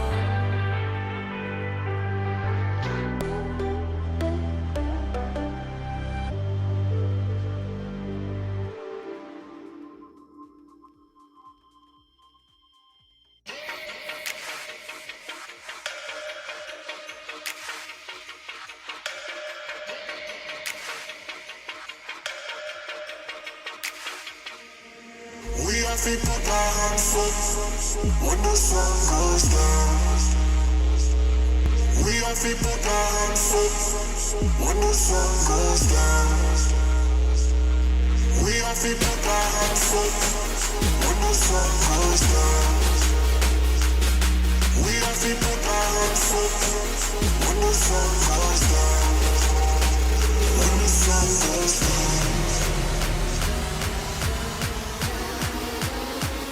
When the sun goes down. When the sun goes down.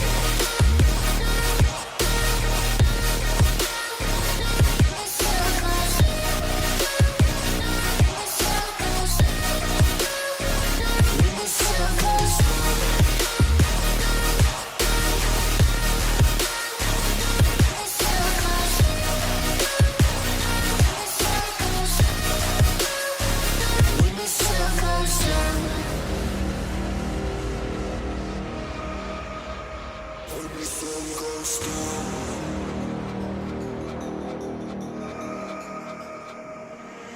people that on foot when the sun goes down. We are people that on foot when the sun goes down. We are people that on foot when the sun goes down. We are people that on foot when the sun goes down. When the sun goes down.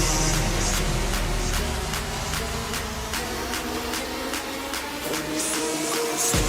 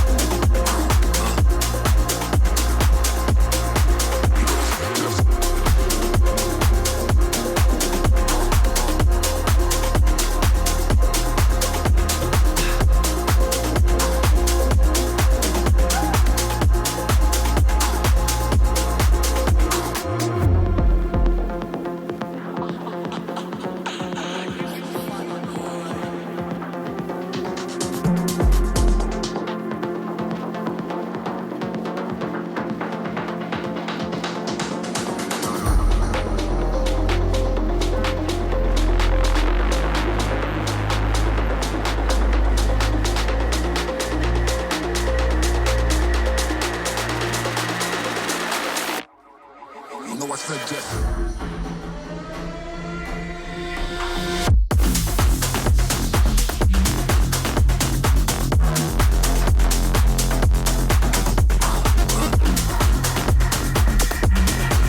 No, I said yes.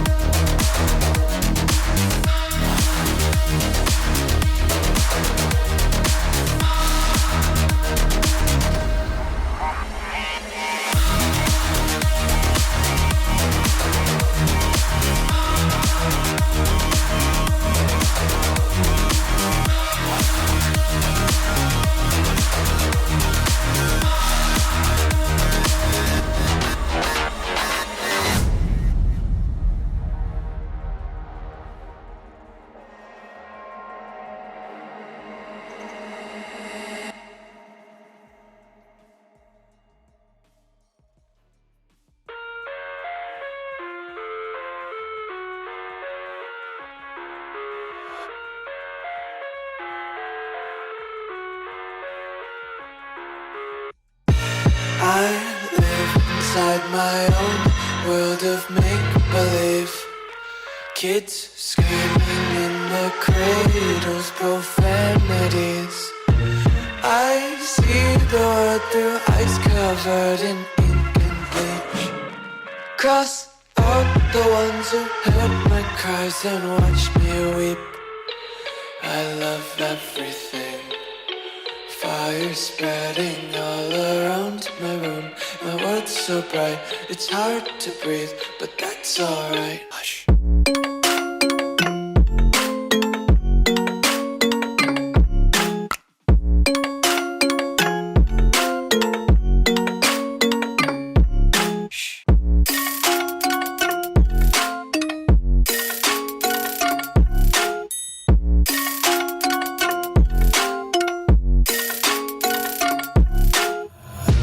Take my eyes open to force reality.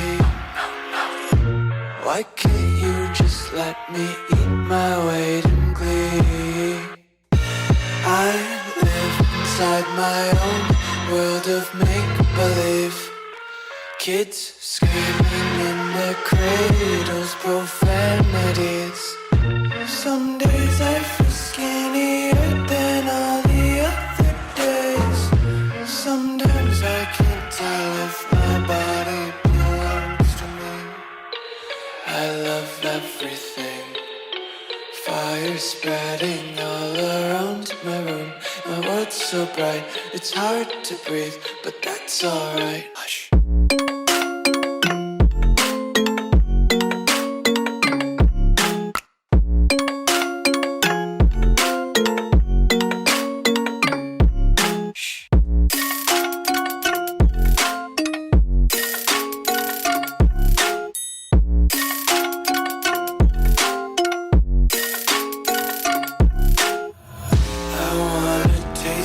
Content, hold your breath and feel the tension. Devils hide behind redemption. Honesty is a one-way gate to hell. I wanna taste consumption. Breathe faster to waste oxygen.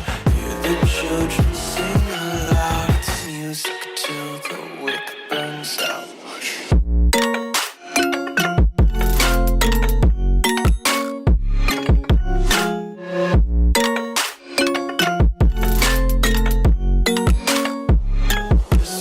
Be carefree lately, yeah. Just kicking up daisies. Got one too many quarters in my pockets. Counting like the four-leaf clovers in my locket. Untied laces, yeah.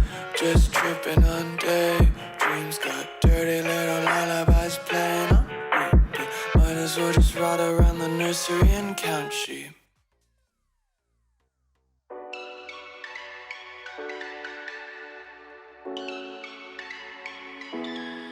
We had a barbecue in Santa Fe in May with some friends drinking booze, getting all loose. We drove the cars to the beach on the outside of the street, sat around a bonfire, eating marshmallows all night. We were young at the time, I know it, but you were so damn fine, couldn't get you on my mind. We were young at the time, I know it, but I wanted something more than you. Cause you wanna be free for the summer, free for the summer, free for the sun. You wanna be free for the summer,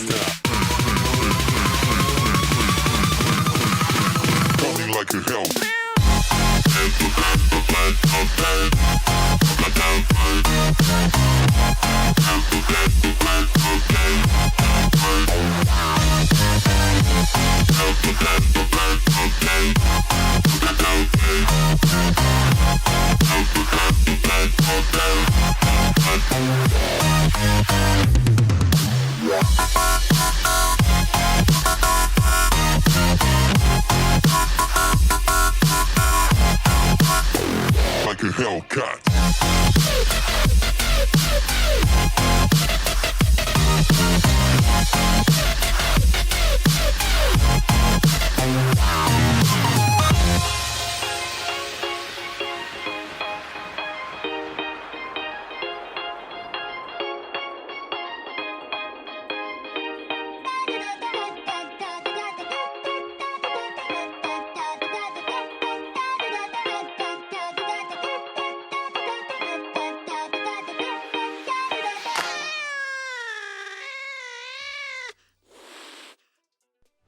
Swipe left, someone said something stupid. Swipe right, now I'm watching what you did. Power down, now I'm at a disadvantage. But I think that it's worth it. I put my headphones on, I play my favorite song. I go to sleep and try again. Mama used to try and tell me no man is an island, but I think I feel like drifting away. Mama used to say tomorrow never comes, so make the most, but I think I am done with today.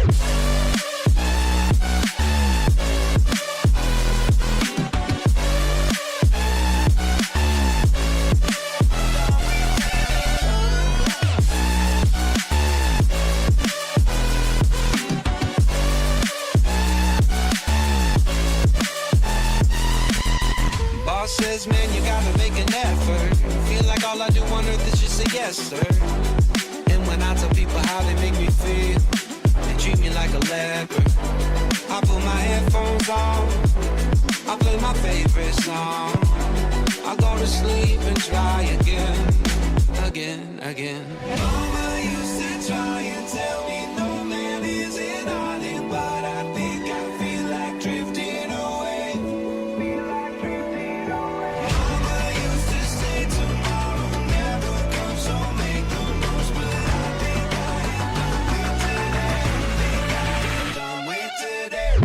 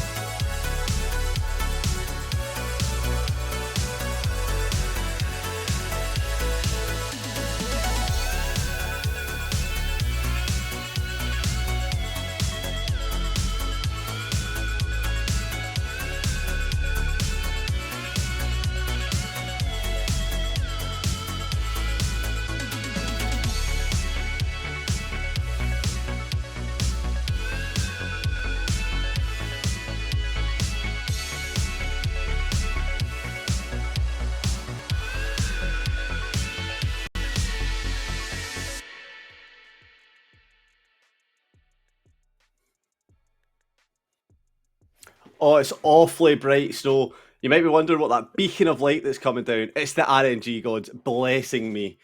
I predicted at the start of today that we would not see Ascent, and do you know what? It's the final map. It's not the final map. It's the final match of the day, and we have no Ascent on the cards. We have 3 maps that we were previously lined up for. We're starting off with Fracture, then we're heading into Peril, and then if it goes to map 3 for the first time of the day, we will get to see Haven. So, what is your thoughts? I mean, Fracture and Pearl, our broadcast team's going to be loving Pearl because we're getting it like every series now. We prayed to the devil and they said, yes, no Ascent for you, but you get Pearl every game instead, which, I mean, I feel like it's kind of the same thing. I don't know why observers prefer Pearl to Ascent. At least Ascent has different playstyles. Pearl is just either you go long or you try hit A and most likely lose the round. It feels like it's a back and forth, but Fracture is a map we have seen before. I am looking forward to seeing this one. Swans versus Gorgless.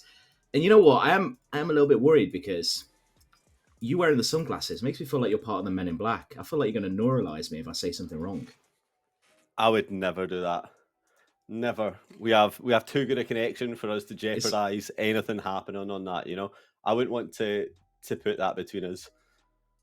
Is this how you're going to make me delete the strikes that you have for mentioning Yoru? You're just going to neuralize me and then you get to mention Yoru 3 more times. Happened. Yeah. Oh, what do you think about the comps, Veggie? What are we looking at today? Is there a specific agent that you're looking for? Look into the tech deck. You never heard anything. Yoru master picks. And I mean, listen, these are 3 maps that we're coming into. Like I said, we've seen Fracture before. We know the type of comps that could come through. We've seen Peril literally all day, so we know kind of what to expect. Do you think we're going to see a difference? Obviously, there'll be some differences, but are you expecting to see any like major differences in the compositions between the teams? Like any shocks? I don't think so. I think we're kind of expecting the same old stuff. We did see a bit of a change up from Witches. They did play against Gorgless. Gorgless was able to secure that win against them, which has led them to this point, and we know how good Witches were. So if Gorgless is another level past that, they managed to 2-0 them, then we're up for a really exciting game, because the teams that made it to this point are the top caliber teams that we have so far.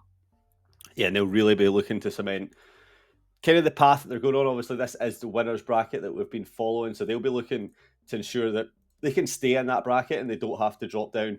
And if obviously they win this match, which is the upper quarterfinals, they head into the upper semi-final, which is tomorrow, and be looking really strong and favourable going into the next ones against whoever that may be. We've seen some of the teams that have been played, and that could be Wraith that they meet.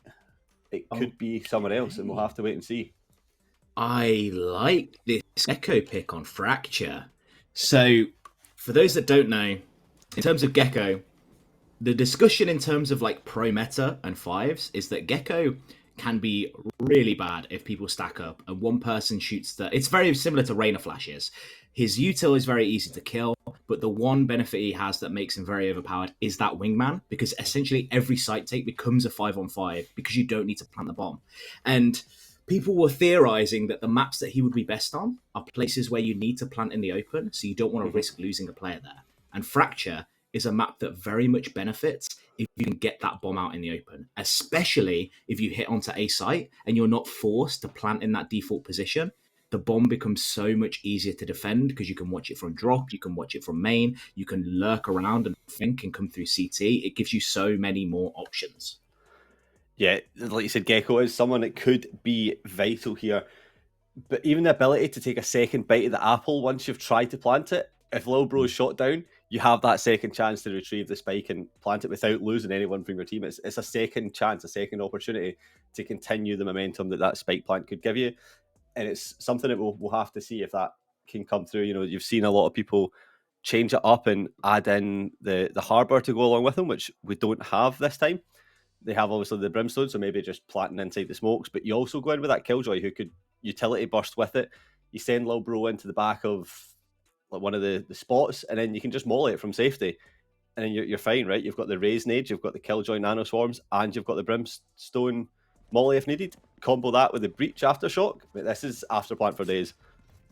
I think for me, it's the combination of pairing it with Breach is what makes it so strong. Gecko as a single initiator is so weak because you don't have that utility. The flashes can be easily shot, it means you don't get that info gathering that something like Sky or anything else may have. Pairing it with a Breach means that you can time the Breach flash with the Gecko utility. It becomes so much stronger. And on this opening round now, we're going to be heading into our final match of the day, Gorgless versus Swans Orchid. And it looks like Swans have an aggressive play planned right now for this dish side. Yeah, look forward to see this eye come through, reveal. Matty and Flutera pushing round, not quite getting kills. The stun and the nade coming in, trying to combo together, but not finding anyone. The flashes come through, and look at this, everybody's positioned in here almost. But the spike starts to retreat, and so the Swans running away. But Ginabina picks up Ronnie, who was trying to escape but not able to. But now A-Site being recaptured, but Matty able to push back on that one, and that stops any aggression coming in from there. It's chaos across the board at the moment. Fights happening all across the map. As right now, the Swans Orchid side sailing their way back towards B. It's almost like they've pulled up on the yacht, trying to find their way in the ocean of what is this open space that's been created. But no, Kenzie's able to find a pick through the smoke as they swing through, and the fights are going to happen, but the bomb will go down. It happens. They looked like they had the site in control, but Gorgless not able to stop that one. The Fade Eye coming in this time, going to reveal the raise on site, and that's enough for TPQ to capitalise on this. And now the remainder of Swans off site. It's all down to Cherry, looking to get something paired up. But Ginabina is going to get the kill, and 1-0 to the Gorgless, 4 left alive. It was never in question coming down to the end there. Just a really clean retake. And I think the small things to pay attention to are how they gave no opportunity for this Swan side to even fight. They cleared out using their util on the default spot. They made sure to put that alarm bot into arcade so that a push through from the smoke couldn't happen. And they dogged into main. Their util usage was so good on that retake that it meant that Swans had no space to play with because they knew exactly where each player was. And it becomes so much easier. So right now, we're going to see a 4 stack towards this A site and maybe some aggression from this Gorgless side. You've got the Killjoy posted up close, hoping to catch anyone that maybe thinks about over-aggressing out of A main as the attack comes into B, but just has to hold tight, pray that someone comes through and they can maybe catch them off guard. But the call comes through that the attack is coming on to B, and it looks like no one's going to progress, but this could be the fight that's been starting it off. As the Swans come through, Kenzie gets a double. Kenzie gets a double, looking for more. Triple. Make that 4 as the flash is so good. And they're like, go for the ace. Let them cook. But Matty says no. No ace for you in this second round as eco frags coming through. And look at this spray transfer. Just such good play. And the flash as well to follow it up. Gorgless really playing off of each other. Yeah, that was fresh coming in from Kenzie. Keeping the KD up, like you said, eco frag central, shuts anything down and keeps them in the lead at 2-0. And not many weapons lost. And I think people often don't talk about this, but when you're looking at like eco frags and kind of there's a strategy in which you want to try to pivot your eco frags onto the people that have useful utility. Mm-hmm. And the fact that you've got 4 kills now onto the Killjoy, putting them 1 off lockdown, puts them in such a strong position. Especially for the retake that could come through. That lockdown can be absolutely huge on either side, just clearing up so much space and shutting down a lot of the angles that might not be possible. But Swans really hesitant to try anything this time. Just a real stalemate here, refusing to make the first contact. They're literally holding spawn as if they've got the bomb site. The bomb has been planted in spawn snow, and they will defend this with their lives. I mean, it's a viable tactic, you know, just hold out, wait for the aggression and see if you can force them. They sensed a lot of util coming from A, so they know that B's a weak site. Kenzie playing in the same spot as before, but can they do the same thing once again? This would be huge. Gecko Flash isn't going to spot anybody, but they're on site. Kenzie gets a first one, gets a second, and is going to be trading out, but 2 is already huge. That's huge, but the plant does go down. And that is the advantage of that Gecko that you were talking about. It's almost a free plant at times. It just gives so much utility. But look, Cherry pushing through, takes out Flatura and has to just hold back for more. Doesn't need to over-aggress this. Let Gorglis push in, and that is what they do. But Stars is there to get one more. It's a 2 versus 2. It's a 1 versus 2 in the favour of Gorglis now. Ronnie stuck down main with pressure. And Gina Bina gets the kill, and the defuse is not going to have enough time. Is it going to happen? No, they've got plenty of time. Maybe? Yeah. Maybe. Oh! .01! .01! Oh my gosh. Literally a millisecond. That could have been the difference between if they pulled out their knife to run to the bomb or not. And do you know what? No, that is... I'm sure they stuttered for a second on the bomb. I'm sure I noticed a point. That's crazy. Oh I'm sure my there was gosh. a second just where they thought about it for a little bit too long. .01 away from going 3-0 up. That is brutal. At the end of the day, if you're Swans, you're going to be happy with any round you can get on the board. It means that they're able to buy up once more, and we can see our first full buy of the half. And Gorglis on this, looking for aggression. I feel like all the good Fracture teams that we've seen so far have been so aggressive on their Fracture defense side. Yeah, it's been a pivotal point in time. These teams do seem to be a little bit more set up to be equally balanced on both sides. But aggression coming through here, takes out the turret, and Stars runs away over the ropes. But that's kind of going to bait them a little bit, not knowing who could be there. But thankfully, able to get away and connect back up with the team as this A-hit comes through main. Hard and strong, all 5 of them pushing through here. Looking to pop it, and here comes Lil Bro with the plant and safety. Lil Bro, but the grenade is going to come through and land one kill right there. Swan's going to pivot back towards main. Bomb is planted for them. Law, all alone on site, is going to be blinded, is going to be flashed. There's a player there, but they're able to get one at the very least. It's a good angle to have. From main, Cherry swings out. Kenzie gets another onto Ronnie. 4 versus 1 now. This should be Gorglis making a statement. As Swans only have Melody, who stops the diffuser, gets another one. He's now 1 versus 1, has the ultimate, but are they going to get spammed through the box? Isn't able to tag them there. 5 HP. Wasting that time. The smoke, the spam, it's not good. And Gina Bina, just when they needed it, their team called upon them, and they're able to clutch it out.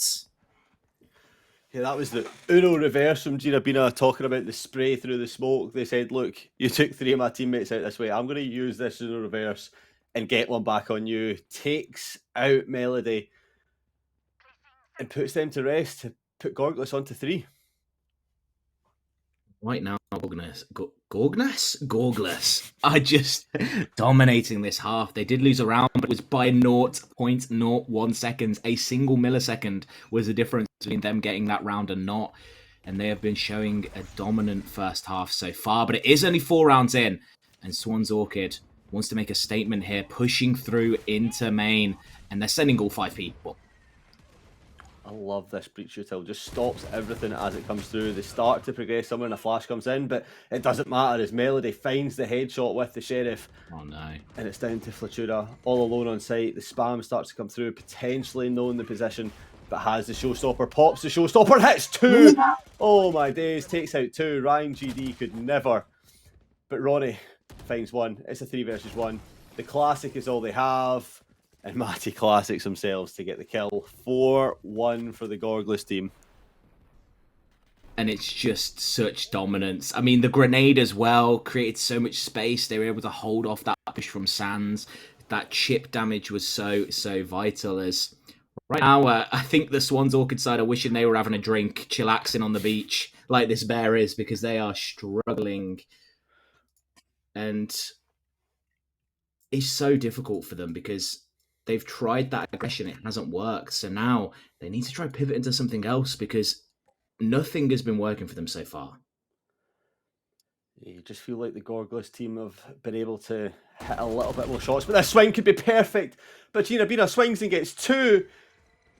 Shuts that side down, and Arcade is clear. Just like that. You think it's going to be good for Swans, but Gorglers just turns it around, and that's been kind of the theme of this game so far. The Swans are going to be able to find themselves on towards site. They have Brimstone also for the post plant if they so need it. I like the use of the ult here, but that the breach utilities aftershock's just going to push people out, and if they don't, they get killed just like that. And it's a massacre for this Gorgless team, taking out the enemies on Swan's Orchid and passing over the ult point onto the breach to get that Rolling Thunder closer to being ready. Gorgless looking very strong in this half and looking as if they know how to hold down a site, and when they need to retake it, they have the answers.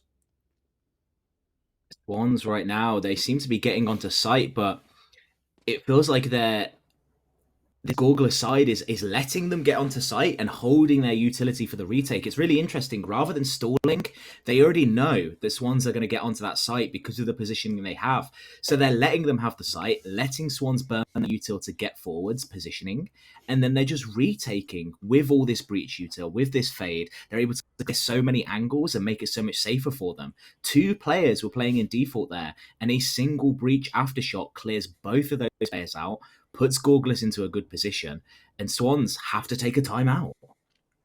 I do like this timeout though, Snow. They've got 4 ults available. They're 2 away from having the Gecko Thrash ult as well. There's so much potential for these next couple rounds if they choose to invest these ultimates correctly.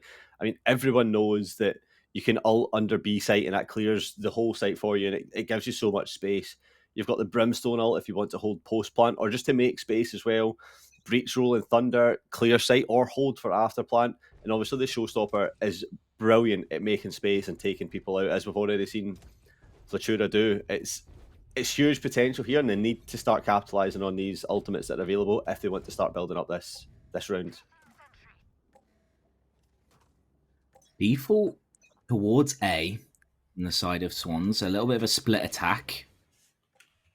There's already a smoke's gone down, and it's just stopped them in their tracks. They don't know what to do, but they are quickly making their way through drop, looking to pinch these players, but Gorgless has been so good at just anchoring. They're always able to get 1 or 2 and then play those retake scenarios as Kenzie jiggle towards drop and look for this opening pick, but is going to be forced away.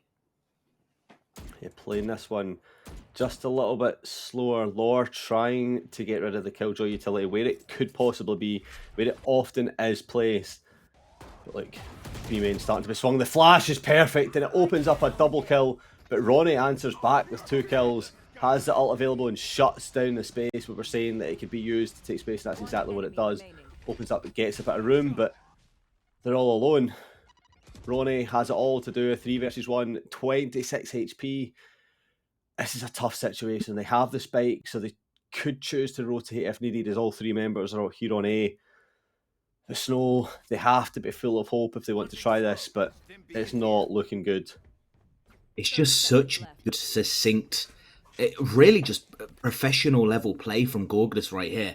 You see there that on that moment, the flash comes through. Perfect timing for them to open the doors, get those first 2 kills. And yes, Ronnie's able to trade them both out, but in the pursuing fights afterwards, they pick up 2 more kills, leave Ronnie in a 1 versus 3, and then they hold onto a site. A common mistake that always happens is they'll have 1 person rotate. All of a sudden, you're looking at a 1 versus 2. It's a lot more winnable. 3 versus 1, they just hold their ground, and now they are in such an advantageous position. Yeah, the fake on site from Ronnie as well was brilliant. Used the smoke and then placed it down, but here we go. The Nightfall locates Ronnie, stuck with 1 HP. The aftershock comes in, the boombot comes in, HP rising up, but it's not enough as Flatura finds another kill and adds 1 more to the tally of Gorgless. And they were taking absolutely no chances there at all. They use that fade ultimate, and I really like it. You just secure the round. You make it so that there's no chance for Ronnie to make that big play. And it's just such good play right now from Gorgless, who still have access to that lockdown. They still have access to that Rolling Thunder. And they have so many options and opportunities they can make, whereas Swans kind of feel like they're a little bit lost at the moment. Yeah, they've went a little bit too far down the stream. They've lost the parent that was guiding them home, and all of a sudden we're in a children's book. Did you get the reference? I You know what? I don't. It's fine. It's fine. but you know what? You are old, Veggie. So you might True. just be referencing something that was before my time. Very possible. Yeah, it's very possible. As just a reminder, while we're on this kind of save round from Swans, this was their map pick, and they picked attack for. The attack defense was picked first by Gorgless, I believe. So it's the fact that Swans are not able to really string any rounds together is so difficult for them because they're moving on to Pearl next.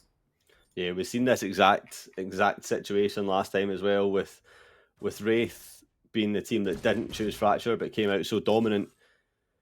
And we're seeing, like I said, the same thing here, but Swans still have a chance. There's still 5 rounds to go in this half and they could start to pull it together, but on an equal round at the minute, you're not fancying yourselves to win this one, but Cherry's dropped. Lauren and Ronnie doubling up to get a kill, but Flatura answered back, gets one, but there's Cherry. All of a sudden, this is looking a lot better for Swans. They're on space, have the plant available, and now they just need to hold for the after plant, but this lockdown is huge, forces the team off site, but in actual fact, it just forces them into the positions that they're going to be in. Down main, they need to start progressing to try and get onto site and start that defuse coming through. I mean, they have Thrash, they have access to that ultimate, so they can just look to send it as doors going to be opened.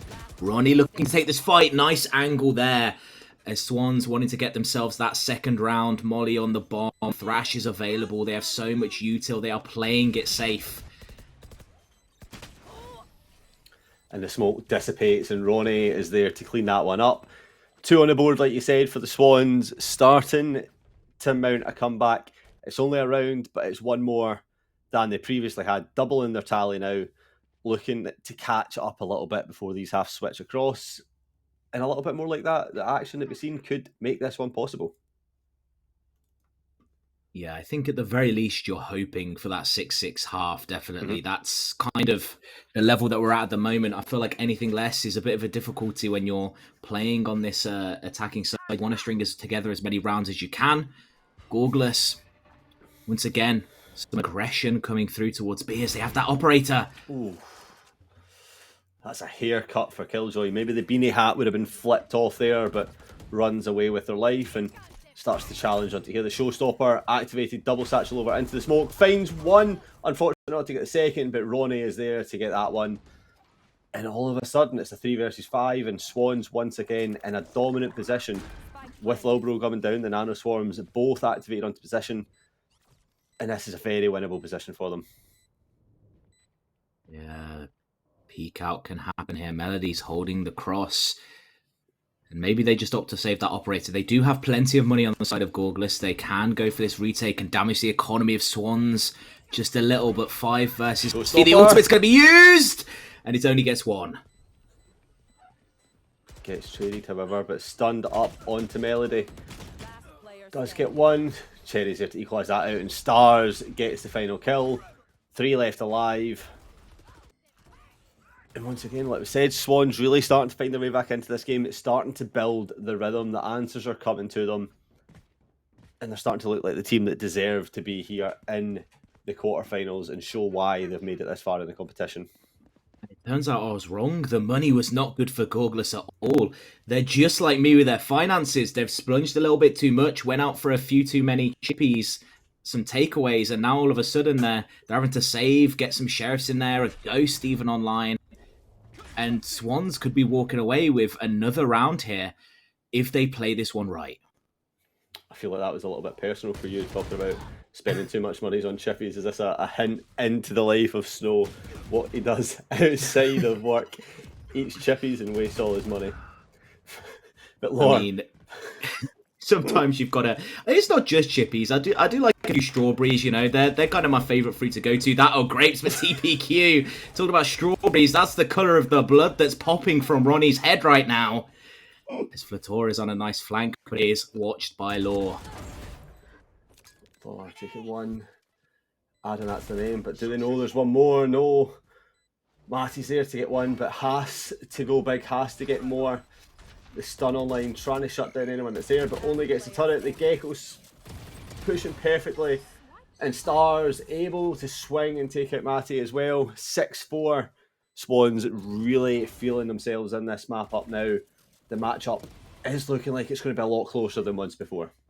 And I think the thing that I've noticed right now that's changed is it looks like Swans have just, after winning that round, those couple rounds, they have just, confidence has really grown for them. They are so willing to take these fights now. They're swinging off each other.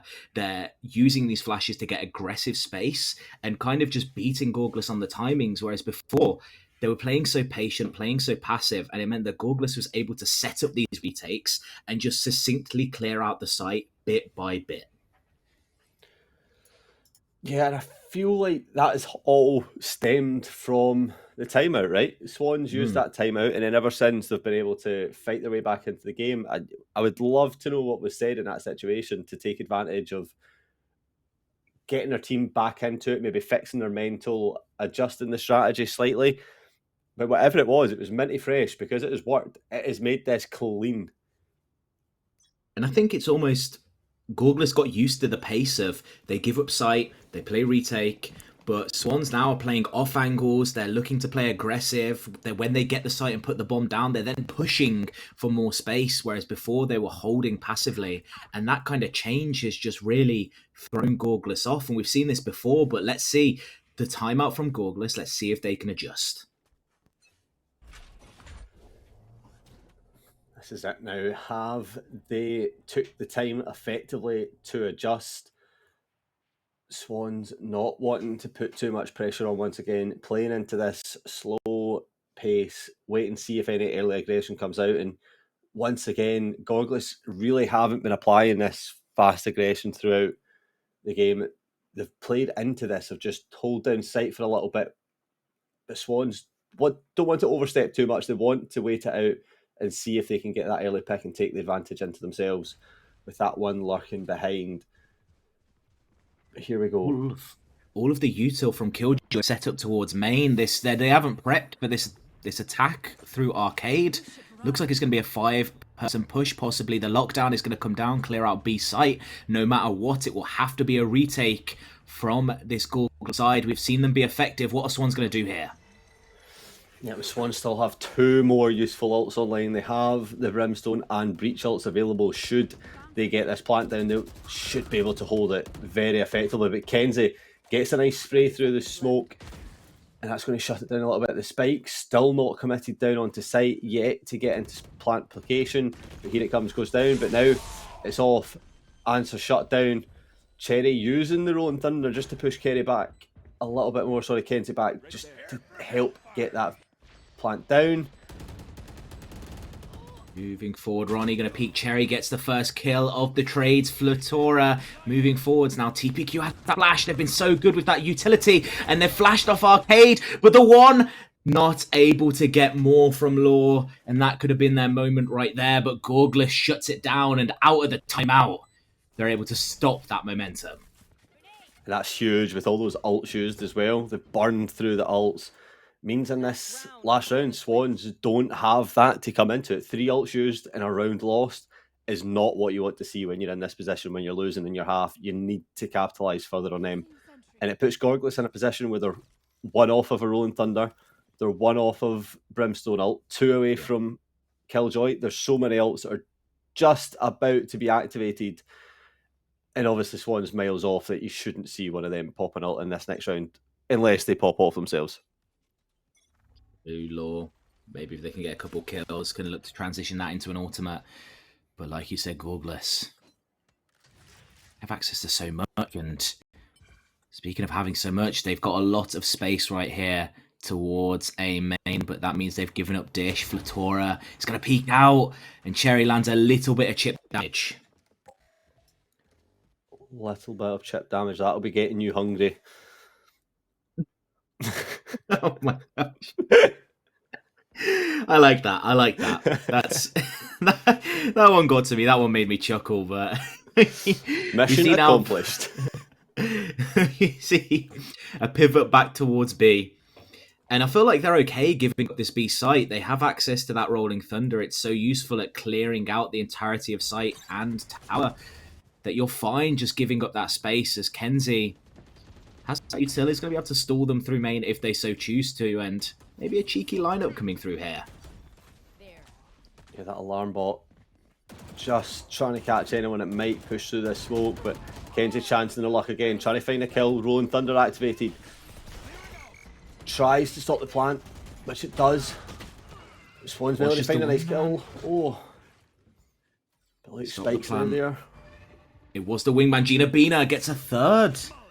Possibly looking on to ace here, but 13 seconds. Someone needs to make a play, and Ronnie is that person. Kills one, looking to fight Matty, but not able to secure that one. And off the back of Gina Bina and Matty, Gorgless able to get themselves 8 rounds in the first half. Yeah, they let it slip almost for a little bit, but got the grip back onto it and were able to find their way back into that match. They looked, like I said, they looked like they were falling ever so slightly, but kept themselves back up into it. And 8-4 is a strong start to this map on Swan's pick. And Swans gonna have to see what they can offer on defense. Obviously, these comps very, very similar. Advantage at the moment going through to Gorgless. Maybe it's that fade making that difference. Those dogs can, those prowlers can really get you a lot of space on the map. So right now they're playing it a little bit slower. Just patiently playing. They've done this so many times, just waiting for it. But looking through is it's just a little bit messy here off the start. As Swans now aggression from behind picks up the flank. But the plant's now coming down on A. The push through B main was enough to give up the space, and Matura's going to have a lot to do with the classic. Picks up some damage, but has to retreat with her life. Can she bounce away? She does. Has to just hold now as the door is open from Cherry. Looking through, Platora peeks round.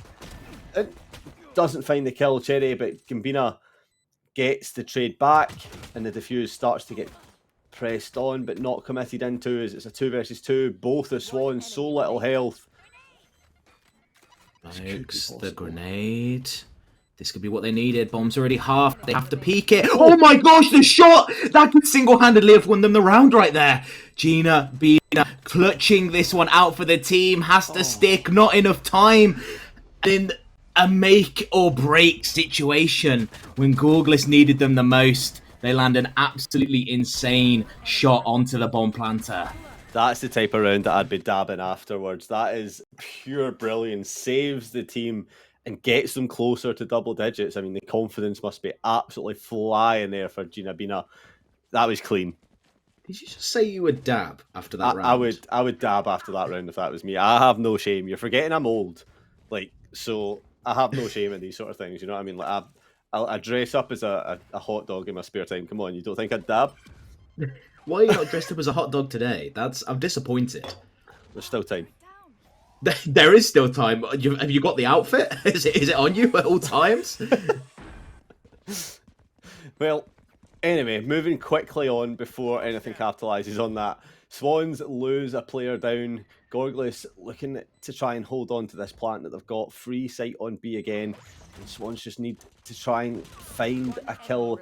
But they're not going to. As Gina Bina finds 2. Kenzie and TPQ body up and find 2 themselves. And it's 10-4. Double digits for Gorgless. Looking favourites to take this map. 5 Spectres now and 3 half armors on the side of Swans. I always say, the half armor strat developed, but what people don't realise is half armor is really good when you're playing into rifles. If you're playing into stuff like Spectres, into Sheriffs, it gives the team that is on the save such a big advantage against you. And I think it's difficult because this is why we see so many people lose these first buy rounds when it's the enemy bonus, because they haven't got the armor. So the Spectres actually went out on the trades, but Flatora running forwards, and this chip damage means so much when you're playing into that half armor strat. Yeah, this war coming in huge once again, but it does get traded out by that Spectre. Like you said, Flatora just runs through, pray and spray, and Swans clean up that round. Get themselves back on the board at 10-5. I mean, that round just start to finish probably took about 20 seconds. It was Gorgless. They wanted to try something. They wanted to rush quick, maybe get some rifles off the board of Swans, who are going to buy up now. They're going to keep 3 of those rifles, so they are going to be able to afford a proper full buy. And as the first rifle round, this one is pivotal for Swans if they want to look towards making this comeback. Yeah, absolutely. Looking to stay in this matchup, not wanting to give up hopes on Fracture just yet. They don't want to go to map 3 if they want to stay in this. They want to fight for this map. This was their pick. They need to be finding through, but Flatora gets the kill there on Stars, and that's going to be huge. Gives entry onto site, but Cherry holding down tower. Looks for the first and does get it, but Gina Bina there to get that one as well. And now TPQ opens up site. The rest of the teammate miles away though. Look, nobody else is there on site to support. All alone. And it seems like that's a really slow rotate, considering how long those fights happen for. The fact that the Swans players are only here just now seems like a little bit too long for them to wait. As right now, the peek out's going to happen. Melody gets the first one already, but the crossfire here, Mathieu is going to get flashed off of the angle. They found their way onto site, but they're able to get Ronnie on there. Melody, this is where the wingman comes in pivotal. Lil bro, maybe they can clutch out the round. The bomb's already half. They have to peek forwards. But it's not enough.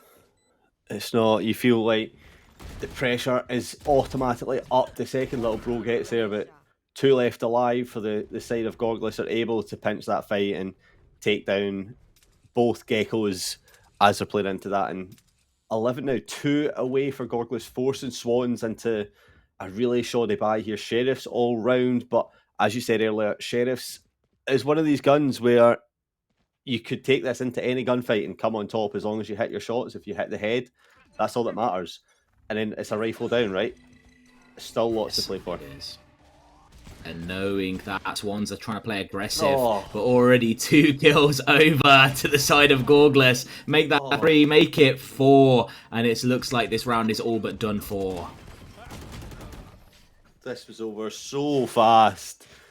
Well, that was a decimation for round, what was that, 17? I don't know maths, but round 12 for Gorglis to get them 1 point away from claiming the first map. And the door is ever so slightly opened into the semi-finals. The foot is crossing the first line. They don't need to ring the doorbell. They can just open it and put a foot through. 1 round before the map is won. It's almost pretty much all off the back of Gina Bina pulling out some wizardry right here. One of the most powerful wizards we've ever seen. Voldemort playing exactly like that. Murking people left, right, and centre. So right now, Ronnie, going to be solo anchoring A. Does have some players on drop to support. But the Fade ultimate is going to come through. They're going to spot that there's no one there, but there's 4 people stacked. Maybe they look to fight this one. The double rolling thunder causing absolute chaos everywhere. And it's all going to come down to who can stand the test of time the longest. And it's so far Cherry and Ronnie picking up 4 kills between them, and TPQ has Spike and able to run away in this 1 versus 3 and has to send it over to B. I feel like we've seen this almost this exact situation in the first half, but this time it's a breach that's left, not a brimstone. The stun, just going to make sure no one's there holding cross as Stars starts to enter onto site, but 92 HP left for TPQ. Plant coming in. The Swans are already here. They've read it. The stun coming in themselves. The aftershock, the use of utility. It's perfect. Nice. Just clean, succinct play and a bit of chaos on B right there. 2 rolling thunders, everyone's stunned, no one sees anything, you're all flashed, and it just becomes, it's almost one of those moments where it's like I like to call it the Overwatch team fight, where no one knows what's going on, you're just all trying to shout at each other and com what's happening, and pretty much the best aimers always come out on top right there, and it seemed like Swans were just able to hit those heads in that fight. Oh, aim doesn't matter when it's a rolling thunder. Yeah, you have no chance. You just need to right click and hope it goes somewhere. Or left click. That is just pure chaos, unwarranted, I don't know what I was about to say. Unconsensual shooting everywhere. I don't know if that's the word you're looking for, Veggie, but I don't think it was. But it was. Nobody wanted to take that situation, and at the end of the day, Swans come out on top. You should run. And really loving we get to see the showcase of talent here from both these sides. Swans looking to get aggressive now towards drop, but there is a sneaky little lurk. Are they going to clear that corner when they get over there?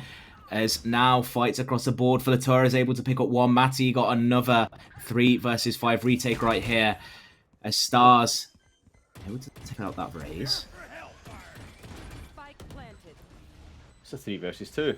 This has got a lot tighter all of a sudden. It was looking a lot better, but the Nano Swarm now down on top of the bomb, which will just count down a little bit of time should they pop it at the right opportunity. But both sides smoked off. Both of the holds can't see through. The Swans get onto site and start to shoot the Nano Swarms, but that's why it's popped off early. Just kills a little bit more time. Oh, and the aftershock comes in, but Ronnie peeking through. TPQ not expecting it. Does get one kill. It's a 1 versus 1. Ronnie has it all to do, but not knowing the position. Is this a knife or is it just a straight up kill? No, it's neither. It's neither. Ronnie wins the round. That was one of the biggest chokes I've ever seen. I'm just calling that out straight away. And I mean, Gina Bina. When one team drops the ball, the other team has to pick it up and carry on moving with it. And Swans did just that. Yes, Gorgless did drop the bag right there, but Swans able to eke out that round with some nice shots and some nice play. And it's brought it to 7 rounds now. 5 in a row is not the biggest ask of this team. And especially with how well they've been playing some of these rounds, I wouldn't be surprised to see it. Definitely not. It's more than possible if they can string together. You start to break the economy of Gorgless and it becomes a whole lot easier. And they're going to have to try that. This attack of Gorgless, picking up the orbs, trying to get any ults online to help win this final round that they need, but not able to convert just yet. Flatora taking out the turret just to make crossing a little bit easier and a little bit unknown. The nade into tower, stopping anyone peeking through that. But look, Matty has a fantastic position should they win this fight, but they get spotted out by Lore, and that reveals some of the game plan. Definitely shows them what they're trying to do right here. Right now, 3 players towards drop, but they're caught in a crossfire. Boombot's going to go first. Flash doesn't hit anybody. Flatora's on site, lands that headshot, but Cherry trades it out. And the crossfire is here. TPQ alone on site. Members are supporting now. They found their way there, but Swans already know what's happening. They're winning these gunfights. The lockdown is going to be placed, and this looks like it could be going the way of Swans. 2 HP for Flatura. You do not fancy this situation, but once again, Spike committed into A main. Swans believe it's another rotate. They've seen this situation the exact same time before. 10 seconds But left. Flatura Gorgless, 10 seconds. Is the turret active, though? Yep. It Oh, is. it's turret! You called It's it! the turret! Oh, it's brutal. That's so sad to see. You hate to see it. Walking out, predicts the play completely right, but we say that the Swans was one step ahead, Veggie. They knew what they were doing. Yep, Stars knew they could just keep in range for the turret, and the turret would do the damage for them. Mastermind performance. They have Gorgless on strings at the moment. And I want to see this momentum keep up. 12-8 now. Every round they win gets a little bit better for them, and the economy has been broken for Gorgless. They've got 2 rifles on the board, a few sheriffs. We said that you can do a lot of work with those, but it's never going to be as good as a rifle is. Flatora looking to be a bit cheeky here. Flash comes in. Gets one. Another flash. Cherry does get the headshot this time and looking for more, but Matty has that Vandal and does get the kill. And so much utility used onto this A side. Gorgless has to know. They have to know that it's a heavy A hold and weaker on B. But they seem to want to re-hit. They've waited for a rotate to come back through. It feels like they could be trying to bait the rotate if Killjoy can get up there and bait the util. This stun could be huge coming in from Breach, but the Rolling Thunder comes through, picks up the raise, but the shot's just going to connect, and Melody's able to get one kill and push this hold back ever so slightly as the weapon upgrades are picked up. But look at Spawn. This flank. Position is fantastic from Kenzie, but only has the Sheriff, so it's not optimal. but if they choose to take the time, could get the kills. Oh, they're spotted. It's so close. And Gina Bina has that Bulldog with it all to do. The Thrash is coming through as well. Stars. And my gosh, Veggie, that could have been it. That could have been the game right there. But the patience sometimes is a little bit too much. Yeah, you talk about trigger discipline, but sometimes the discipline is too much and the patience should just not be listened to. Take the shot. I mean, at least if you take one of them out, it's then a 3 versus 1. If you lose your life after it, a 2 versus 1, your teammates have the better weapons. I don't know, it feels like maybe just drop the ball, like you've said, a little bit too early, but there's still time to play into this as Gorglis come into with a bye again, and they're able to try for another time of asking to get this match point. Their match point play seems to be a hit towards B. Moving through arcade, they are going to get tower control if they want it, but there is an alarm bot up there, so they'll be forced back. Swans know they're safe for the time being, and it's a lot of lurk at the moment. It's a lot of information gathering from both sides, all trying to jiggle these angles, find out where the other team is playing. It's a game of chess right now. Yeah, clear sign of respect from both teams that they know what they can both offer and why they're both in this quarterfinal. They're both clearly good teams. Here comes the Nightfall to clear A site, but the Brim ult just to try and deny anyone pushing through. But Flatora's satchels gets him on site, but doesn't capitalise on it as Swans pick up a 2k. And Swans just carrying on the momentum as Stars gets another couple kills. Cherry gonna try find one onto Kenzie, and they are caught between a rock and a hard place right now. That bomb not accessible. Their HP not looking good. And Wingman just bopping some people in the face. Yeah, I love just listening to him running about at people just... It's perfect. Kenzie low now, gonna pop a molly. This might be some good damage for them as a 1 versus 2. It's not completely unlosable. Finds the first kill, looking for a second, but no! Cherry, with it all to do, clutches that one out. Ice in their veins right now. Yeah, it's these minuscule moments that could be costing Gorglis the map. We've seen it on the Spike defuse. We see it again there. These minuscule details and minuscule bits of fights that are just stopping them cross that finish line. It's 12-10. It's 2 rounds away from overtime for this Swans team. They have to be feeling confident that they can get themselves into that position. And Gorglis have to be asking themselves the hard questions of how to get out of this position. Very much needed timeout, and their bye is going to be weaker next round. They have access to that lockdown. B site should be very easy for them to take. Retake from Swans can obviously come through. But right now, we've just seen Swans are so aggressive. They're so good at information gathering early on. They push out of these sites and instantly they're able to collapse, pinch, and know exactly where Gorglis are. And as soon as you have that information, it becomes so much easier to hold these angles, trade off each other. And Gorglis seems like right now they're trying to force it. They're in the mentality of only one more round. So every single round, they're just trying to force it. Do you think that maybe Gorglis need to try going a little bit more aggressive themselves? Like instead of waiting it out slightly, just full send it down onto site. Like, you know what this Swans team can do. Just run it down. Use the Brimstone Stimmy and just sprint onto B site here. I mean, obviously they don't have the intel that it's a big stack towards A from Swans, but if they get onto that A site, they could turn the tides on themselves here as well. And Kenzie will start to get information that there's people on the flank there thanks to the turret. And the sound cue's coming in huge as well. And they're going to hear so many Kenzie. Maybe they can go massive here. A few good shots, a few good kills. Gets one. Instantly gets traded out though. But on attacking side, getting one can be very useful for your team. And they have sight, but they're choosing not to progress onto it as a spike all the way back through spawn, heading towards A site. The information gathered that the whole of team is pushed towards B side arcade, and the rest of Gorglis now going, okay, you want to give us a site? We'll take full advantage of it and just run there and get the plant down, and then hold for the after plant if we need to. And I wanted to see some risks there. I would have loved to see someone push into spawn, maybe look for one of those angles, but it seems like they want to try play it from main, use that stall. They have mollies.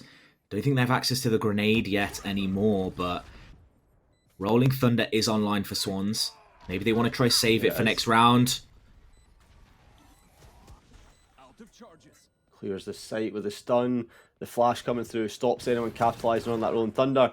Futura and Ginabina combining up to get a couple kills. Futura now has the Vandal in arms. It's a 3 versus 2 in the favour of Gorglis. It's a 3 versus 1. Lore has it all to do. Doesn't find it as Ginabina finds the final kill. And Gorglis crossed the finish line in the end. 13-10 is the final score. So they had us on strings. That game got tense. Played with my heart a little bit there. I thought it was going to be that comeback. I thought we were going to go to overtime. And in the last round, just almost out of nowhere, the Sands push. I think we didn't get to see the shot, but it looked like it was a collateral onto 2 of the Sands players. So it could have possibly been that was the bit that turned it around for them. And Flatora, at the end of the day, able to find a few of those picks. We're going to head into a few map highlights right here. Kenzie, some really nice plays. And this round, 0.01. Have you ever seen a closer clutch?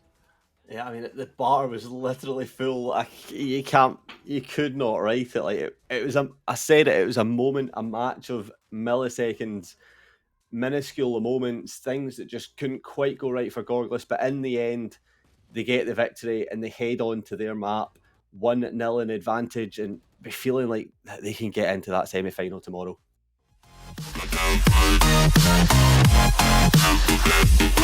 You're going to believe a little bit more in the momentum. Yes, maybe it just took you a bit longer to warm up into that game, to feel out how this Gorglis side plays. And if you can carry on a bit of that momentum you had towards the end of the game onto this Pearl, maybe you're looking at possible map 3s here, but it's very difficult because this Gorglis side looks so good. Yeah, and it definitely follows the same trend that we've seen all day. We're yet to go to map 3. We've seen the Fracture win at the start, and we've seen them come strong into Peril once again. But I'm excited for going into Peril. And I know we've seen it quite a few times today, but I'm hopeful that maybe we see a different iteration of it. We have seen a slightly different iteration every time. Maybe this time we can get to see a Phoenix. I'm actually quite a big fan of Phoenix on this map. The wall can be useful, the flashes, the run it backs, because you can, as an attacker, you can get those orbs very accessible. And I suppose as a defender, you can at least get one orb quite easily. But you could farm that run it back, and especially pushing down onto A site, you can just clear so much. If you get that run it back every 3 rounds, you pop on site, it's jaily free real estate. Yeah, and if you pair that along with that Viper that has been so prominent, it's probably one of the best duelists to have alongside the Viper. You flash through the smoke, you swing out through it. It's so useful because that flash pops so quick. And it's essentially the same thing a Skye can do, but you can flash yourself in. It's an extra member that can follow through that smoke and look to make that play. And it's going to be difficult for Swans because that was their map pick. Fracture was their map pick, and we saw why. Because there were many rounds where that aggression on defense really got them a big advantage. And I honestly believe we were going into overtime because that last round that went the way of Gorglis should have been Swans. 4 versus 3, and a massive play in Sands from their players just completely sweeps it. Yeah, well, it was very close, and you have to feel that Swans will feel a little bit heartbroken almost. The fact that they were so close to keeping themselves in that map and just so close to that overtime. But listen, if you're on the side of Swans here, you cannot lose the faith. You have to keep the faith and go into this next map and say, you know what, we took them the distance. We can do this again. And I'm excited to see what they can bring into this. Well, I think all our viewers are excited as well, but you're going to have to wait for just a little while because we are going to be heading into a quick 5-minute break, but make sure you don't go anywhere. We'll be right back after this.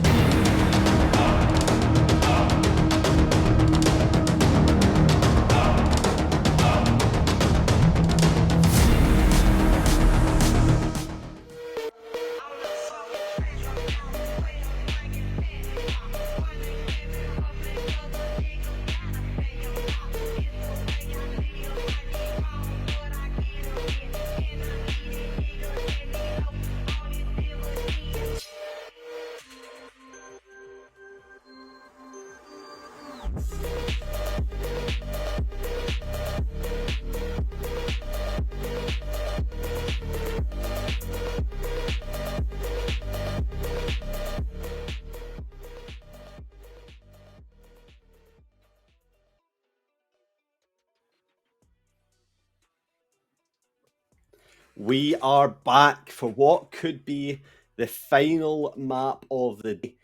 We're hoping it goes to map 3 because it would be nice to get a little bit more of this, but we are headed to Peril, so this was Gorgla's map pick, but swans have to be feeling confident on this map, Swans are animals that go in the water quite a bit, so this shouldn't be something that they're scared of playing on here. So surely they'll be feeling themselves going into this lineup, having cooked some strategies. I have faith that Swans can do something. That analogy, wait, are teams like their names? Is that like because they're the Swans, they have to be good on Pearl? Well, yeah, I feel like if you're not good on water maps, but swans aren't they're not like aquatic animals. They don't live underwater. They have webs on their feet. They're used to being in water. Surely. But they're on top of the water. It doesn't matter. It doesn't matter. On top, underneath, it's all the same, right? No? Anyway, okay. I have a bigger question. I have a bigger desire, burning question inside of me. So this is Birds of Prey Series 5 by the Goose House. Are geese and swans enemies, or are they teammates in trying to get to the semi-final? Look, I have a better question for you. This is kind of related to your question, but which do you think, personally, are more aggressive, geese or swans? Because there's a right answer here. Geese, for sure, 100%. Geese. They are. But that means that, are we going to see swans be more passive? Are we going to see them play more defaults? Are they going to be slower on their attacks? Or are they going to bring out their inner goose in this game and rush onto site and really send it in this one? Well, I guess we're going to find out is the easiest way to see that, is we do have the picks. No baiting Euro picks coming in this time, which is disappointing. Yeah. But they're not on board. Yeah, they're not cool teams. Boring. Look, all I'm saying is every team that 5 hovered Yoru lost. So these teams clearly know about the curse. Well, they don't have my respect, that's for sure. Yeah, they might. You know what? They're playing for game changers contenders, but it doesn't matter if they don't get there, as long as they have Veggie's respect. Exactly, that's what matters. That's what actually counts in life, gets you through. But looking at this, we're not going to see the double controller meta that we've talked about so often when it comes to Peril. We are only going to see one, and it's an Astra on both sides in the hands of Gina Bina and Ronnie. Melody and Matty both picking up the fades. The Killjoy coming in from Stars and Kenzie once again.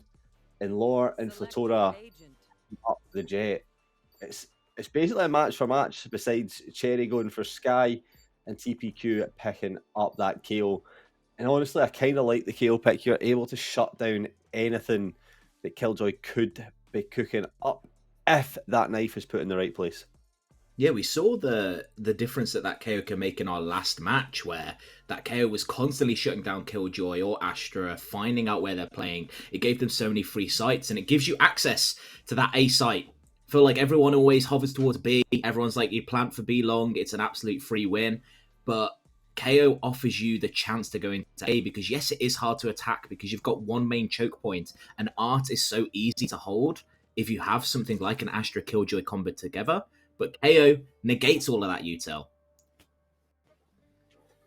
Yeah, it really does. And the flashes that can come through can be really well thought. If KO's an agent, that you almost find the little tips and tricks, that the flashes can be absolutely perfect to bait up your teammates or just to peek around corners. It can be a very dangerous combination. But I like this. We're about to see a fast hit down on A. Some aggression coming off early as Swans looking to hold down Art, but Gorglas peeking through and trying to find a way. But the Killjoy setup is here ready and waiting. This knife has to come in big if they want to shut this down and get an easy access to site. All 5 players hovering towards that A site, like stated before. Flatora going to dash in, look to get back sight on that route. Knife isn't going to tag anybody, but they've already made their way into spawn. This could completely throw Swans off, but Cherry seems to be ready for it, peeking this angle, but no! Crosshair placement isn't there. Flator is already on the flank. Gina Bina gets another, and Ronnie all alone for all to do. Not able to do that, and the last two members of Swans, a little bit of a dire situation for them.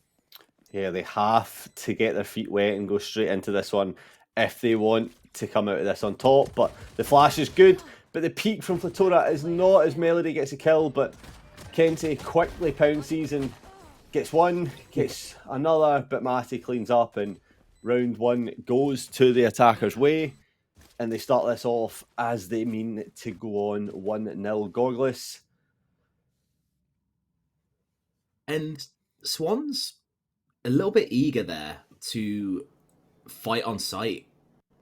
It feels like they kind of just got rushed down, and Flatora with that route, finding themselves in Secret, moving forwards towards Flowers, in Flowers, moving towards Secret, they're able to find a nice little flank and kind of cut off that Killjoy without their expectation.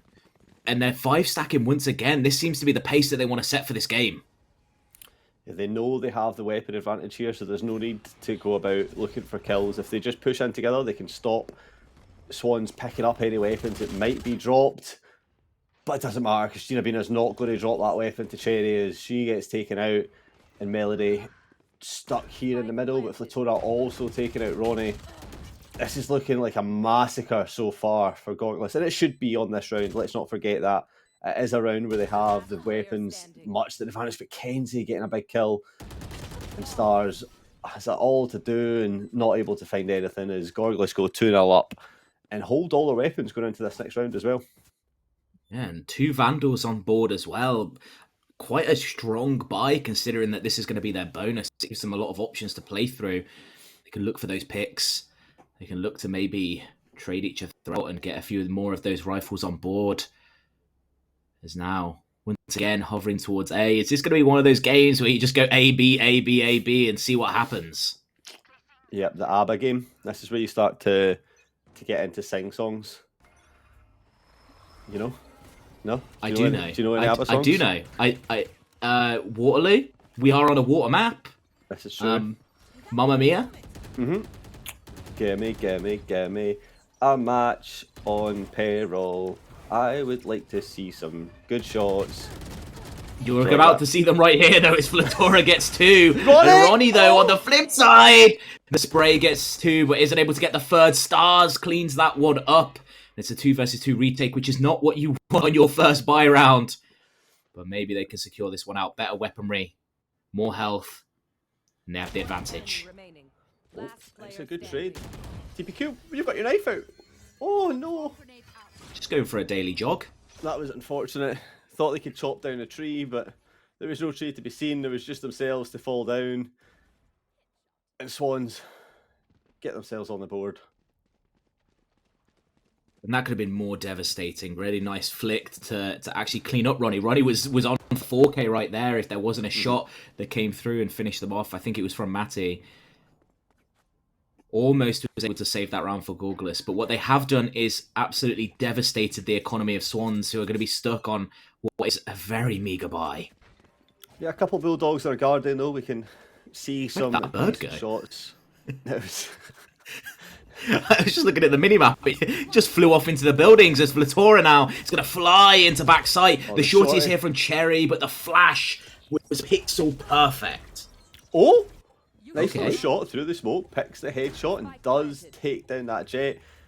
And the attacking Killjoy using that lockdown in the 4th round just to clear as much space as possible and stop this team being able to attack onto it. Stars knows they're going to get caught, so just peeks into the corner to play for safety with teammates watching so no one can advance onto that. And long is the position for this retake. But it's all starting to come down. They have Bulldogs now, but there's no smokes left available, and the Astropol is going to be there. They have an angle onto the bomb. Matty gets one, Kenzie gets another. Ronnie all alone. 3 people up long, not able to win those fights, and Gorgless on the first round of the game is able to win that one out. And that is just an absolute classic B-long hold. That is almost exactly how you do that. bar maybe a little bit more utility being available and used, that is what you'll expect to see quite a few times that B is going to be hit. Oh, and look at this snow. A big A stack coming up, but nobody's home. This is going to be another 5 stack towards B, and it's all going to come down to Stars. Can they hold this back? It's going to be tough. I mean, right now we've got Ababa. It's what we're going for. We'll see what they spell out by the end of the match. It's not Aber anymore. As right now, Stars is in a nice little corner, but with a classic in hand, not really expecting much to come through here. Spots one. They know they've pushed through into spawn. Ronnie. The timing, not there. Stars has got one already. And Melody is long, but with a classic, that is not a fight you're expected to win. Ronnie, okay. Just Okay. checks that nobody's home, and Cherry picks up another one, and this has fallen to a 2 versus 2 all of a sudden. Gina being a back sight on Halls. Knows that someone could be close, but Flatora has the cross and does take out Ronnie for that one. But this has been a very, very well worked eco from Swans, showing a little bit of faith. It's all down to Cherry in this 1 versus 2 situation. Time is very much ticking against their favour. There now is no time left. The suck comes in, and Flatora peeks with the knives and picks up the final kill to get them once again onto another round win. And I think I was wrong before when I said that our first full buy from both teams, as this round should be the first time both teams are at equal force. As full rifle is going to come out from Gorgless. Obviously, Swans are going to have the money to purchase that themselves.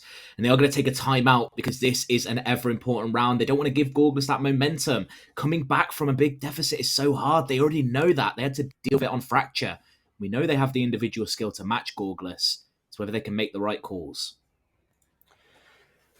Yeah, they've tried a few tactics here and there. We've seen some fast aggression coming out of A and into mid, and it's not quite worked. It's almost worked, but just maybe lacked that little bit of killer instinct. The same sort of miss from Gorgless that we've seen once they hit onto the 12th round is just that little bit of spice that's missing from the Swans team. But they do have 3 ults available. Gorgless have 2. But the Seekers, the Gravity Wall, and the Lockdown could all easily turn the tides on this map and get them into an advantageous position. But let's see what they cooked up in that that call time that they've just called. And this is the first time we're going to see a slow round from Gorgless. 3 players towards mid. They're looking to pivot there and maybe hold space on both of the sites.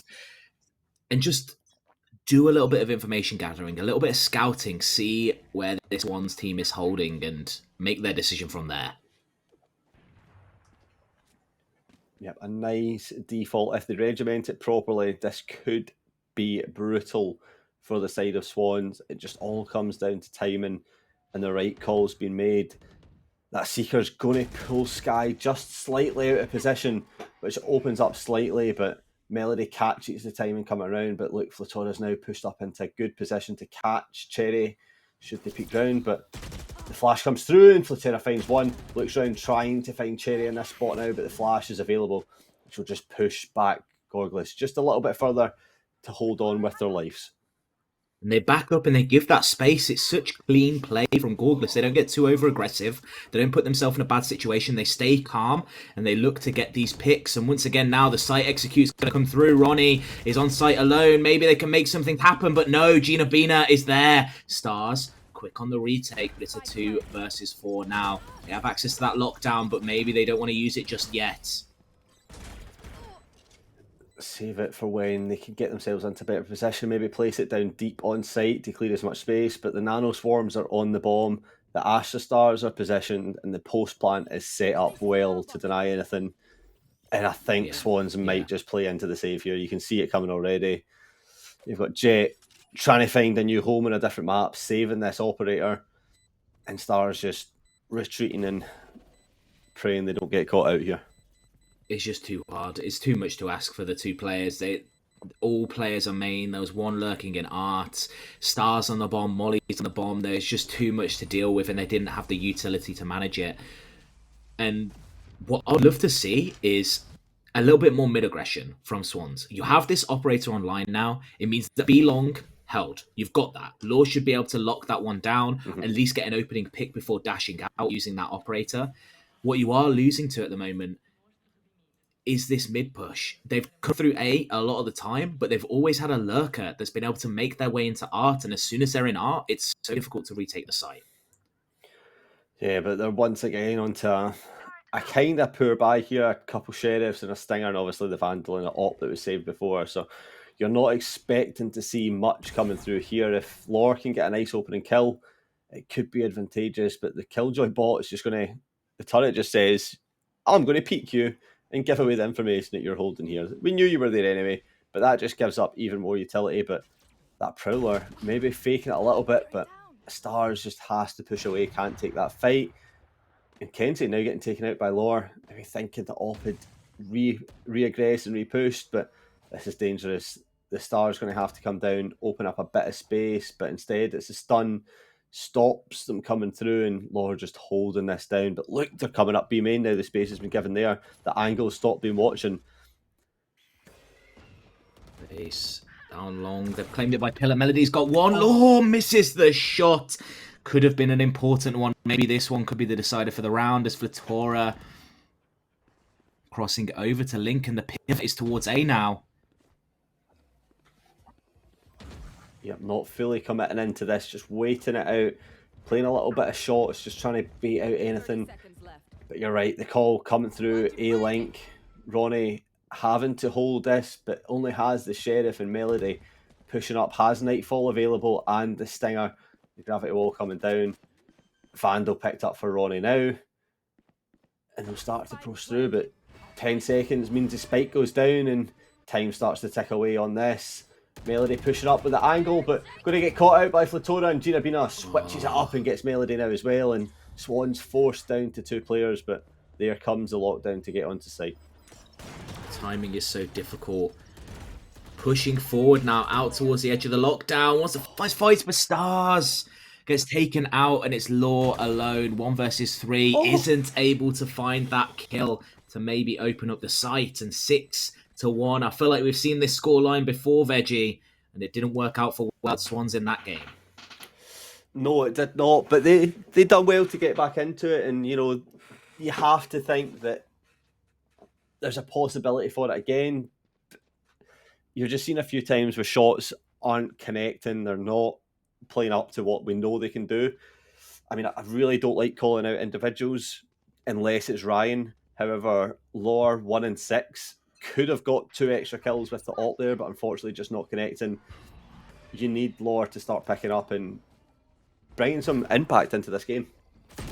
Yeah, you need to see a bit more from Law, and that might have been it, but no, Flatora, the 1 versus 1 jet battle, is able to whip that one out, and Swan's now having to back away, give up that space in an ever so important round for them. Gorglis gets this one, it takes them over that 6-round mark instantly. No matter what, they would have won the half. Yeah, the alarm bot here going to give away that the team is crossing, and Cherry tries to get some spam through the smoke, but isn't going to find anyone as the rest of Gorglis pushes down B-line, making their way onto site, and that's going to start the plant. You have B main being held. It's all positions. They have so much space and so much util left. Okay. TPQ just goes absolutely huge on a 3k. What? That was unwarranted TPQ. Where did that come from? That was a late lurk, I think, onto B main. It looked like it was Link. Oh wow! Yeah, I think they peeked them Link, and she just managed to kill all 3. That was crazy. Oh my gosh! Savage. Yeah, and Flatora and Gina Bina, look at that, 12-4, 11-1. They are having an absolutely amazing game right now, and just ripping this game apart. So that's the win condition. Kill Gina Bina. Yeah, that's all you need to do, Swans. Kill Gina Bina and you win the round. Yeah. Just get the opening kill on Gina Bina and it's the round's win, right? It's just over straight away. That's all you need to do. Fast easier said than done, though. Oh. You say get the opening pick, but that is easier said than done as Flatora gets 3 already. Not even 20 seconds into the round, and they already have killed more than half of this one side. Make it 4, make it 5, and the 8th from Flatora is going to secure Gorglis that 8th round. Oh, Just let that sink in. You were just praising Flatora for playing so well so far.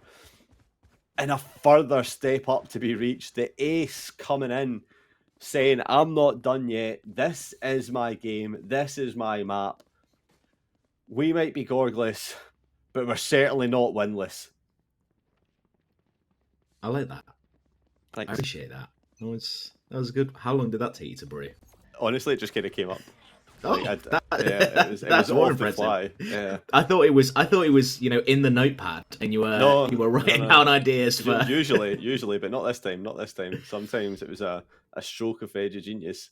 But what I have been thinking about this full time since we've been watching Gorgless Swans is, you ever watch Small Soldiers? You know, the Gorgonites? I have, yeah. That's all I can think of is The how Gorgonites. the Gorgonites are fighting against the soldiers of Swans.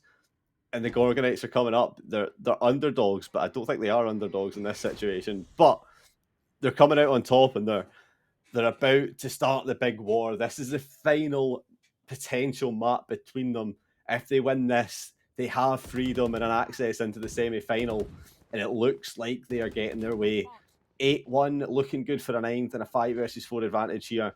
If they can start to find more kills, they'll be feeling very strong. But Cherry shuts down Gina Bina, and this is what they need. They need to take out that Astra player to win the round. But it's Flatora. It's Flatora. It's just so quick. Just able to find that kill and so confident. And I feel like when a player has this level of confidence and the shots are hitting, it's so hard to stop them. And Swan's now another 2 versus 4 situation. This could make it 9 rounds to Gorgless, and once again an almost insurmountable lead as Law does manage to get 1 pick. Looking for more. Peeking around into this with the AWP is not the optimal situation. As TPQ gets that kill, and it's down to 1 versus 3. Cherry all alone on site. Everyone around able to find 1, but you don't fancy the chances to get more, and the Prowler shuts the site down, and it is 9 in the hands of Gorgless. 9 rounds, and it's 1 step closer. That semi-finals, and it's off the back of this absolute menace that is Flatora. You say small soldiers, you're talking about all the Gorgonites. Flatora is almost just like an absolute monster, a giant beast amongst all the small soldiers, just stamping on them all. The Swans can't really do anything to stop this player doing whatever they want when they want. We'll have to see if Swans can mount a comeback like they did in the last map. They're a little bit worse for wear just now, but pushing up into this 5 stack is going to be dangerous, but they get 2. But TPQ trades them both back, and it's still a 3 versus 3. It could have been a lot more dangerous, but thankfully for the side of Gorgless, the rest of the team were there to back up that, and the lockdown now coming in to stop Swans getting even close to site. They're nullified so far back, and they're so spread out as well that they're really not going to have much luck getting onto this without a long-range battle. I would have loved the triple flank up long, but we have Stars here alone.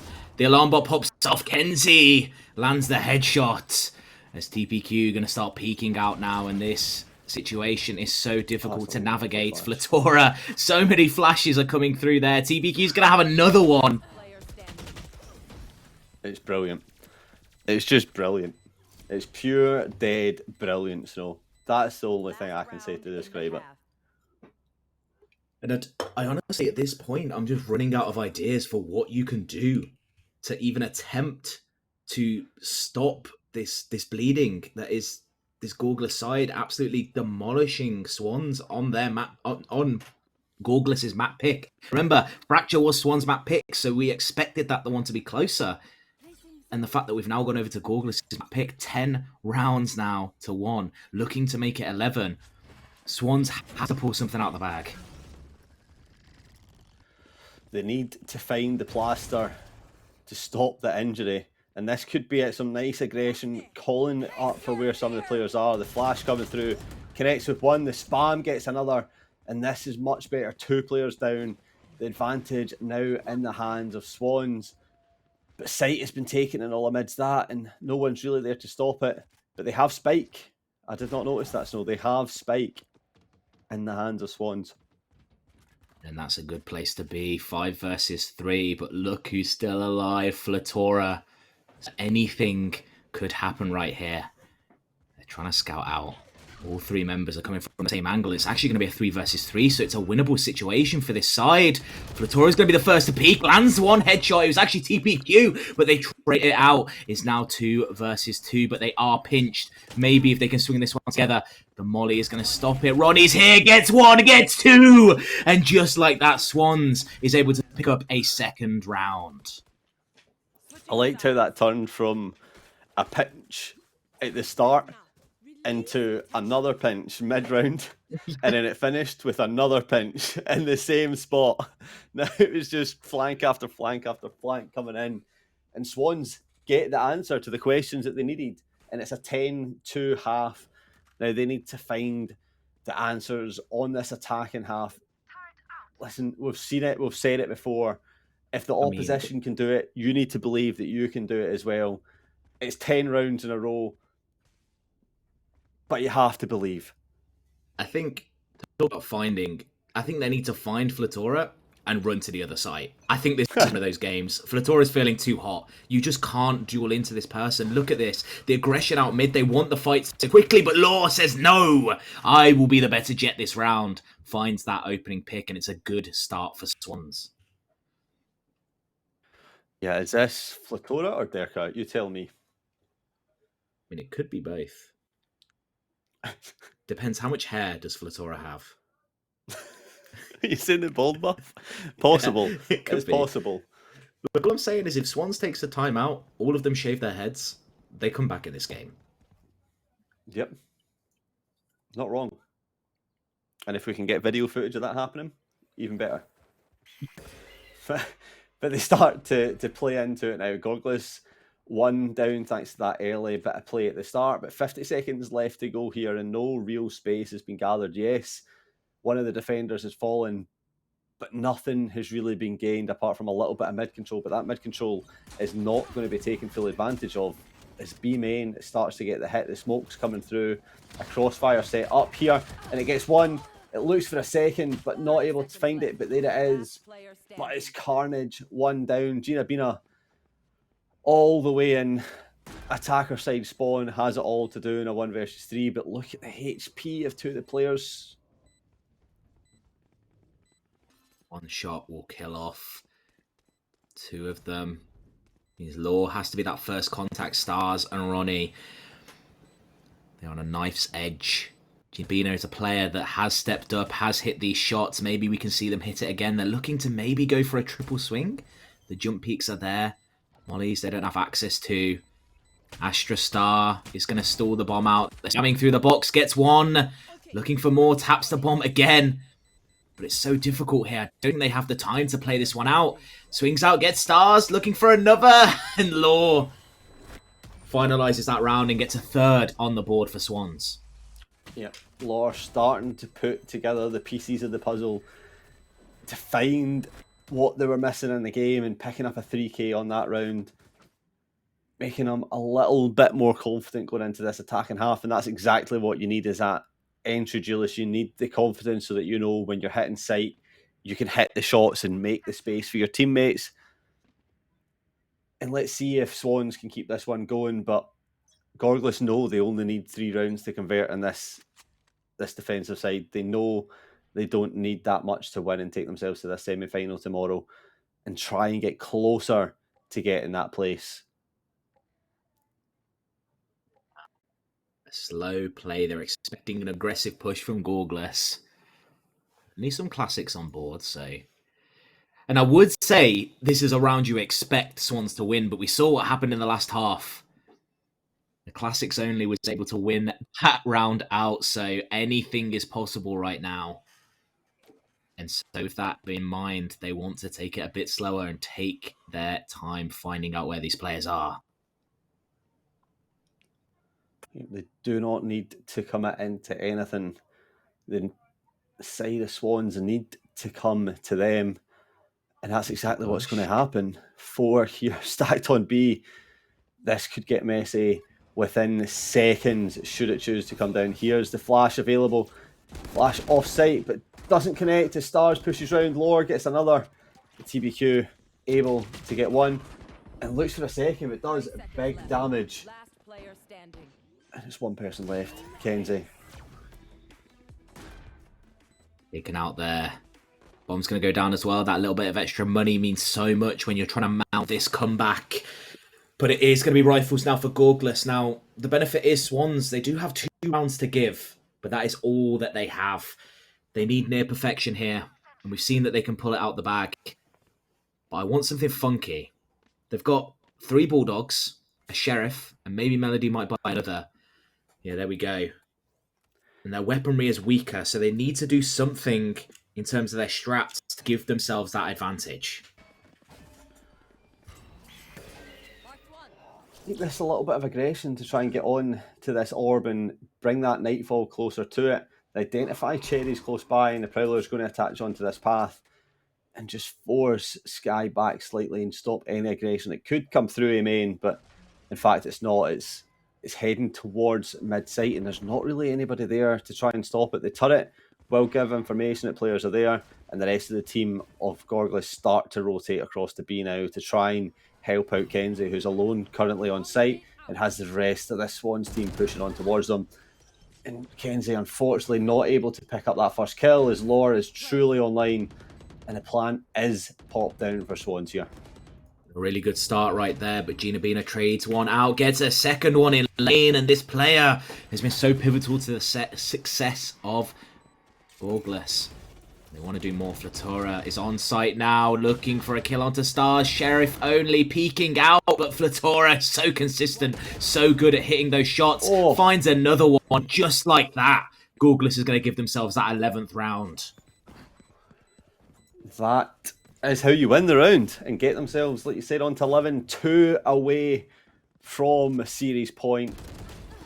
2 away from getting themselves into that semi-final and securing a place, or coming closer to secure a place in the Game Changers contenders, which is what these teams are fighting for today and tomorrow, to get themselves up there and get their names out there and ultimately just win a nice competition.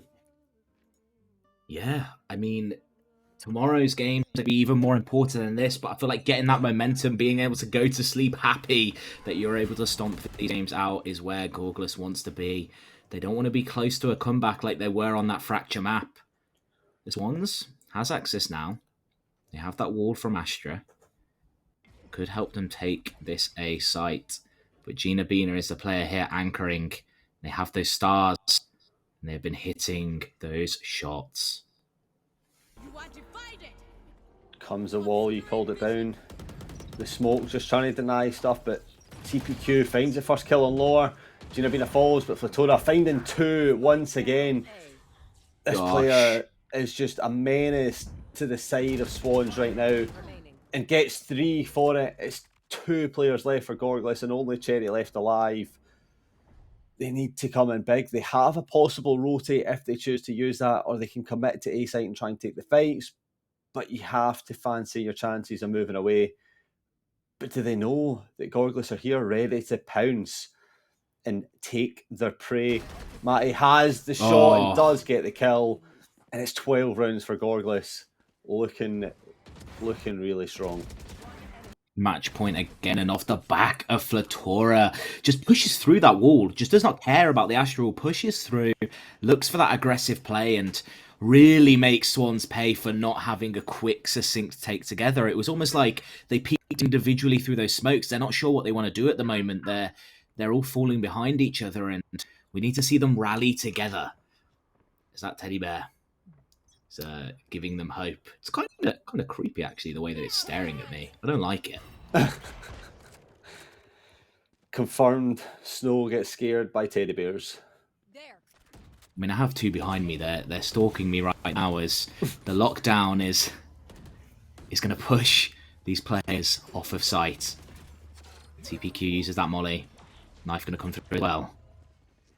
Just denies any entry, but the lockdown not going to cause much. It actually baits out the Nightfall just to make sure no one's on site. And B's been opened up, but Kenzie still sat here waiting for the team to pull through, knowing not to overcommit is very wise, and pops the util to deny anyone crossing. It actually doesn't reveal position, but Laura gets one. Kenzie's able to get another. It just gets shot through this and down to half health. But Matty coming in huge with 2 Vandal kills. And it's 2 left alive for the title hopes. It's 1 left alive. It's Cherry, and she falls as Gina Bina gets the final kill of the series. And Gorglis move on into the semi-finals, looking strong on that map for sure. And you have to just commend that performance. And just like that, Gorglis just dominates in that second Pearl game. I mean, we see why that was a pick. And I'm interested to see what the games are going to be like tomorrow, because all of the teams that won were strong Pearl teams. So it seems like we're going to have a battle of the Pearl players, because all of them pretty much had their map pick be on Pearl, and they stomped that map. Yeah. Mm-hmm. And it was so succinct, so good. As we see the series highlights now, and Veggie, talk us through some of these plays. They're so sick. Yeah, I mean, I don't think I'll ever tire of watching that. 0.01 milliseconds away from getting around, and Gina Bina was just so clutch in so many of these situations, especially on Fracture, continued it going into Peril. But how can you forget Flatora? We've just seen the highlight there. 24 and 10 going through that map there. 6 first bloods. The best out of the whole map. Lore very close behind with 5 first bloods. Really doing the duelist jobs. But you have to just come in. Flatora really went ham on that map and showed why such a good player, and definitely a demon not to be messed with. I mean, Flatora had somewhere to be. That's pretty much what it was. Flatora had something to watch. Maybe they're going to the cinema, going to watch the new Dungeons and Dragons movie, as they were like, yeah guys, homies, this series needs to end. We need to just end this now. We just finish this series up. As they attack was so dominant. I think they had, was it 19 kills on attack or something like that? And then on defense, pretty much all the rounds they won were off the back of Flatora getting 2 or 3 kills. Yeah, it was an impressive sight to watch. And obviously, the tournament's not over for these teams. One heads through to the semi-final. The other one drops into the losers bracket, where they'll be hoping to pick themselves up. And, I mean, for Swans, they're really hoping that they can use the wings, not the wings that Red Bull gives you, but the wings that the Swans have, and start to fly and get into a position where they're back into the finals. Maybe you'll see a comeback story from this Swans team and get themselves in there. We have to hope for them, right? What are you talking about? What are you on about? I'm analogizing here, right? Just roll with it. I'm talking about things. There's no need to question me on every time. Every time I try and do something here, Snow, you're shutting me down. You're like, you're like my mum. Anytime I want to do something, it's no, Veggie. You can't do that. Just be supportive, man. Come on. No, I can't be. First you come out with Yoru, you expect me to support that. Now you're coming out of all these Swan analogies. Then you start talking about dabbing. There's issues going on here, Veggie. We're going to have an intervention at some point, because I can't handle all this. I can't handle it all at once. But what I can handle is hopefully some more hype games like this tomorrow, because, I mean, we've seen the teams play, and from the teams that played today, Veggie, who's kind of your favourite going into tomorrow's games? Honestly, I'm really looking forward to seeing more of Wraith. I think Gorglis looked really strong in those 2 games, but I think, and I might be putting myself out on a little bit of a whim here, but Gina Bina and Flatora were really good individual players for Gorglis that seemed to win a lot of rounds for them, whereas Wraith had a lot more utility and team combinations pulling together that just gives me that little bit of edge on those 2 teams. If I was to put them together, I think Wraith is looking like they could be the strong favourites, especially out of the sort of teams that we've seen. I'm looking forward to seeing more from them, and I'm expecting big things tomorrow, that's for sure. Yeah, I think definitely Wraith is a team to watch. Every player can pop off at some point, but speaking about popping off, it's going to kind of be us for today, Veggie. I just want to say a big thank you to you. Casting alongside you has been a laugh. We've had an absolutely amazing time. If anyone didn't know, we've been doing challenges throughout the day, and there were secret words that we were sneaking into our cast. So if you noticed them, make sure to tweet us, make sure to at us. Our Twitters are just above. I think it's on this side. Oh my god, I got it right for the first time. Veggie, no! But thank you once again to our Observer team, everyone at the Goose House, for making all of this happen. Production, they have all been amazing. make sure to hop by the Discord, say hello to them, tell them they've done an amazing job, because this would not happen without them. I've been the Snow Spy. I've been alongside Veggie Hot Dog. We've had an absolutely amazing time. Thank you so much for watching, and we'll see you again tomorrow.